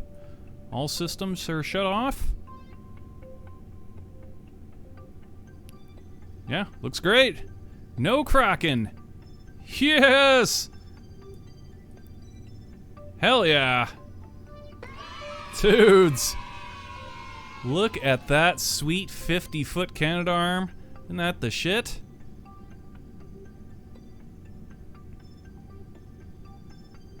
Wow.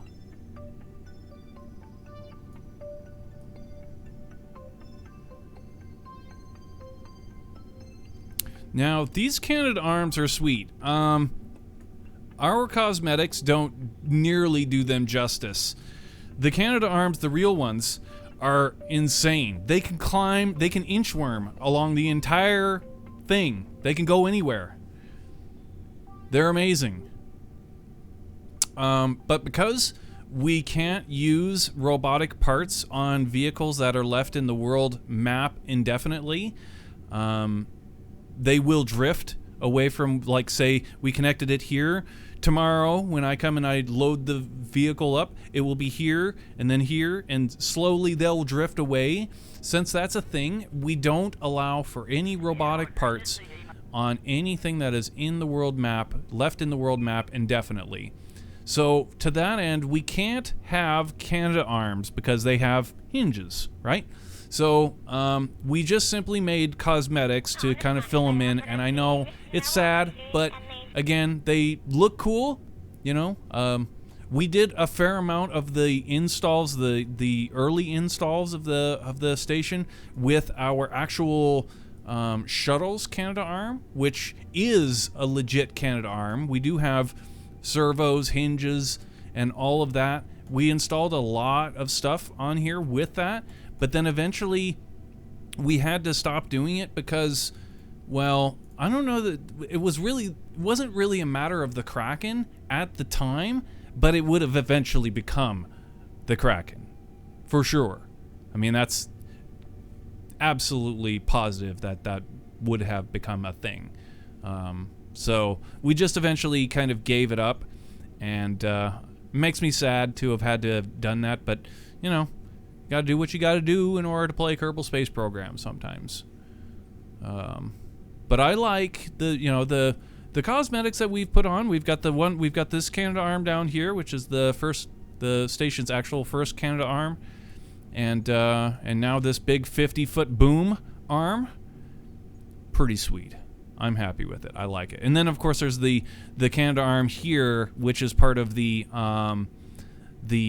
JEM. That's what this module is, the Japanese experimental module, and the what they call the terrace, where they put experiments out here, and this Canadarm can do things with them, and that's pretty sweet. I think it looks fantastic.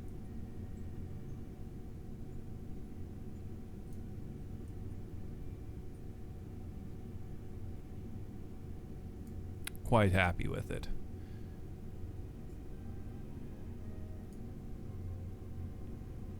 Hell yeah, dude. Hell yeah. That's dope. That's right. It's dope. It's dope, Tito.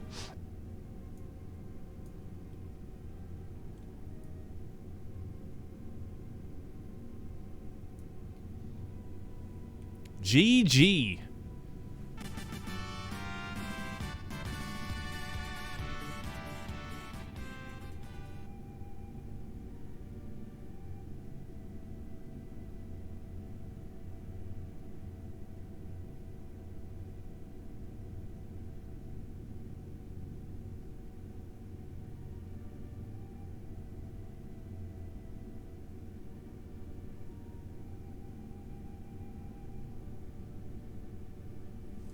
I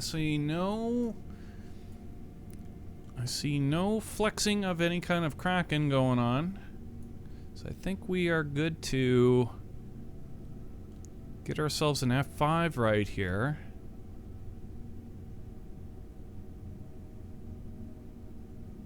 Okay, so let's go ahead and do that. We'll get an F5. Boom, right there.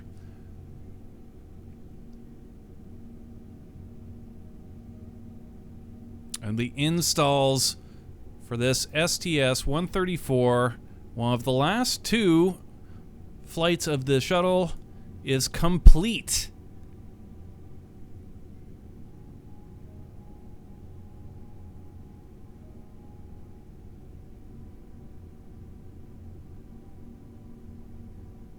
Sick.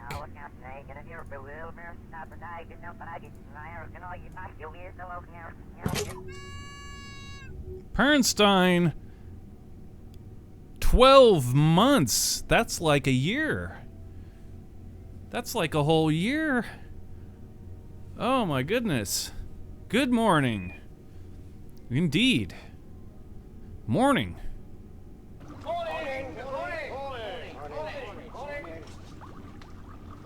Breakfast just asking what's new. Thank you for that 12-month subscription. Very cool. Nice to see you, man.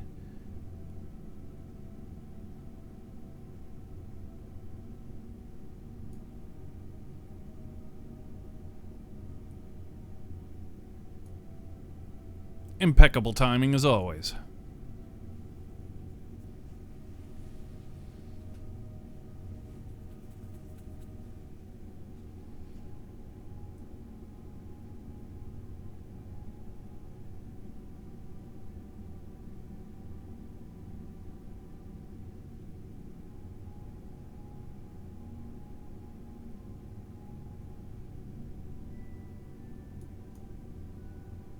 Oh! Pernstein dropping a 5-bomb.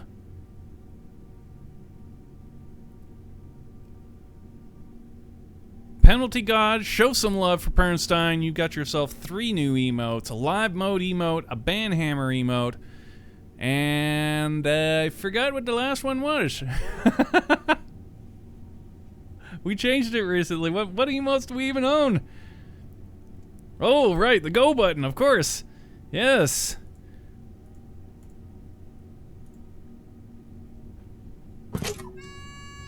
Wartang and Monica Vidal. K-Tobin. Not the Chosen One 88. Dudes, welcome to the crew. Welcome, welcome.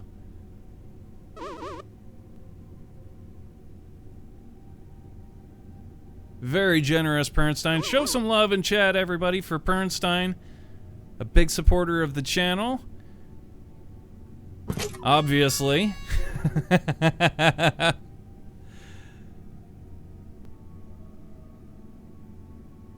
Yeah. Good stuff. Yeah, giving everybody a nice helmet to go along with their names, so that they don't die. Our viewers don't die in the vacuum of Kerbal Space Program.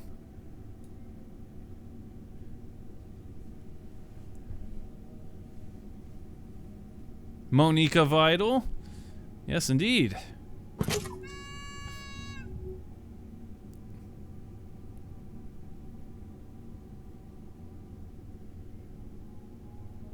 Much love. Much love. Much love. Big support. Very Pernstein.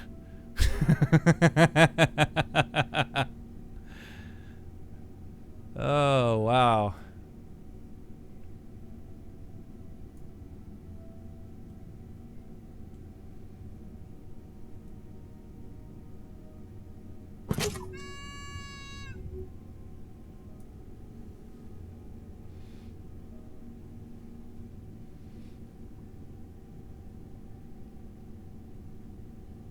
Ozzy91, how's it going, man? Jesse Spaceman, sub tier 1. Oh my goodness, Jesse. We are on the sub train. Been a while since we've had one of those. Yeah, look at all those helmets in the apparatus down there.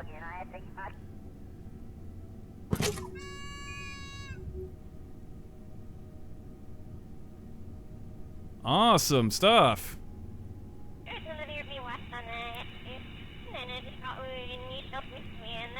Yeah. Yeah. So all you new subs, you returning subs, you gifted subs, spam the chat with some emotage. Some emotage. Go, go, go! Live mode. Boom! Hit the chat with some emotes, guys. Nice shuttle. Well, thank you.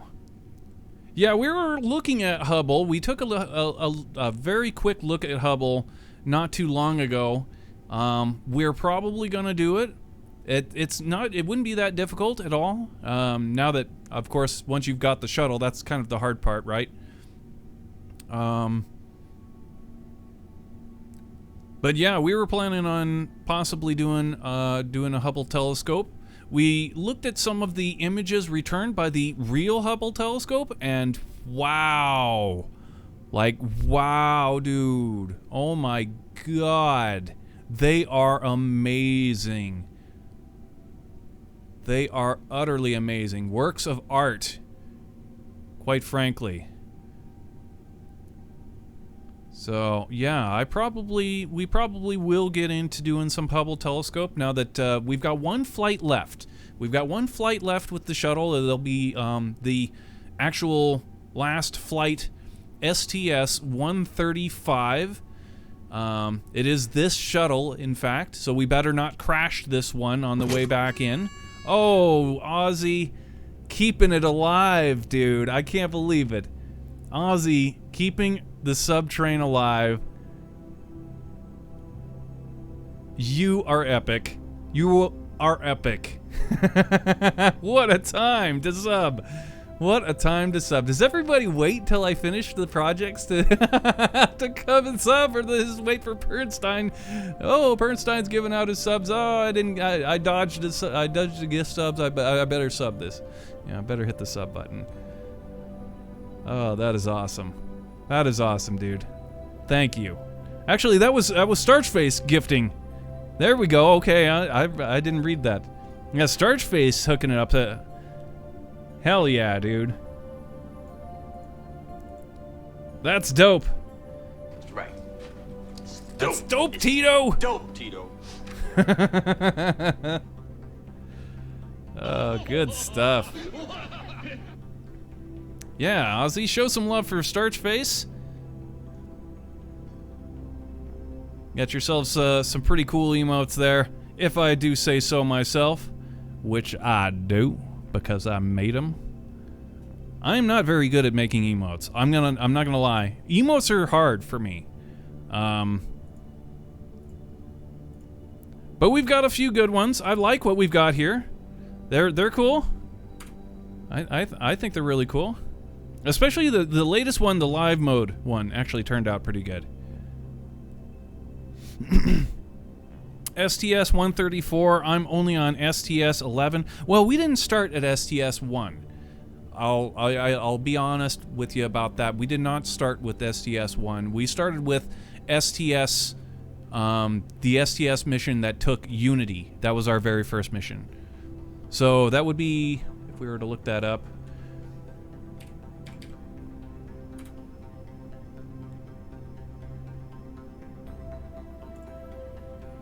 if we were to look that one up,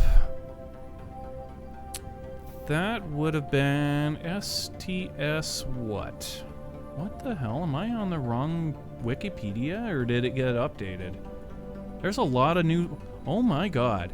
The Wikipedia on the ISS assembly is way updated. Holy shit, look at all this stuff. There's a whole bunch of new stuff on the Wikipedia. Oh wait, that's just it. Okay, that wasn't the assembly. Okay, then no wonder. I got the wrong... Okay, ISS assembly. There we go. This is the wiki that I frequent often because it's got the list exactly of straight on down. So yeah, the first STS mission we did was STS-88. And that carried Unity and the PMA-1 and PMA-2.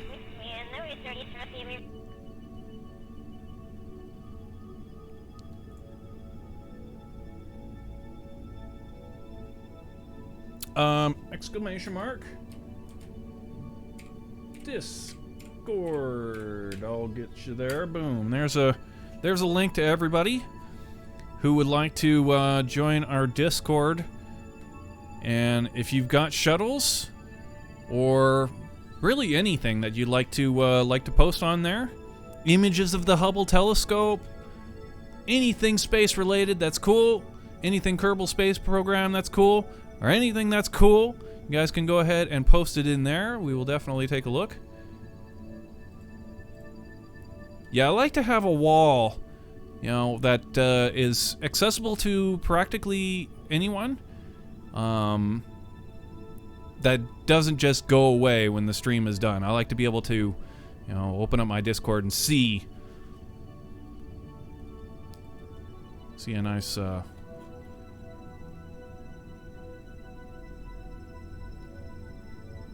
We got Lego shuttles in here?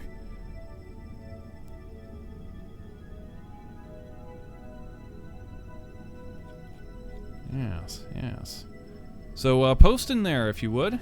I would love to see your shuttle. I would love to see your guys' crafts.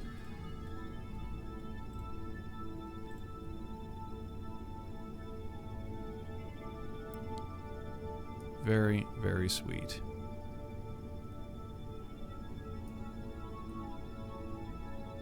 Yeah, Pernstein and Starchface keeping the channel alive with some monetary support. Much appreciated. Much appreciated. And just people coming and hanging out, honestly, too. You know? There are lots of ways to support the channel, but that is definitely the best way. So yeah, we've got one flight left of the STS-135 before the United States had decided that they had blown way too much money on the shuttle, which they did. They did spend way more money on the shuttle than they should have, or we should have. But yeah, we'll have one more shuttle flight, and it's a real simple one. All it's going to do is carry a Leonardo module, which is nothing more than, like, well, this right there, or this right here is more accurate, actually. This is a straight Leonardo module, the permanent Leonardo module, and our astronauts use this module for sponge baths. And on the real ISS, that's what they use it for as well. It's just an empty container that was originally designed for hauling supplies and whatnot via the shuttle. It would fit in the aft end of the shuttle's payload bay, and then it would get attached and then detached, put back into the payload bay, and they would carry garbage or experiments home or whatever. It was the little back and forth thing, and they eventually decided, you know what, this would be great if we just gutted it out and parked it right up underneath where the PMA-2 was. Then our astronauts can float on down there and take sponge baths. And so that's what they did.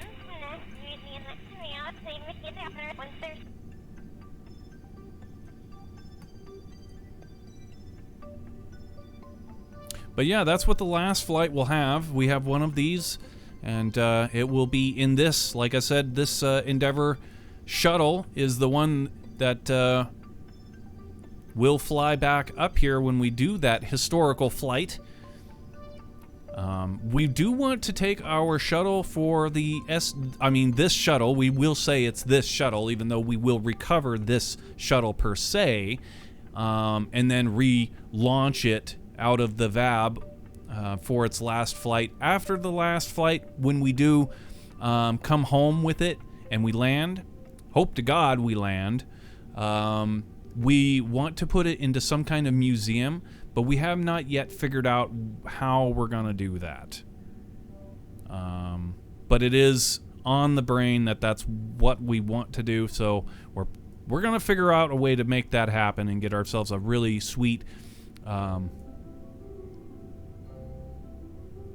museum going on, where we'll have the final shuttle and, amongst other things, put a Soyuz capsule in there, and maybe a Dragon museum exhibit. Yep, should be cool. Just haven't figured it out yet, but yeah, before any of that can happen, of course, we need to take the shuttle and get it home, and then get it launched back up here for the final flight, and then landed one last time, and that's gonna be a red letter day for sure. Faux show.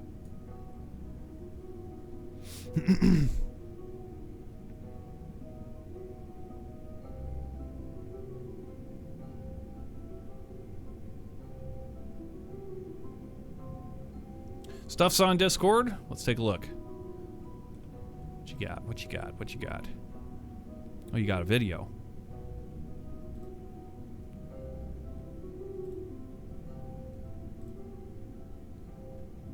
Aussie Aeronomics. Wow.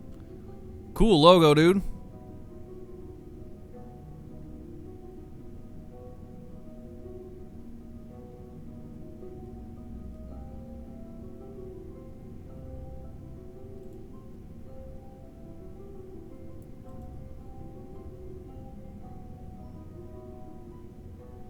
Oh, you're launching Hubble?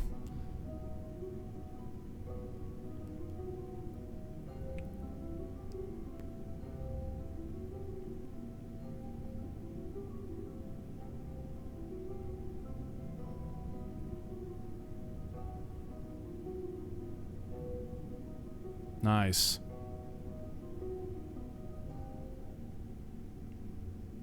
It's pretty cool editing you got going on there. I'm a little bit confused. Is this how it actually flew?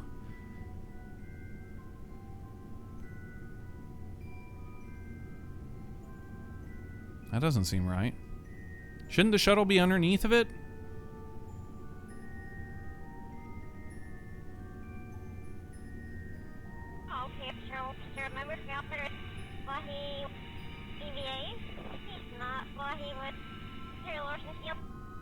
Damn, it's fast! Your shuttle's like catching on fire. Oh my god! That thing is damn fast. Wow! You didn't waste any time. You're like, step on it. Holy moly!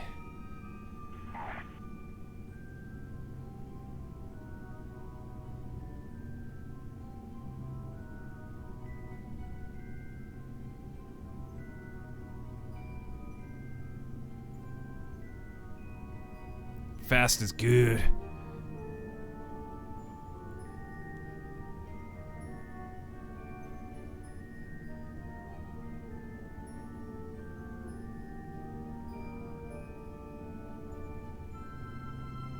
Yeah, the logos, man.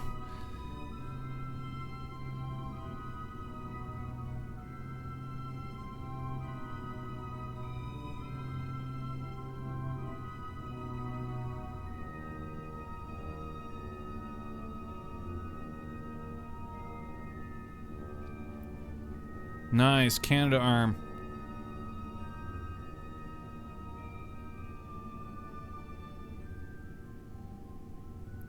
Yeah, it's a little bit bouncy. That's the problem that I have with it. That's why I always have to make cals for every single movement, so that it's less than 1 transfer rate. It's the only way you can get less than 1 transfer rate, to my knowledge. But yeah, that's pretty freaking cool, man.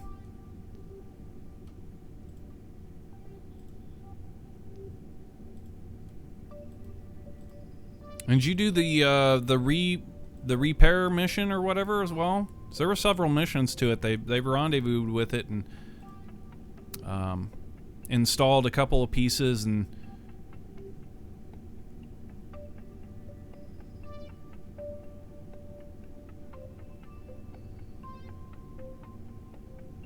another question: Does the Hubble telescope go into an equatorial orbit?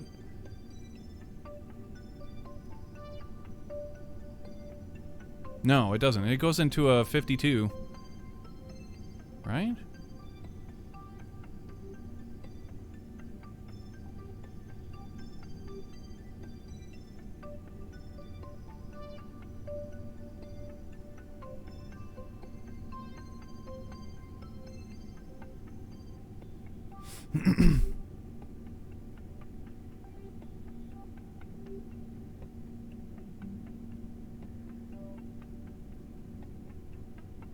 Yeah, it looks like you used the same engines I did for the ohms. It's pretty cool. Yeah, it's a good engine.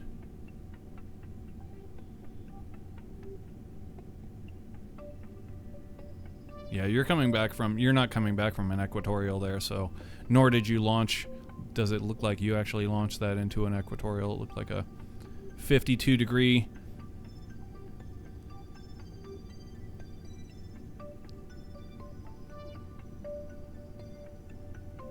Not bad. Not too shabby, my friend. Not too shabby at all.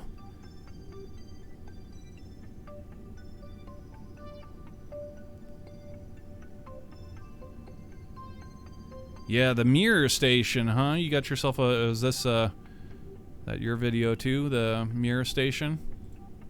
Soyuz launched to the mirror station? Yeah, that's where we skipped a good part of the STS missions, not doing mirror. We went straight to the International Space Station. We thought we would punish ourselves thoroughly by going into the big project first. 28 degrees? Really? That's weird. Well, they have their reasons for sure. Because that's not an easy orbit to get to.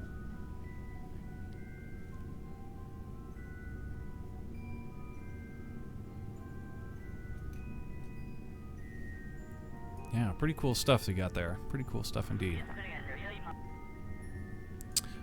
Alright, my dudes, we're going to take a quick break. Stretch our legs. I would say fill up the coffee, but we're on a coffee, what's the word I'm looking for? Boycott. Kind of bring our head out of the clouds as far as the coffee is concerned. Get our tolerance back down. So yeah, we're gonna go ahead and take a quick break here. Fill up the whiskeys. Get yourself a drink. Get yourself some grub. When we come back, we're going to choose a crew for the returning Endeavor. And we are going to do we're going to return this shuttle, hopefully onto the runway. So fingers and toes crossed. Don't go anywhere. We will be right back.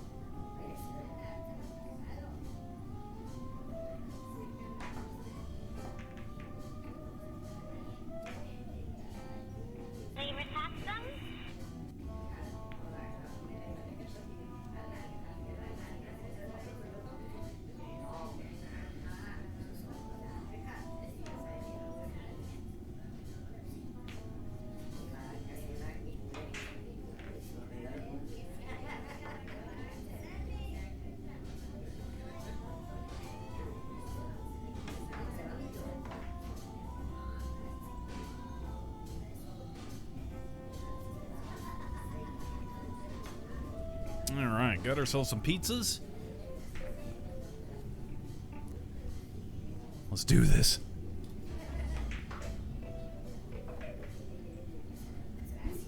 All right, so we need to select a crew for this return.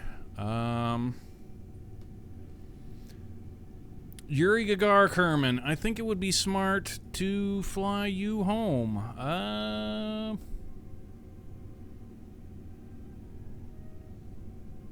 Should he fly home on the Soyuz that he came up on? We're gonna have him fly, and he's gonna fly back on the Soyuz. It only makes sense. Only makes sense. Let's go ahead and put Space. Let's put her on board. Lieutenant Commander Data. Data, where are you? You over here? The ELM? No, you in Harmony? It's probably in Harmony. There you are. No, you're not in Harmony, but we'll take somebody out of here. Illidan, you're going home. This is a character from World of Warcraft. Okay, he's a scientist. Space. Sam. Is in Harmony too? Yeah, let's go ahead and send Sam home. And Jack Swigert, yeah, right. Captain Jack Swigert of Apollo 13 fame. He never actually flew the shuttle, the real Jack Swigert. But the one other Apollo 13 astronaut who didn't actually fly on Apollo 13 did fly the shuttle. That was Ken Mattingly. Ken Mattingly actually flew 2 shuttle flights, which to this day are classified. We don't know what they launched in their payload bay. I'm guessing it was a weapon. Probably some kind of nuclear doomsday weapon. But we'll never know. Probably never know. But yeah, Ken Mattingly, probably an astronaut that we should include in our ranks. He's a very notable one. But yeah, he never flew on Apollo 13, as I'm sure many of you who, if you have not seen the movie, if you have not seen Apollo 13 with Tom Hanks and Bill Paxton, and, you know, like, dude, go watch it, like, right now. It's a great, great movie. Absolutely phenomenal movie. But yeah, Ken Mattingly was grounded by the surgeon because they thought he had the measles. It turned out that he didn't have the measles, and so he missed out on all the great fun of Apollo 13. Actually being on board the, he didn't miss out on. He was part of it. He did participate in the bringing them home and all of that, but I'm sure he was much happier to be on the ground for that flight. But anyway, Captain Jack Swigert's going to be our pilot for this return flight. See what we got here. Space, Illidan, Sam, and Swigert. Let's make sure that they're of all the proper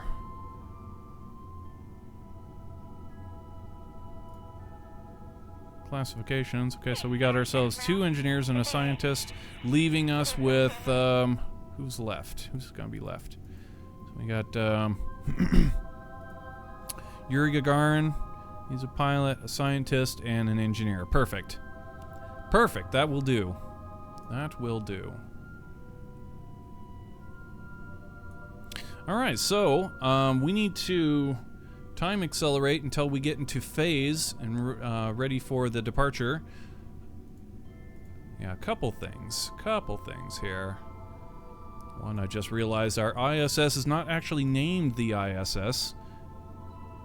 This happens every now and again. Rename the vessel. This is a station. It's not just any station, but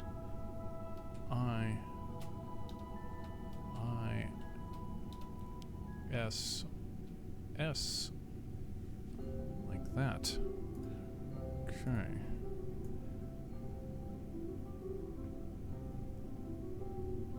And I do believe we did get an F5 after we installed the Canada arm, or the 50-foot OBSS arm.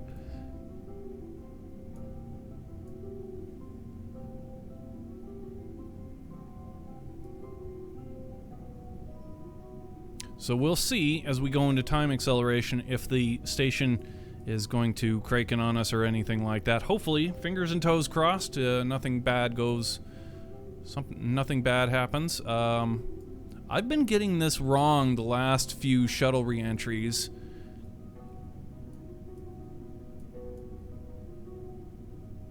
Now it's actually over here. Yeah. So that it's over here, right. Okay. So okay. So let's time accelerate a little bit here until we get into phase.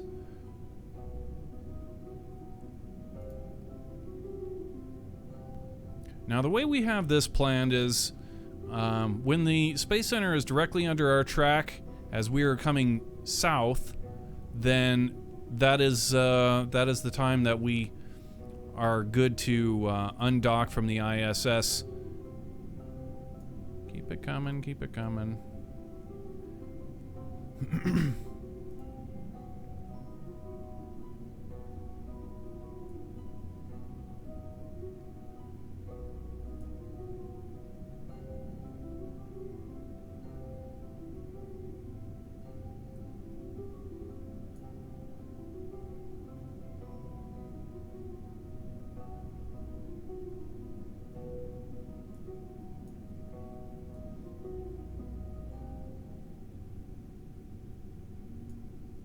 Okay, right about there should be fine. Let's go ahead and come out of time acceleration and hope everything's cool.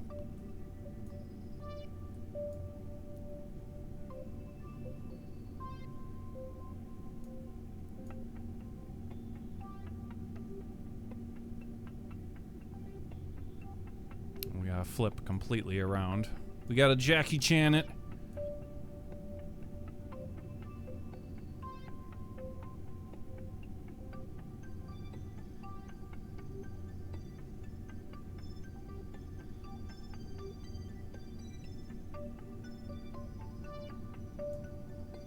Yep, even under force, it looks fine. Like I was saying earlier, sometimes the Kraken, especially on larger builds, it's just like there's no real explaining why it attacks. It just sometimes happens.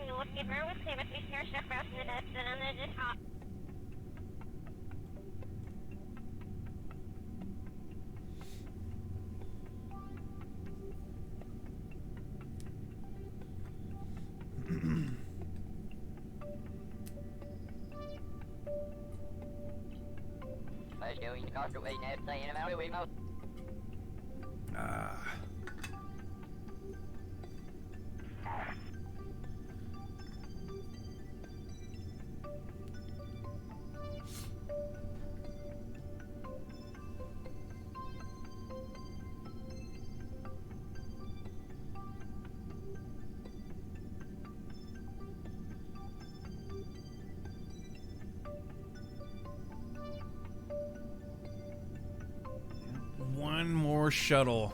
Man, that's crazy. That is crazy. And then we're straight into the Falcon as well. Our Falcon has been built for a really long time. In fact, the Falcon has been built before we even started the shuttle program at all. So we're way ahead of the game as far as that's concerned. So as soon as we're done with the final flight, the STS-135, we will be able to just go straight into the Falcon program and launch up the... What is it? What is the next piece here? We've got... Let's see. So the shuttle gets retired, and then Falcon 9 launches an HRSGF. And then it launches a beam. IDA-2, IDA-3, Bartolomeo, I can't pronounce that. Bartolomeo.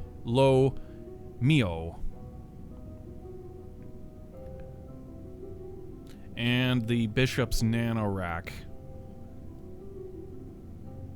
And then we will be caught up. We will be up to date with the International Space Station modules. 2020, that would be December 6th, 2020 was when the last piece was installed.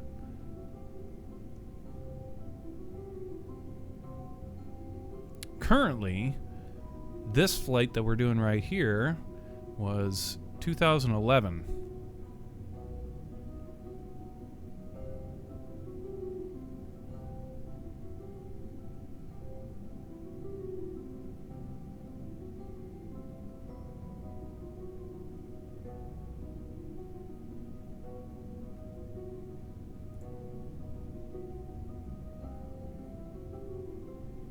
Heat reject system?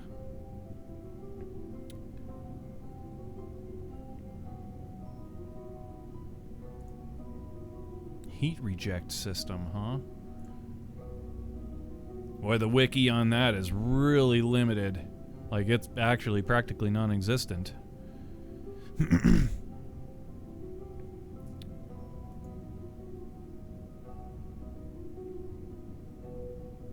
Yeah.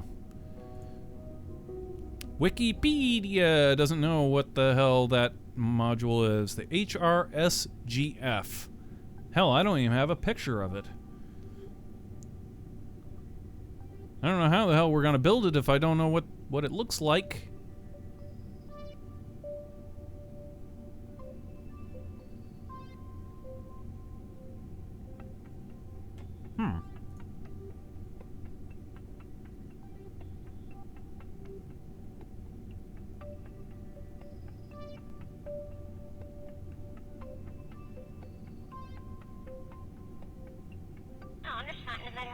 I don't know what the hell it is. I have no idea what it looks like. I have no information whatsoever.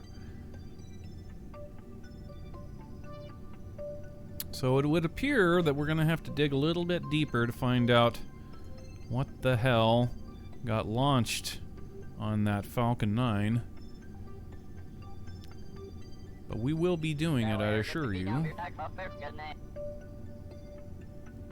Got a little bit of a docking adapter clipped through on our payload bay there.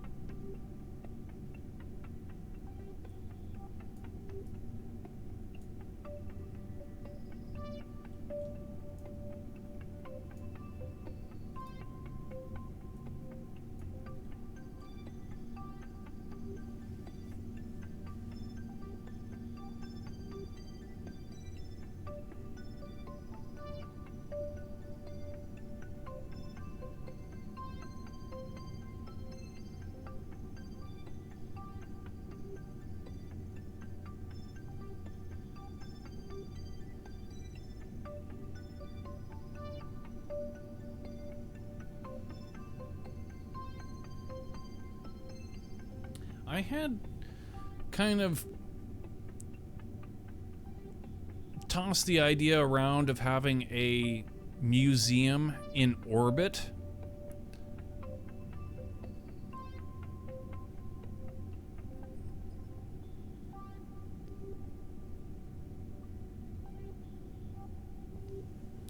Not sure.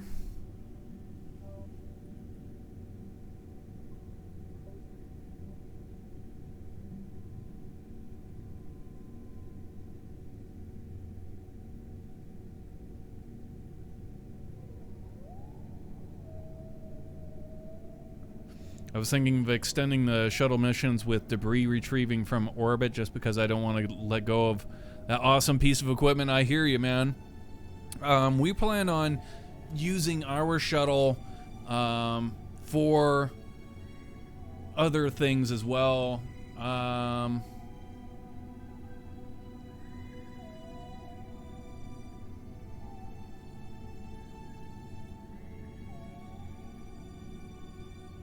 mean, we can also retroactively go back and do the missions that we kind of skipped, right?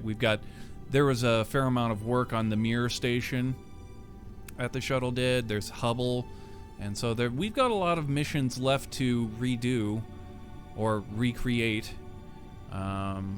So we've got a fair amount of life left in our shuttle. But even then, it was like, I still would like to have the shuttle, even after all of that's done, to do other things with. I mean, there's really no reason why we can't, like, fly a space shuttle to, say, like, classic rock, or really anything that it is suited for. I mean, it's fantastic for getting into the 52-degree inclination orbits, which, man, it's been so long since I've launched something into an equatorial orbit, like, man, whew, long time. By the time we go back to launching stuff in equatorial orbits, it's gonna be, like, too easy for us.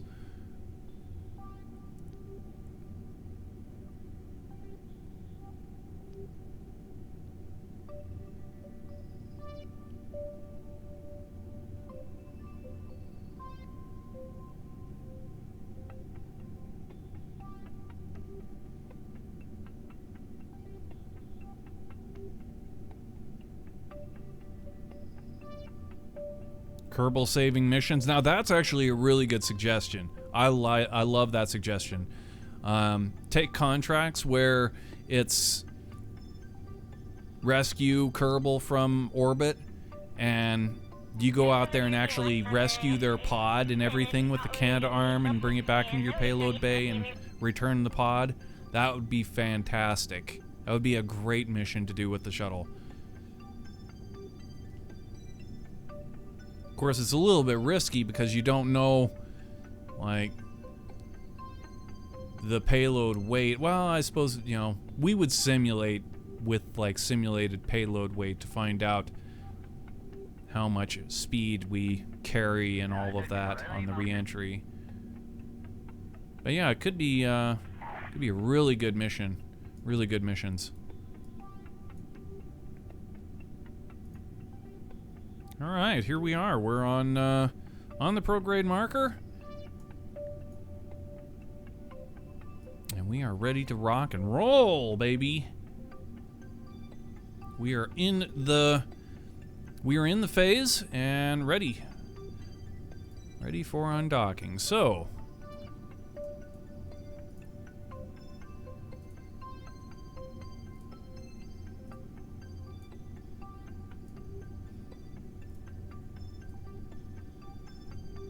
before we leave, we can't come to the space station and not go into the cupola for a minute, you know?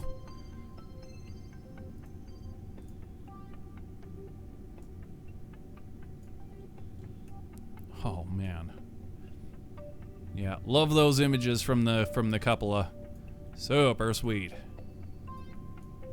And to be able to look in the payload bay and see nothing in there waiting for us to install because it's already been done.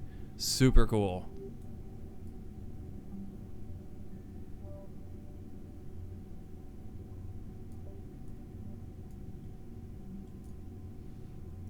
gotta step into the cupola for just a couple of minutes. Yeah, man.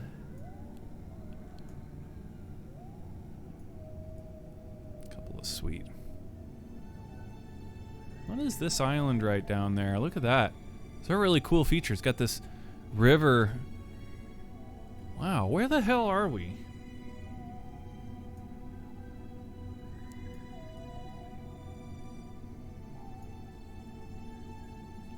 Dude, that is a sweet island. I would love to fly there. Oh my god, it's a long ways away though. Holy cow.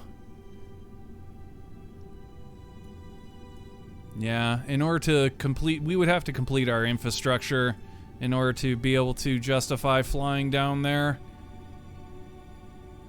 That's sick. I want to go there.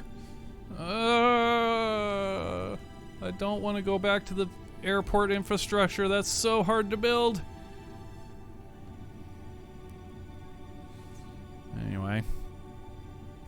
Anyway, let's get on with it here.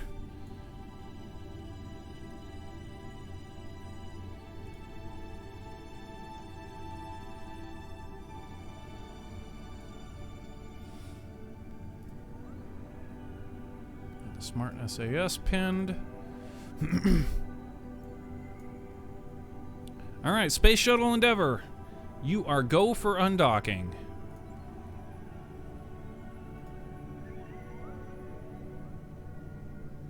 Okay. SAS on. Smart SAS off. Confirm. Control from point. Confirm.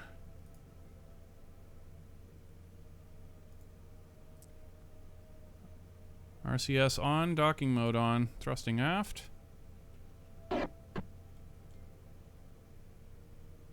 And down a little bit.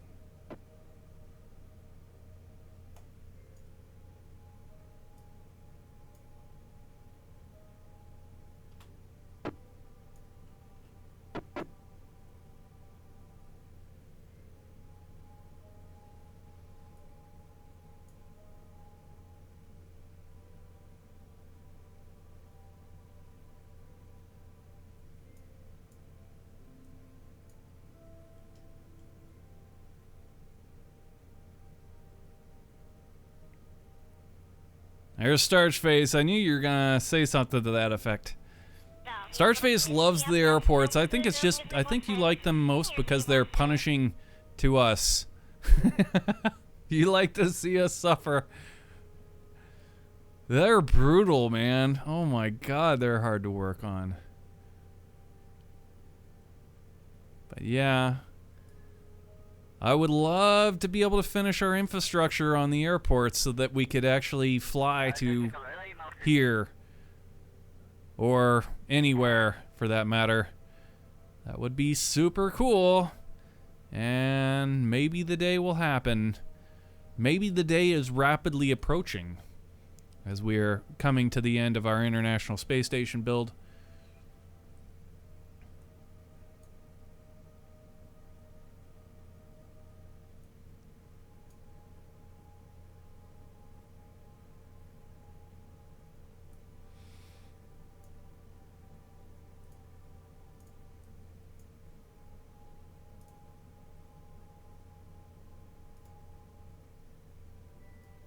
Okay, we'll retract the tunnel.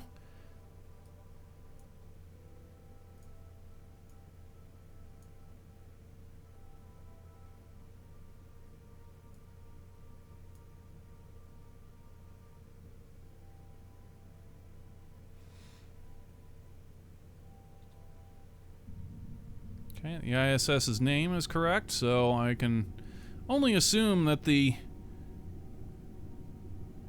Looks like we sustained some damage back here on Zvezda.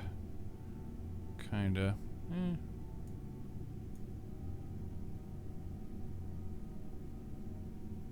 Maybe. Maybe not. Maybe it's just the angle that those are at. Yeah. Walleye view.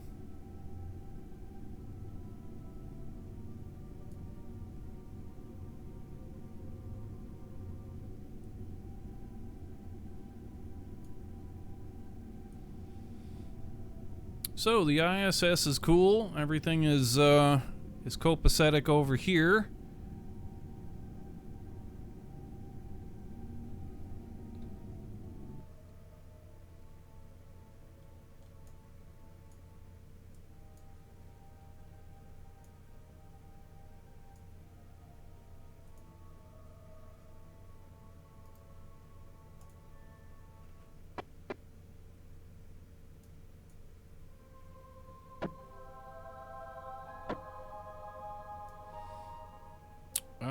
Let's go ahead and pass it on the top. So let's get a little bit of radial out thrust like that. Should be more than enough. Okay, RCS off. SAS is to SAS. As soon as the game comes back to us, there we go. SAS to SAS. We are go for the control point change.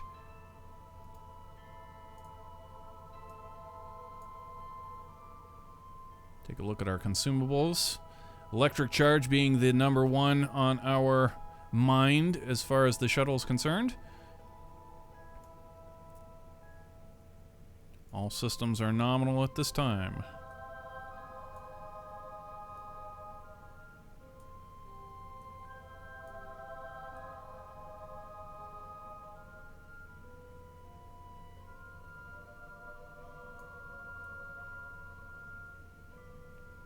Yeah, a gem in the sky.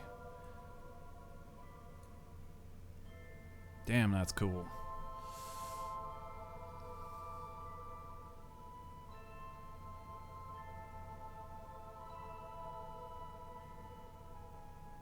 Yeah, that was a lot of missions, man. Whew. A lot of missions.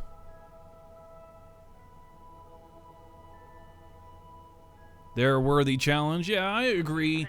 I absolutely agree with you on that. You know, like I said, we're coming to the end of our International Space Station build. You know, what's next? Of course, we're going to go back to our colonization projects. And the biggest problem that we've had on any of the colonization projects is the same problem that is amplified on Kerbin. So if we're able to actually make any kind of headway on that problem, that is the problem of a rock in a hard place, basically. If we're able to make any sort of progress here, then that will amplify a lot on the other colonies. We'll get a lot of benefit on the other colonies if we can figure out a way to even slightly mitigate that problem.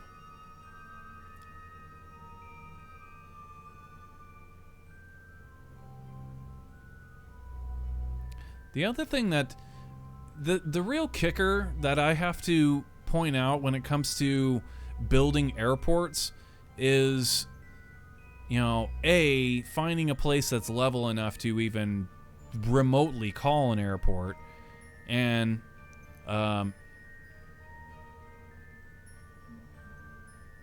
then of course the other thing, right?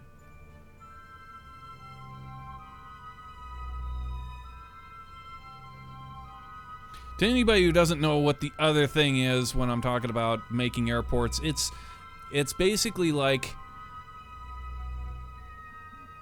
an unstoppable force meets an immovable object. That's basically the problem that we deal with. It's called physics sleazing. Physics sleazing. And it can really screw stuff up. And then there's the sliding. You know, that's another. There's lots of problems. And then using the facilities once they actually are built is a whole thing in itself. Like it's all around a pain in the ass. But anyway, back to our Endeavour shuttle here. We are far enough away. I think we can go ahead and get our retrograde turn. So let's go ahead and do that. Turn us orbital retrograde, please. Prepare for the departure burn.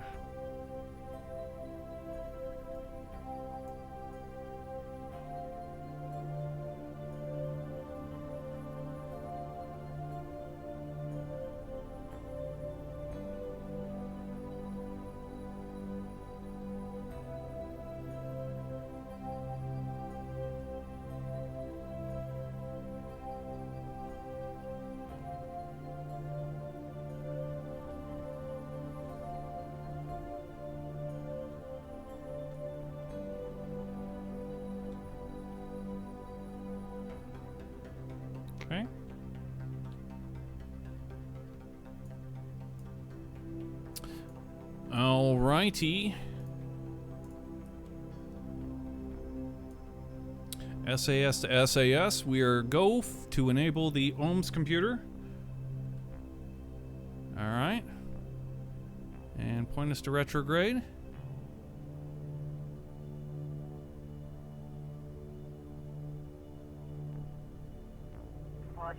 Alright, we're in position.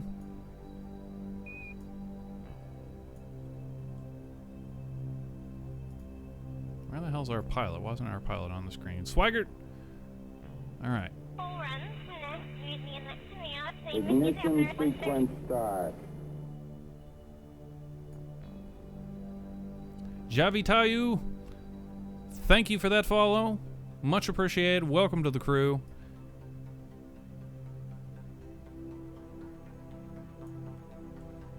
Alright, Space Shuttle Endeavour, you are go for the departure burn.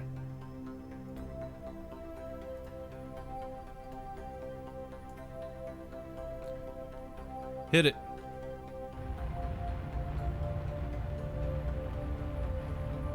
Okay, departure burn complete.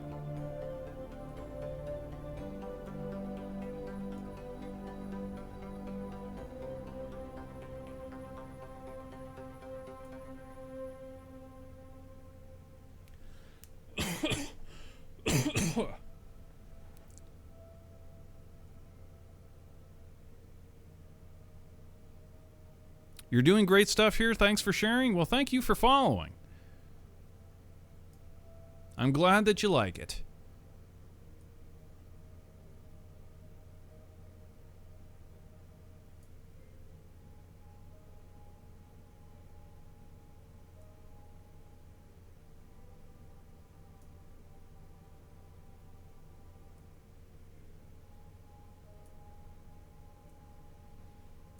Damn, what a time for a departure, too. Dude, look at the features on the planet underneath of us. Like, oh my god. When do we ever see these islands and stuff? Like, never, right?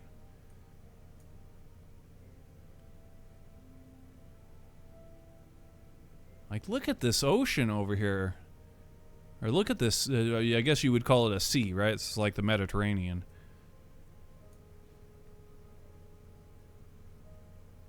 I want to get down there, man. Look at this river. Look how big that river is. Oh my god. That is gigantic.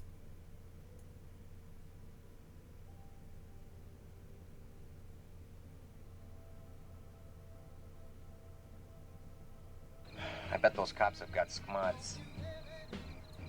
Schmots? Man, I want to get to this. Yeah. I think that is probably what we're gonna get back to doing. You know, it's either making airports to complete our infrastructure, or it's we colonize planets. And I just feel it seems kind of like we should colonize our own planet first. I mean, we've already colonized plenty of other worlds, but yeah, we're probably going to get back to that. That's going to be the next big project. But we still got a little ways to go. I mean, we still got Falcon 9s to fly. We've got Dragons to fly. We've still got, what, how many modules do we have? We've got this heat rejection system grapple fixtures, which we have no idea what it even looks like. That's the very next module that gets launched. And so we've got 1, 2, 3, 4, 5, 6. We've got 6 modules. 6 modules.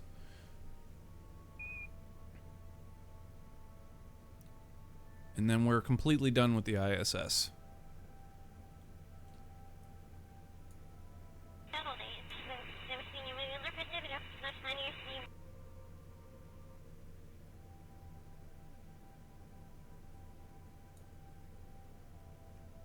And that doesn't count all of the crew changes and stuff like that that we do. And we do a fair amount of that. We do quite a fair amount of that, actually. So those 6 modules will possibly take us, oh, I don't know, possibly a couple months. I don't know. I have no idea. We'll see. We'll find out, because they're going to get installed. That's a fact. It's just a matter of how much time it takes us to do it.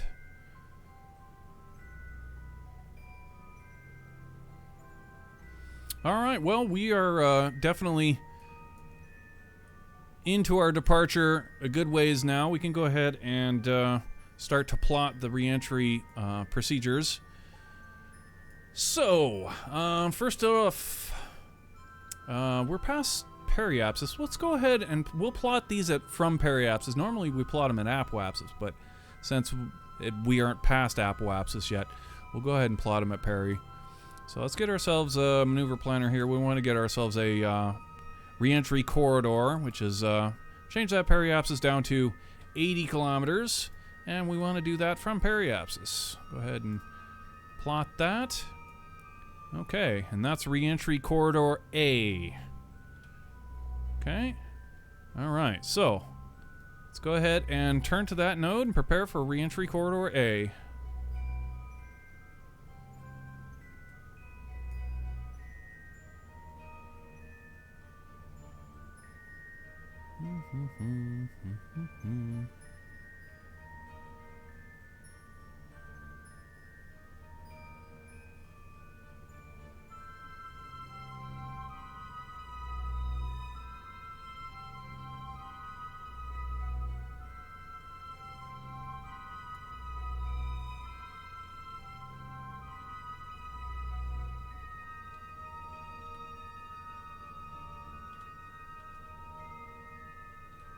All right, we're on the node.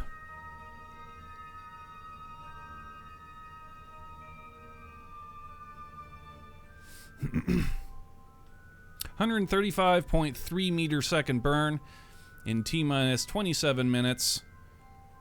Space Shuttle Endeavour, you are go for reentry corridor A. Hit it. And we say goodbye to the International Space Station for the time being. We will return, I assure you, but only once more with the shuttle.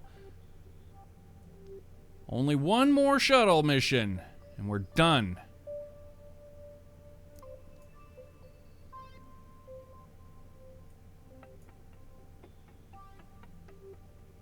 I should have known we needed to be upside down, but it would have looked weird on our departure, so. Flip around here. Alright, reentry corridor A. Ignition sequence start. Captain Rayo, thank you for that follow. Welcome to the crew.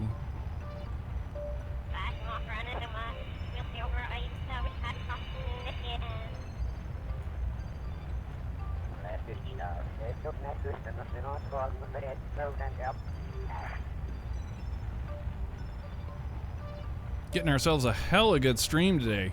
Hoo-hoo-hoo. Good stuff.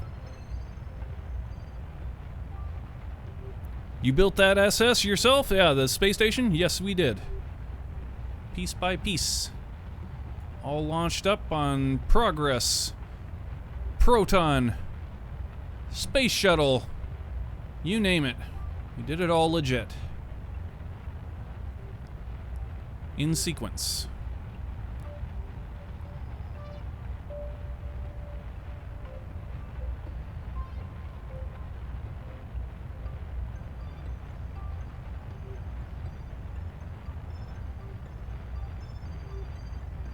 Imagine go and land there and have some four-wheel contraptions. Yeah, man, I hear you, dude. Yeah, Starch Face. The places that we unlock with the infrastructure is so much more exciting than the building of the infrastructure. That's the problem that I have with it. It's just, you know, but we're gonna get around that. We're gonna do it. It's going to happen. It's just, you guys might hear a few swear words as, as the pieces don't always work. And then the cranes, remember the cranes? Dude, you gotta remember the cranes. They were so frustrating. Oh, dude. I'm getting a headache just thinking about working on those cranes again. Those things were a pain in the ass. Mercury Theater Airport especially was such a bitch. But we will do it. Alright, anyway, there's our reentry corridor A is finished. We need to circularize down at periapsis there. That's reentry corridor B. Go ahead and circularize at that periapsis. And... Okie dokie. Turn to that node and prepare for reentry corridor B.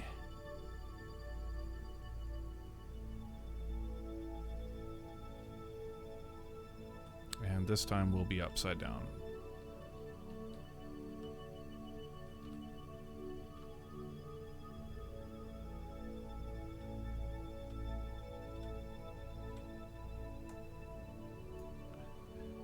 All right, Space Shuttle Endeavour, you are go for reentry corridor B. Hit it. And down we go.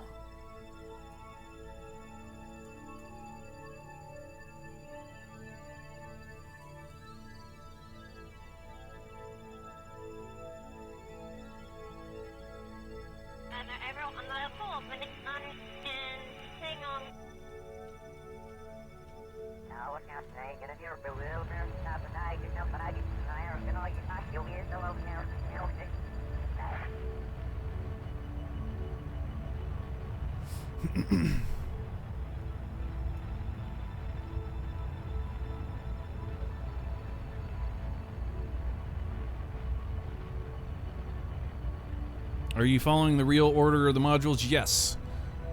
Actually, followed. ED, past tense, would be the more correct because we're practically finished. We've got 6 modules left, and none of them are on the shuttle. We're done with the shuttle. It has earned its place in our soon-to-be museum, wherever or however that may happen. 1 flight to go.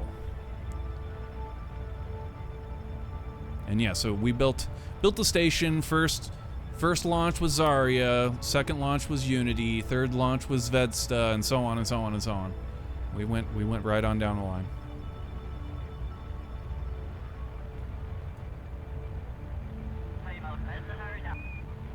On the proper rockets and yeah, the whole 9 yards. You betcha.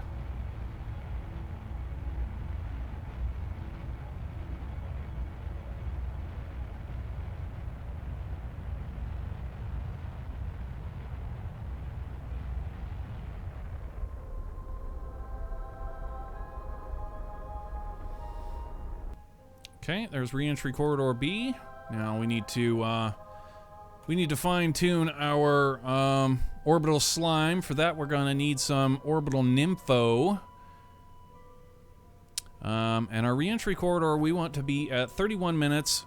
Right here is what we're looking at for anybody's not hasn't been with us before.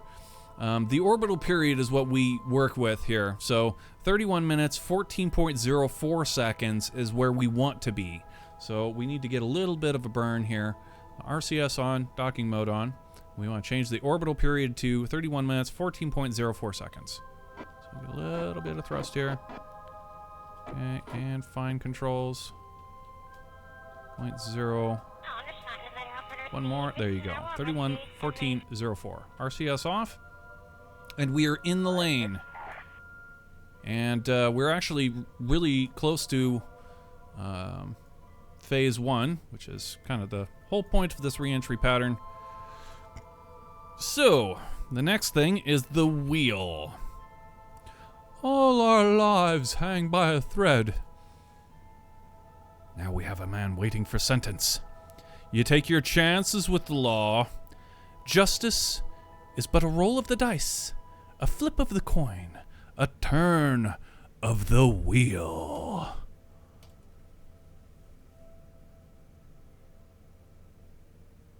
That was a reference to good old Mad Max film. Okay, so we want to square up our orbit as best we can. We'll be off a little bit here, there, but this is the best that I could figure out to get this whole thing done. So what we're looking for here is where we are versus where this is. We wait for the Kerbal Space Center to get into the reticle. See, there's a, it might be a little bit hard to see, but there's a reticle right here, and that's the spot that we have chosen for this. So as soon as this goes in there, we need to know where we are on the wheel. So that's what we're doing. Go ahead and get a little bit of time acceleration here, not much.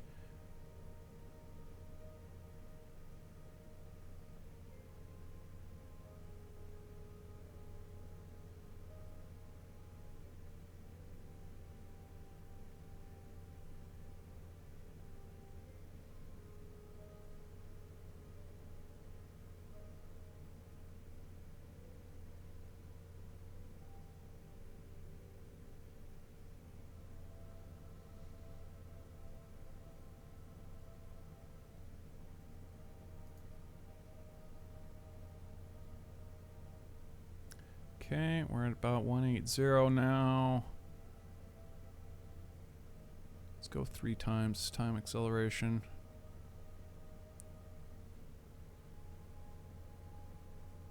Alright, 160. We need to 2 times. 150. Approaching. We're approaching phase 1. We're at 140. Keep it going. 135. 130. I'm gonna say 132. Okay, so P equals 132. Now we need to crunch some numbers. Calculator or a slide ruler. So 238 minus P 132.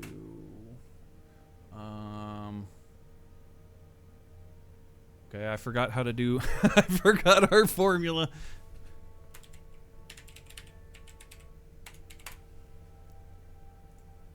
Now, here's our flight plans. This formula we came up on our own. If you want to follow along, you can open up this Google Doc, and if you scroll over to the left to the 4-phase reentry pattern, or scroll all the way to the bottom, you'll see kind of a layout of exactly what it is that we're doing here, or how we have our reentry pattern set up. So P is less than, okay, all right, 5.20555. Hold up, that's not right. Do it again. 238. Okay, and P was, we said 132. Okay, times by 5.20555 equals T. Divide that by the number of orbits. Add our current orbital time. Divide into time. Okay, so this needs to be 33 minutes. 0.0726. 0.0726 is 4 seconds. That's 04.35. All right, so the time should be 33 minutes, 4.35 seconds. Let's do the equation one more time.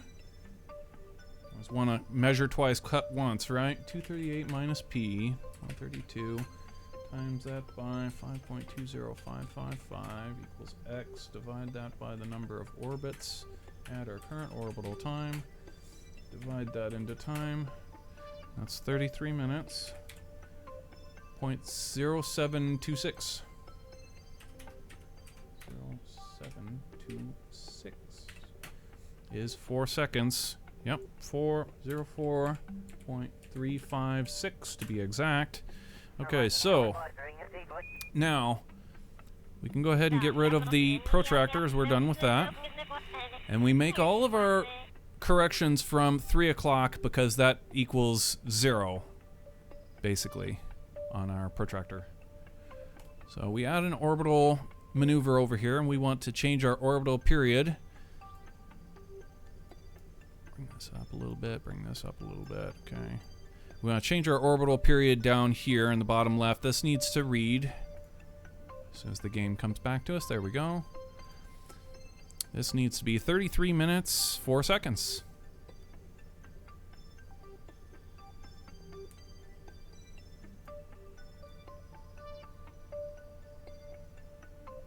Oop, passed it. 33 minutes, 4 seconds.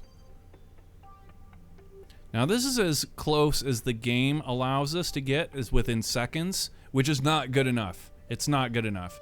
So that's why we have the orbital nympho right here. Orbital info, if you guys didn't get the joke. After we do our burn, we will clean up the thousandths.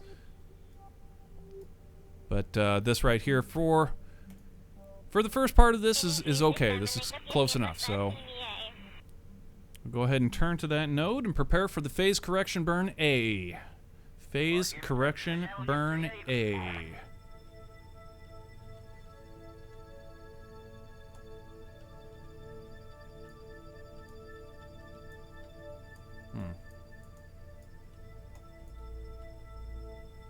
There we go. More. Alright, that should be close enough. Okay, so we got a 42.4 meter second burn in T-minus 6 minutes, 12 seconds.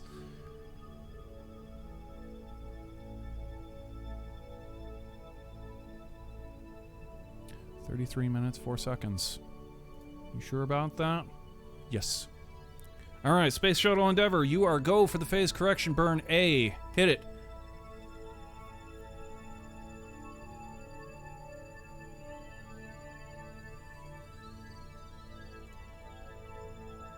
Oh, darn. I flubbed what side we were supposed to be on. Oops, we're upside down. No, we're not. We're in space. There is no up in space. There is no down in space. Only south.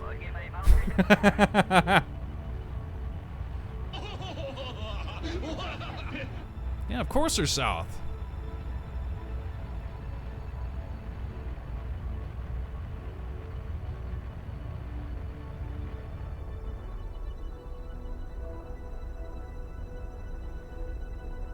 Okay, phase correction burn A. Let's clean it up. RCS on, docking mode on, and we need to turn this into... What? How many thousandths? What are we into here? 3.5. Okay, so... RCS, we need an aft thrust in order to get... Yeah, that's right. Fine controls. What are we looking for? 35. Okay, so bring this down to 35. There you go. 33 minutes, 4 seconds, 4.35 seconds. RCS off, fine controls off. And we are in the lane.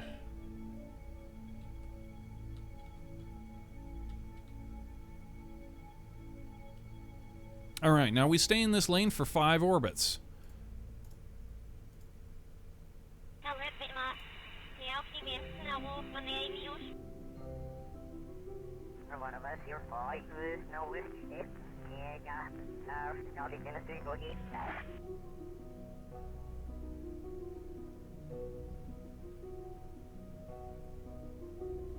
There's one.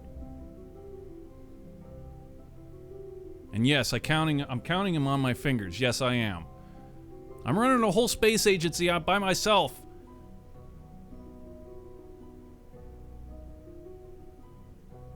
I can use my fingers for counting. 2.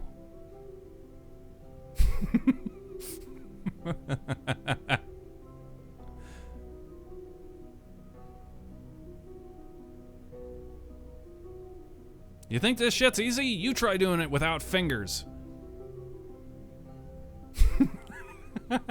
3. Oh, shit. Alright, here's our 4th orbit. We come out of this and plot our reentry corridor C after this. Okay, so here we come on our 4th orbit. Alright, we're past periapsis. That's 4. Now we want to go ahead and circularize back at that periapsis. That's reentry corridor C or 3. We've allowed people to make up their distinction, their own mind about that. Call it what you want. Reentry corridor A? No. Reentry corridor B? No. You can call it C or 3. Those are your options. Alright, turn to that node. Prepare for reentry corridor D. Wait. Hold on. Okay, I'm just screwing with you guys now. Reentry corridor C. We're going to want to be facing like this.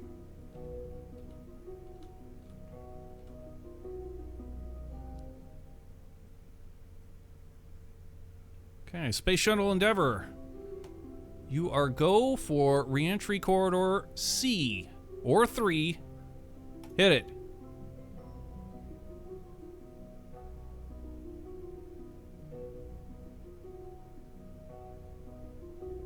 And this is our 5th orbit in the lane, our phase correction. And then once we've finished our 5th orbit, we return to the reentry corridor.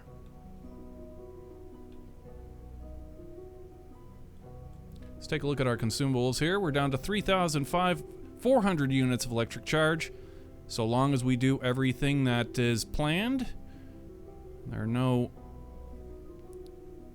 surprises. That should be plenty.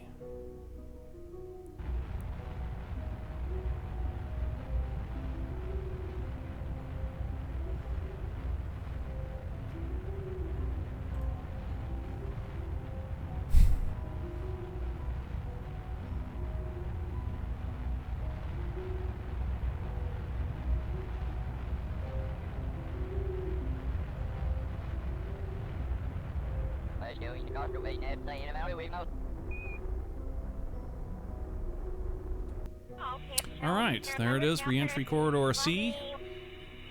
And we can clean this up. In fact, it's actually really far off.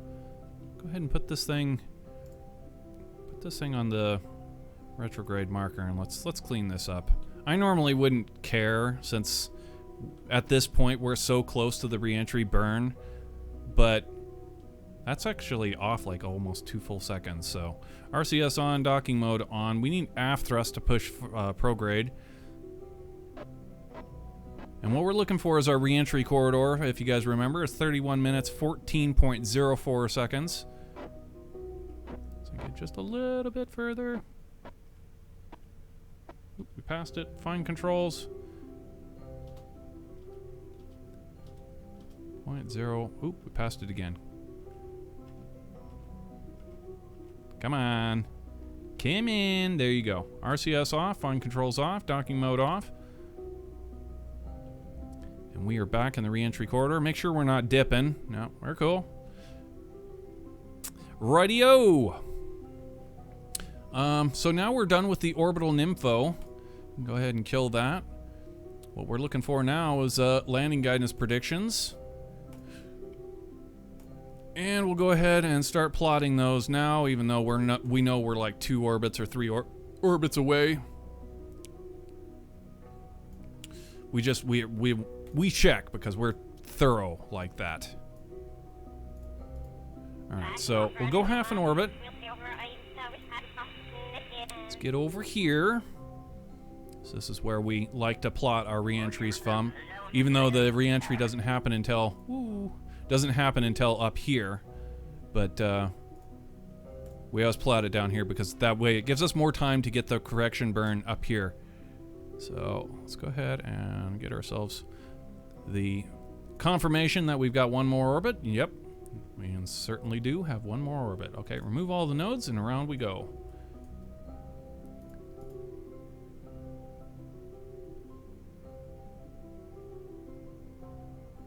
Okay, we're down below 3,000 units of electric charge. Again, as so long as we do everything step by step, should be fine.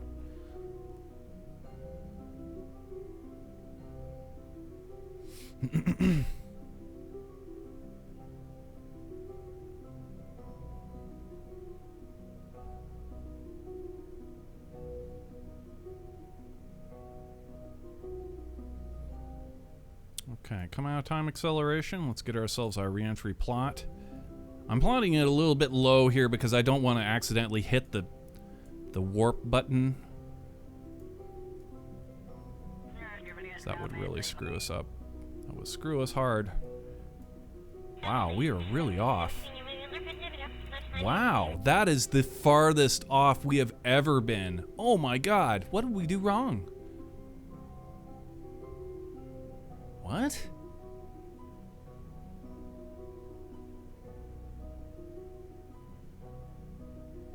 We must have misjudged where we were, or maybe the planet. That's got to be what it was. We didn't have our orbit flat.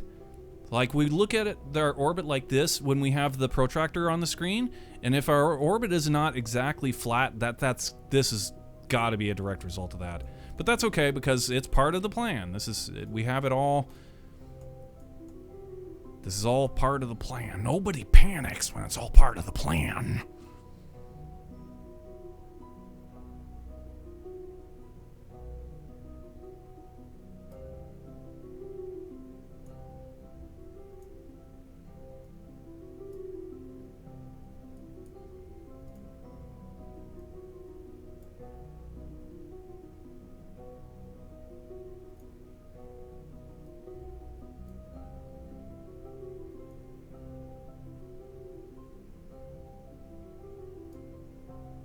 Probably too far. You're gonna be coming in really, really south, Jack. All right.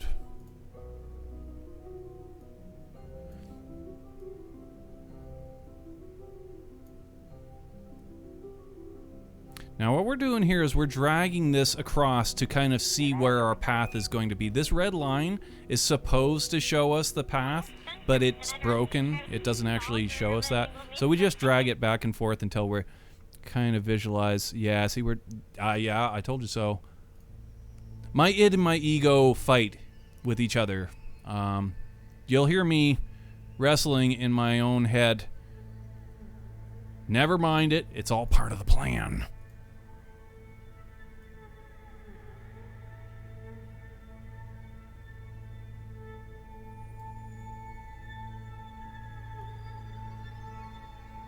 Okay, yeah.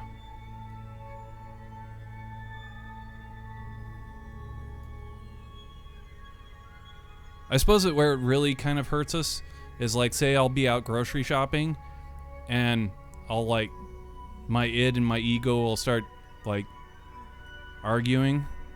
Essentially, I'll be talking to myself and people will be like, this guy's fucking crazy.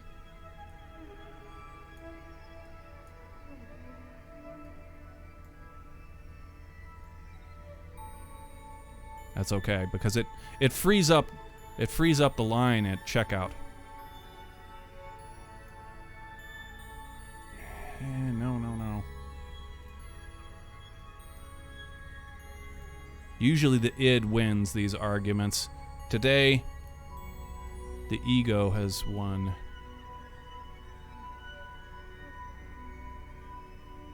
Yeah, okay, I like it. What do you think? Ooh, you almost clicked it, bro. That would have been devastating. Okay, we're good. Whew. This little warp 2 button. Oh my god, that sucks so hard. That would have loused us up so fucking hard if we'd accidentally clicked that. But luckily we didn't, and our track looks good. I like it. Okay. Go ahead and turn to the node and prepare for the reentry trajectory correction burn.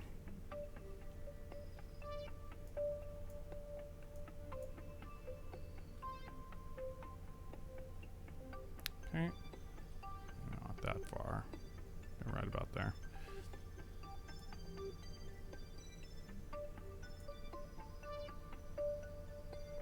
You're gonna be coming in a bit north. I don't think so, man. I don't think so, dude. I think we're good. I'm willing to risk it. Let's do it. All right. Shuttle Endeavor. You are go for the reentry trajectory correction burn. Hit it.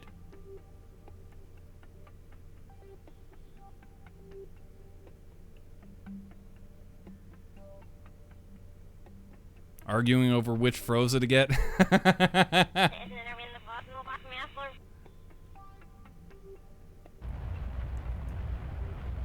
No, as far as Frozas are concerned, as far as frozen pizzas are concerned, the coalition thinking is always on par.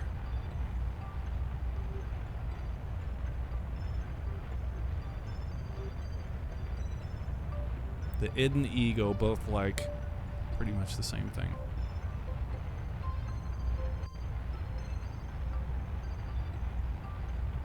If you don't know what the id and the ego are, when you take psychology in college, you will find out.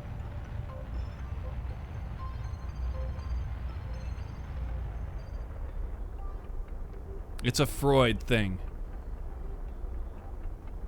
Not that I actually pay much credence to anything that Freud said, to be honest. He's full of shit.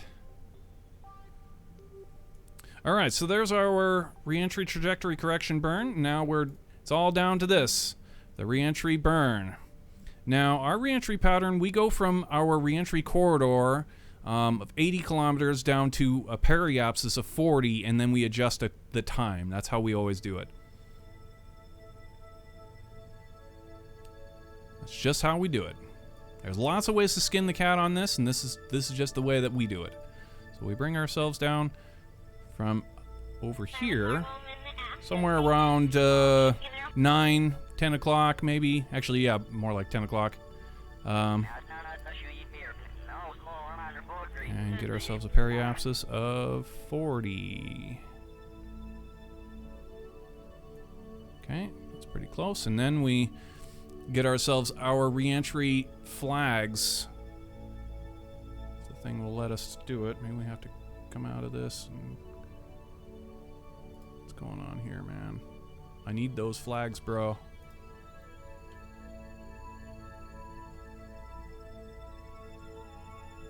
Dude, what up with that? I need the flags, bruh. If I time accelerate a little bit and then come out, perhaps? Uh-oh. Oh boy. Houston, we have a problem. Houston, we have a problem. I need those flags. We must have those flags, yo. Solution. We need a solution fast. Houston, we need a solution fast.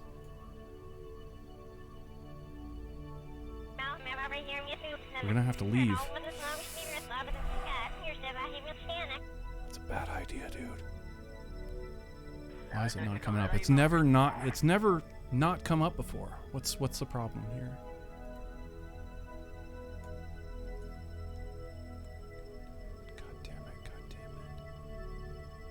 Why is it not coming up? Why is it not coming up, yo? Dude, not cool.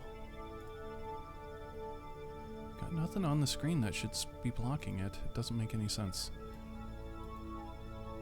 Fuck. Okay. Alright, go to Classic Rock. We can't go to Classic Rock, we can't see it. Shit! Okay. Solution A did not work. Solution B. And go back to the Space Center. Yeah, okay. Yeah, okay. Tracking station. Okay. Oh boy. We've never done this before. I hope the math doesn't jive on us. This is a bad thing, guys. If Kerbal Space Program throws out any of the numbers that we worked on there, it will fuck us completely.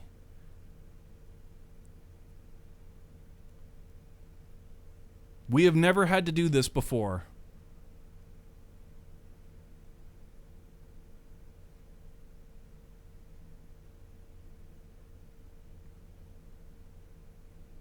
Please keep our numbers. Please keep the numbers. This is what we needed. I need flags. Bang.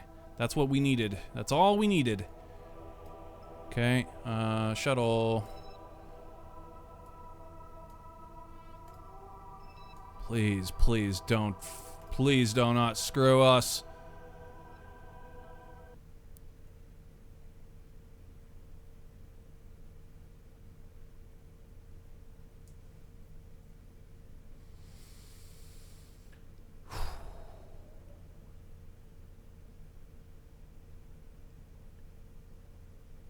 Endeavor, Houston, the solution is to reset the computer. That's actually, they've done that. They did that during Apollo 13, didn't they? Yeah, they did. They had to transfer a whole bunch of data. They had to, like, all this was crazy. Can you imagine, like, essentially being in flight and having to take, like, a thumb drive and copy the operating system and then, you know, reinstall it off a thumb drive or something? That's basically what they did during Apollo 13. Essentially. Okay,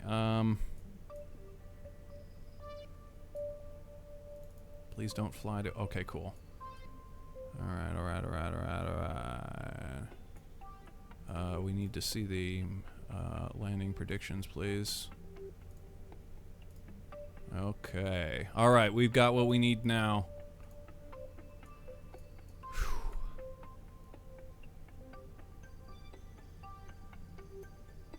Okay, unladen flight should be just past that second flag.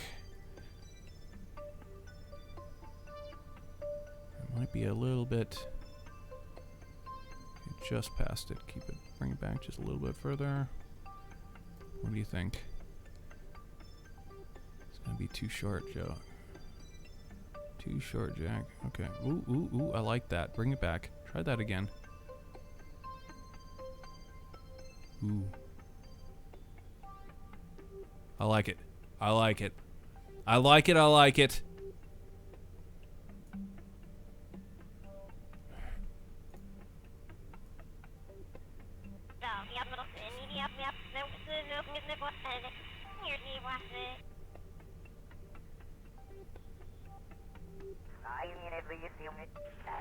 Okay.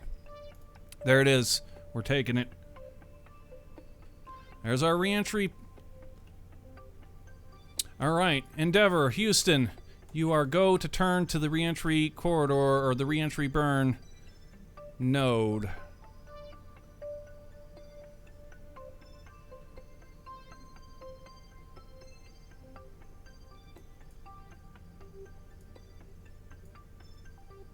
Okay, see, now look, it comes up. Sure.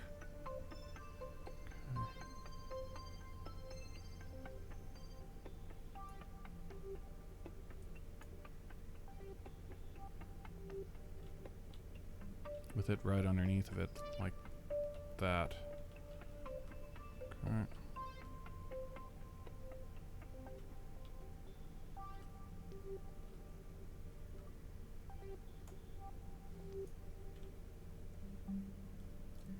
All right, my dudes, all flight controllers. It's all down to this.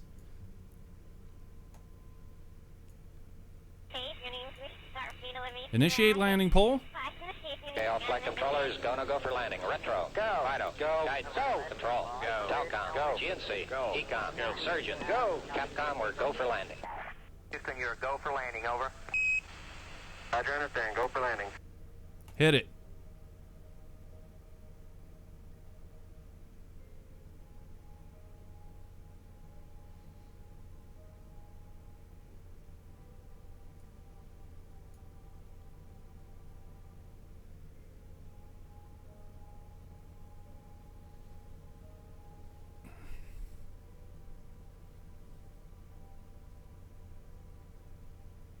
T-minus 5 minutes.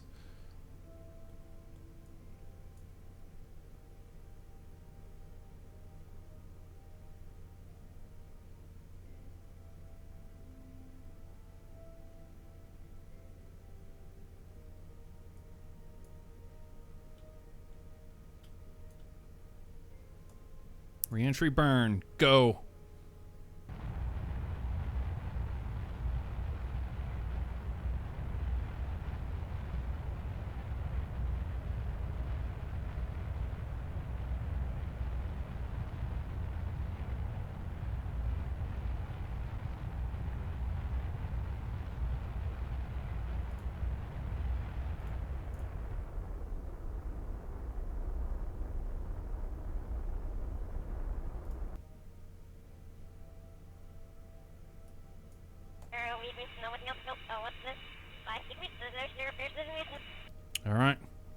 Turn prograde and prepare for reentry.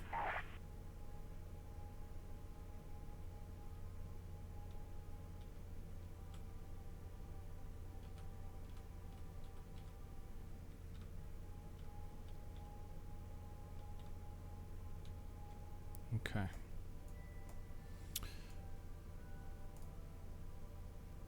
You're go to drain the fuel. Alright, fuel's drained. Engage the fuel.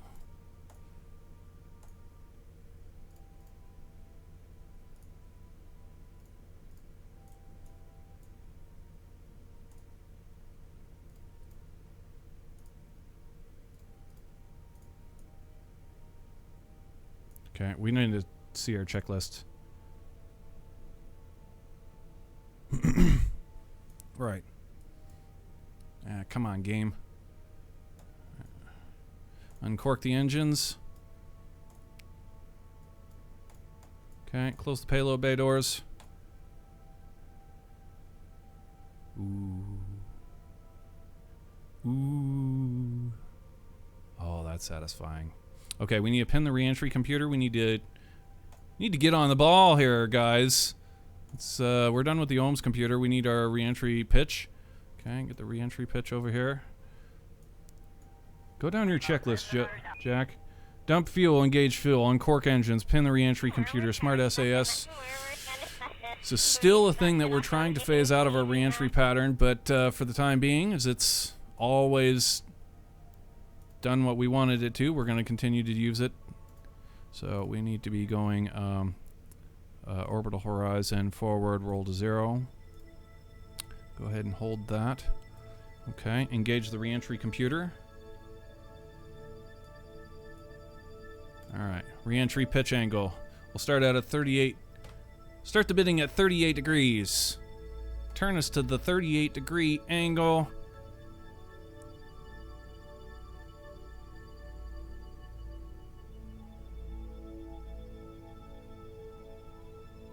And don't forget the RCS when we get through the atmosphere. Or to the atmosphere. Almost lost a shuttle. 2 reentries back, we almost lost a shuttle because we forgot to turn on the RCS. Boy, that was rough. Whew. We made it, though. I can't believe we made that. Alright, there it is. There it is, boys. Down we go. Okay, after it gets its turn, RCS on. And there it is.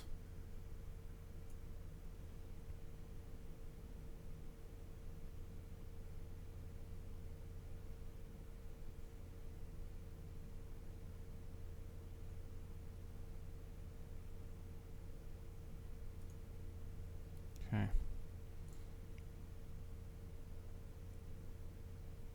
I'd be lying if I didn't say I wasn't nervous.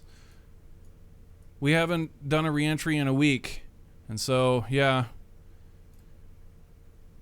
When we do them, you know, boom, boom, boom, you know, we're nailing them out. We're usually, like, really consistent. But after a week of not flying this thing,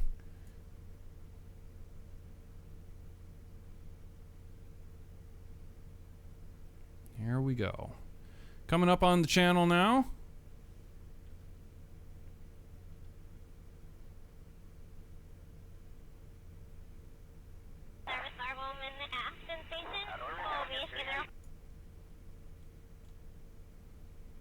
Okay, crossing the channel now.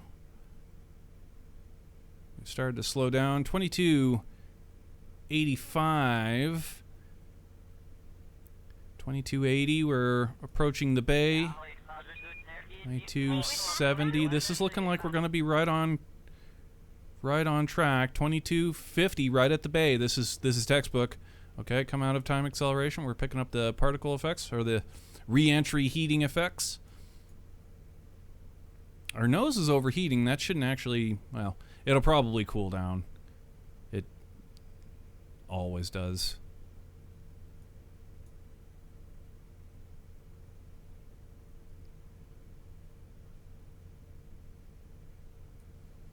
Okay, 22. All right, get into it now. Let's get to a 40 plus 40 degrees.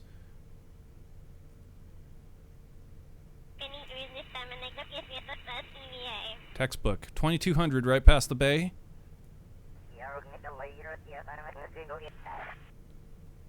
Might be a little, just the tiniest bit. Well, steady as she goes then. Steady as she goes. We're good.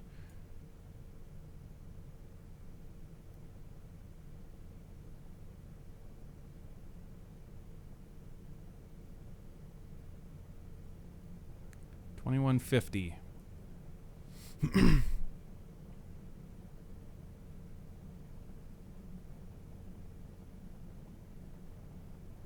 Target's in sight. No, it isn't. Is it? That's it over there? Then we're way south. That can't possibly be right. It isn't right. Yeah, okay. Target's in sight. And we are north of it by quite a bit. You can turn right. You'll bleed a lot of speed if you do that. Okay, give us a 10 degrees starboard.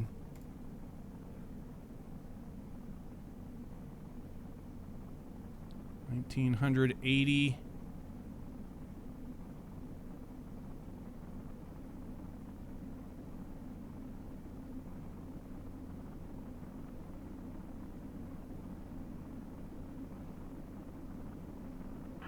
Okay, that's good. Bring it back out. Bring it back to 0.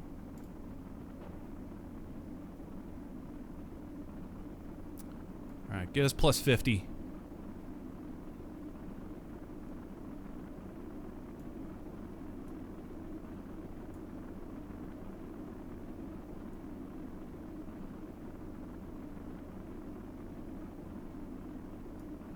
Okay, it's about to change over to surface mode. Go ahead and switch it.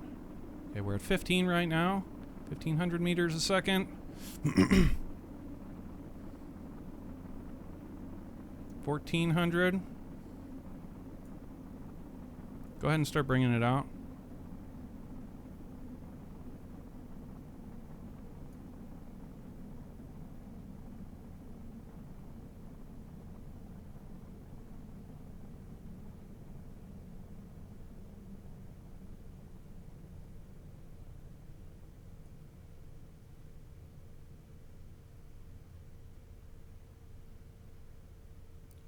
Alright, bring it all the way out. Prepare for control point changeover. Main computer override. 800 meters a second. Main computer override. Go. Ooh, that was clean. Okay, control point change. Alright, 600 meters a second. Kill the computer. 500 meters a second.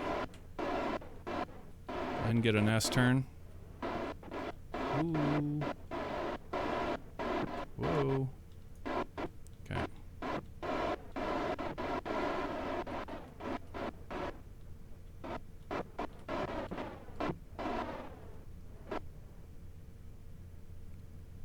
Vehicles transonic.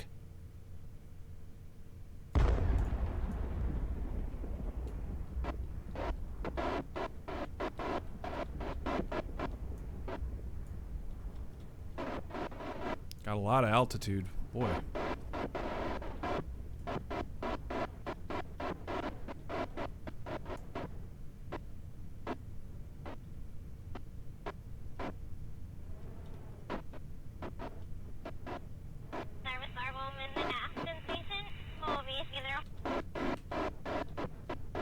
Sure got a lot of altitude, man. I don't want a Jackie Chan.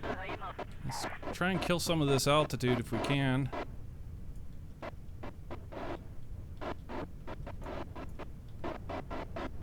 Okay.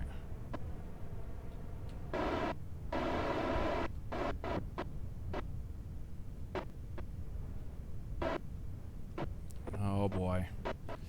Now you've about fixed it now. No, we're good, we're good, we're good. Trust that you've got it, man. Trust, bruh.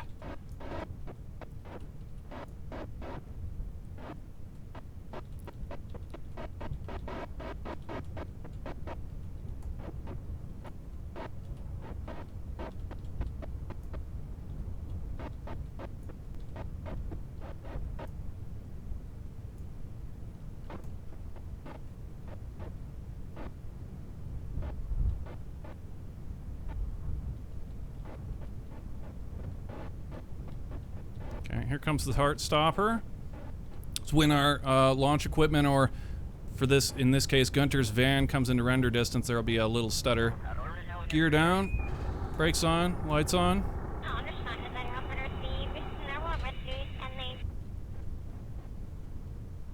160 meters a second.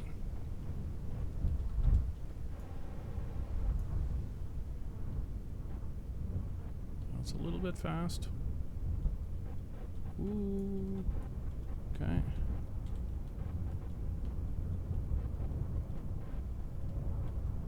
Whoa, we fluttered a little too much. Oh boy. All right, we're down. Touchdown, Endeavor! Yeah! Woo! Yeah, my dudes, that is how you do it. Oh ho ho ho! That was sharp.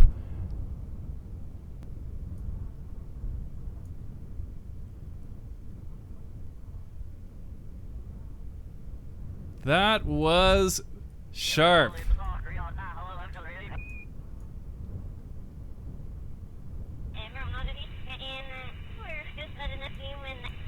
Welcome home, Endeavor. There are no immediate post-landing deltas.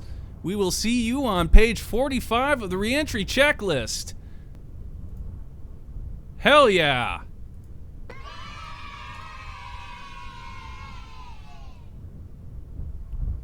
Good shit, man.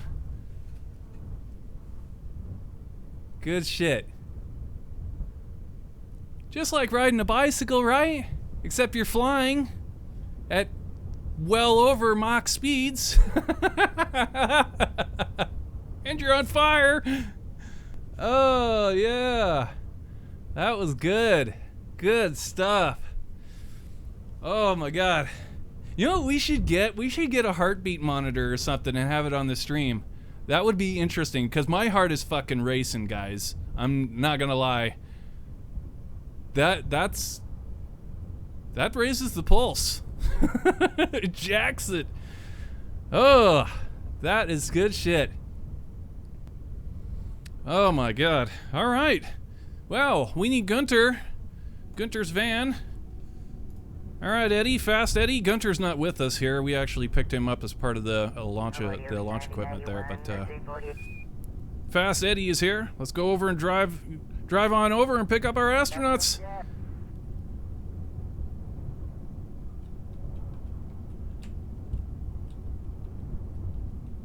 If you guys are new to the channel, make sure you hit that follow button.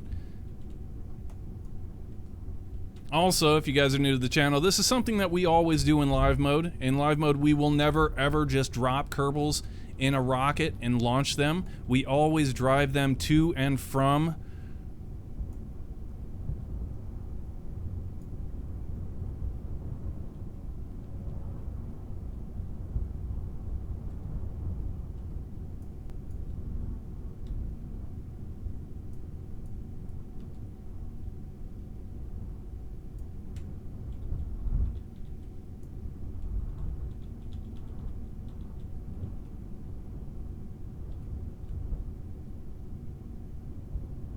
damn good shit.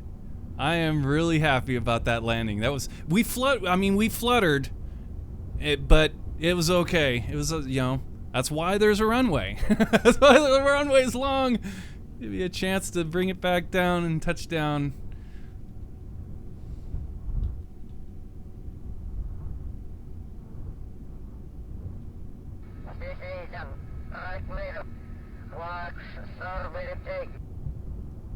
Yeah, my dudes. Freaking amazing vehicle. Thank you.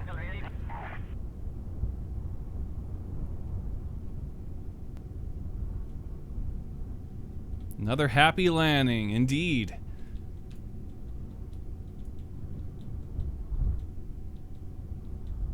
One to go, guys. One to go. That was Sts-134. And the last flight, Sts-135. One to go.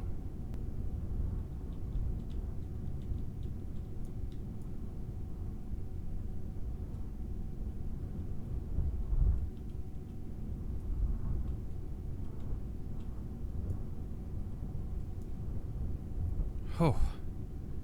Yeah, the room gets cold after the pulse starts to go back down. It's like, holy shit, it's cold in here. Yeah, because you just like equivalently, your heart is gone through the motions of the equivalent of running up like 10 flights of stairs, so it makes sense.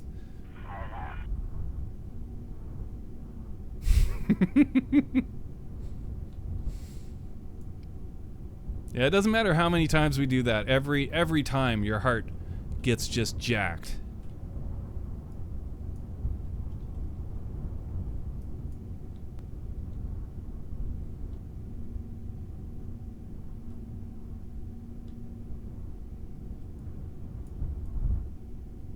Christ, do we have... Okay, we at least got one of Gunter's crew with us.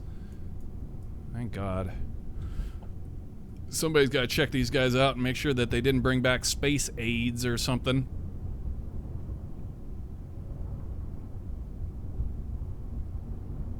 Yeah, it's really something to see your shuttle on the runway, you know, after a mission like this. I mean, that's just absolutely so satisfying.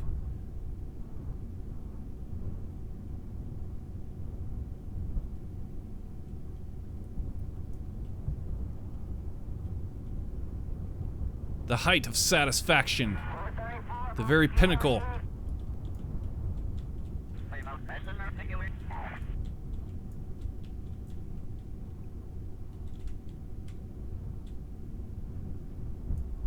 The very pinnacle.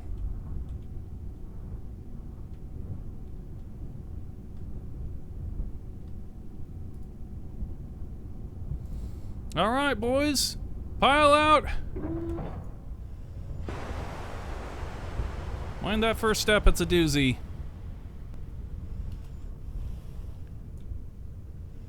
Space, she was the one who did our EVAs today. One that caused a Kraken, but we were able to sidestep it and get the job done. So, much appreciation there. Illidan, he's just a World of Warcraft character. Didn't really do a whole hell of a lot, but whatever. Crew nonetheless.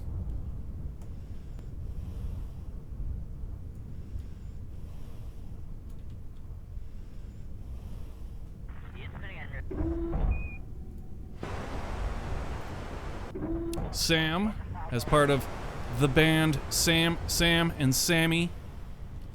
Oh, look at this guy!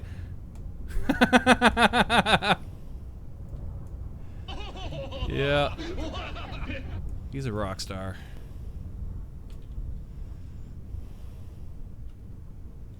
And finally, of Apollo 13 fame, Jack Swigert.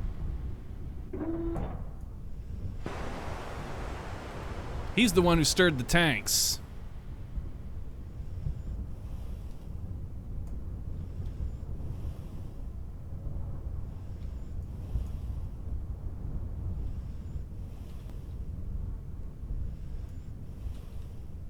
Yeah, I figured that module was full.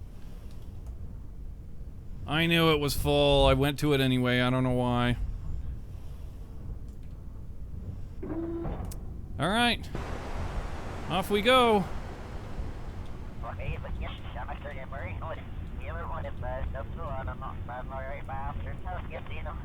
We say goodbye to Endeavour.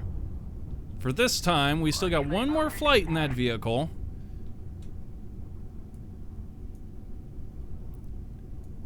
But she has brought our crew home safely once again. Super, super cool.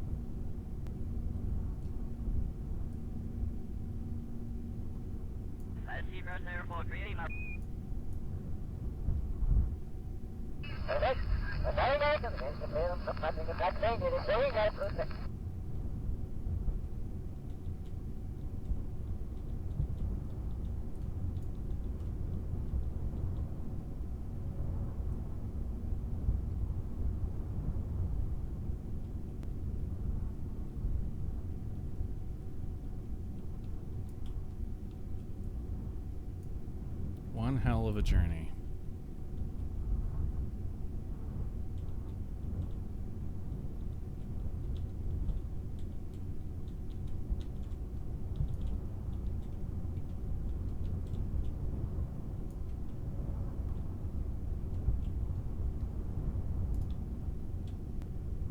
There it is, boys. The astronauts back safely to the astronaut complex.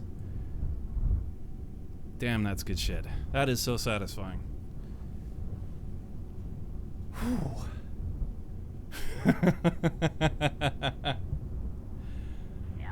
Yeah, man. Ugh.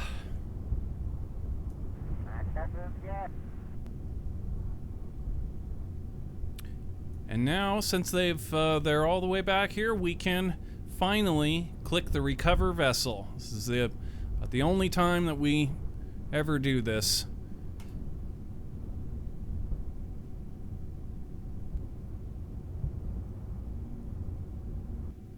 GG.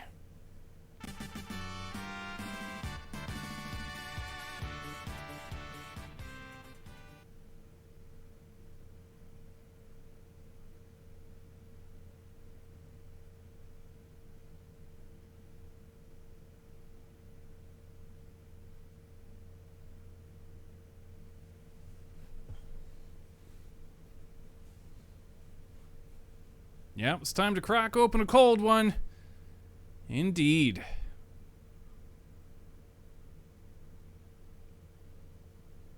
Abso-freaking-lutely.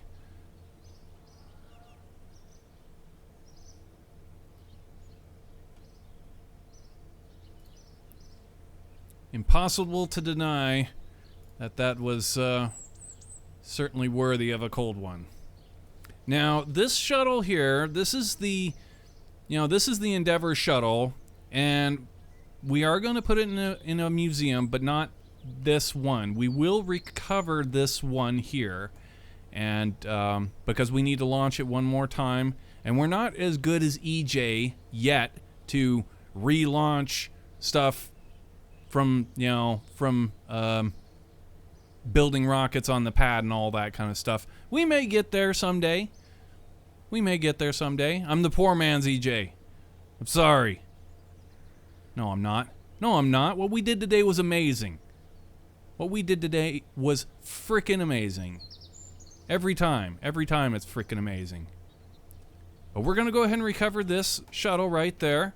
And we will get another flight of it. It's gonna go back out onto the pad and for the final shuttle flight, Sts-134. Not a really big mission per se. It's like I said before, it's just all we're doing is we fly a very routine mission to the International Space Station, and that's pretty much, it's a feel-good flight, kind of, and then when we land that shuttle, that one will stay. Now, here's a question. Since the shuttle has parts that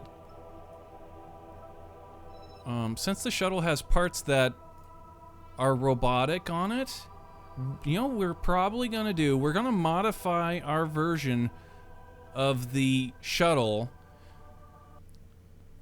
to remove our Canadarms so that when we finally land, we won't have any robotic parts whatsoever. We'll be able to actually put the thing in a museum and not have to worry about drifting parts at all. It will be a static craft. And that's how we'll fly the last STS mission. It'll be the same shuttle, only we're going to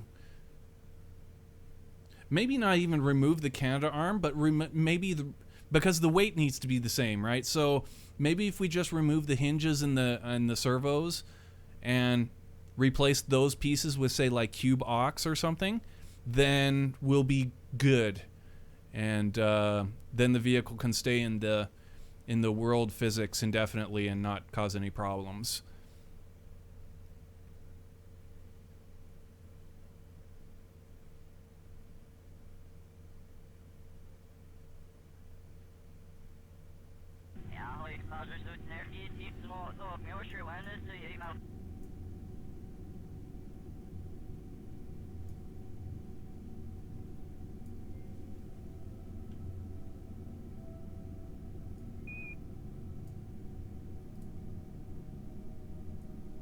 And Houston radios up to the International Space Station and says, "Yes, guys, the shuttle landed fine. All the astronauts are fine. Nobody came back from the International Space Station with the clap. So, yeah."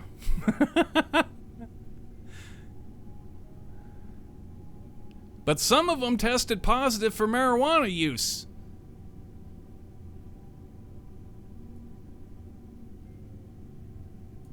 In fact, all of them tested positive for the marijuana use.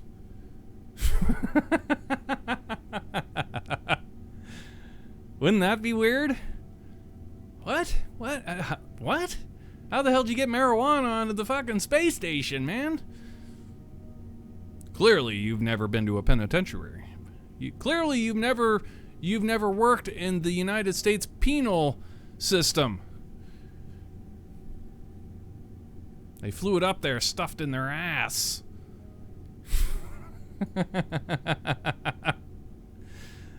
Oh, man. Yeah, that was a really good mission. Very, very happy about that. Damn good stream, too. Whew. Red letter stream today. Very, very good stuff. Who do we got on right now? Who's online? Anybody online?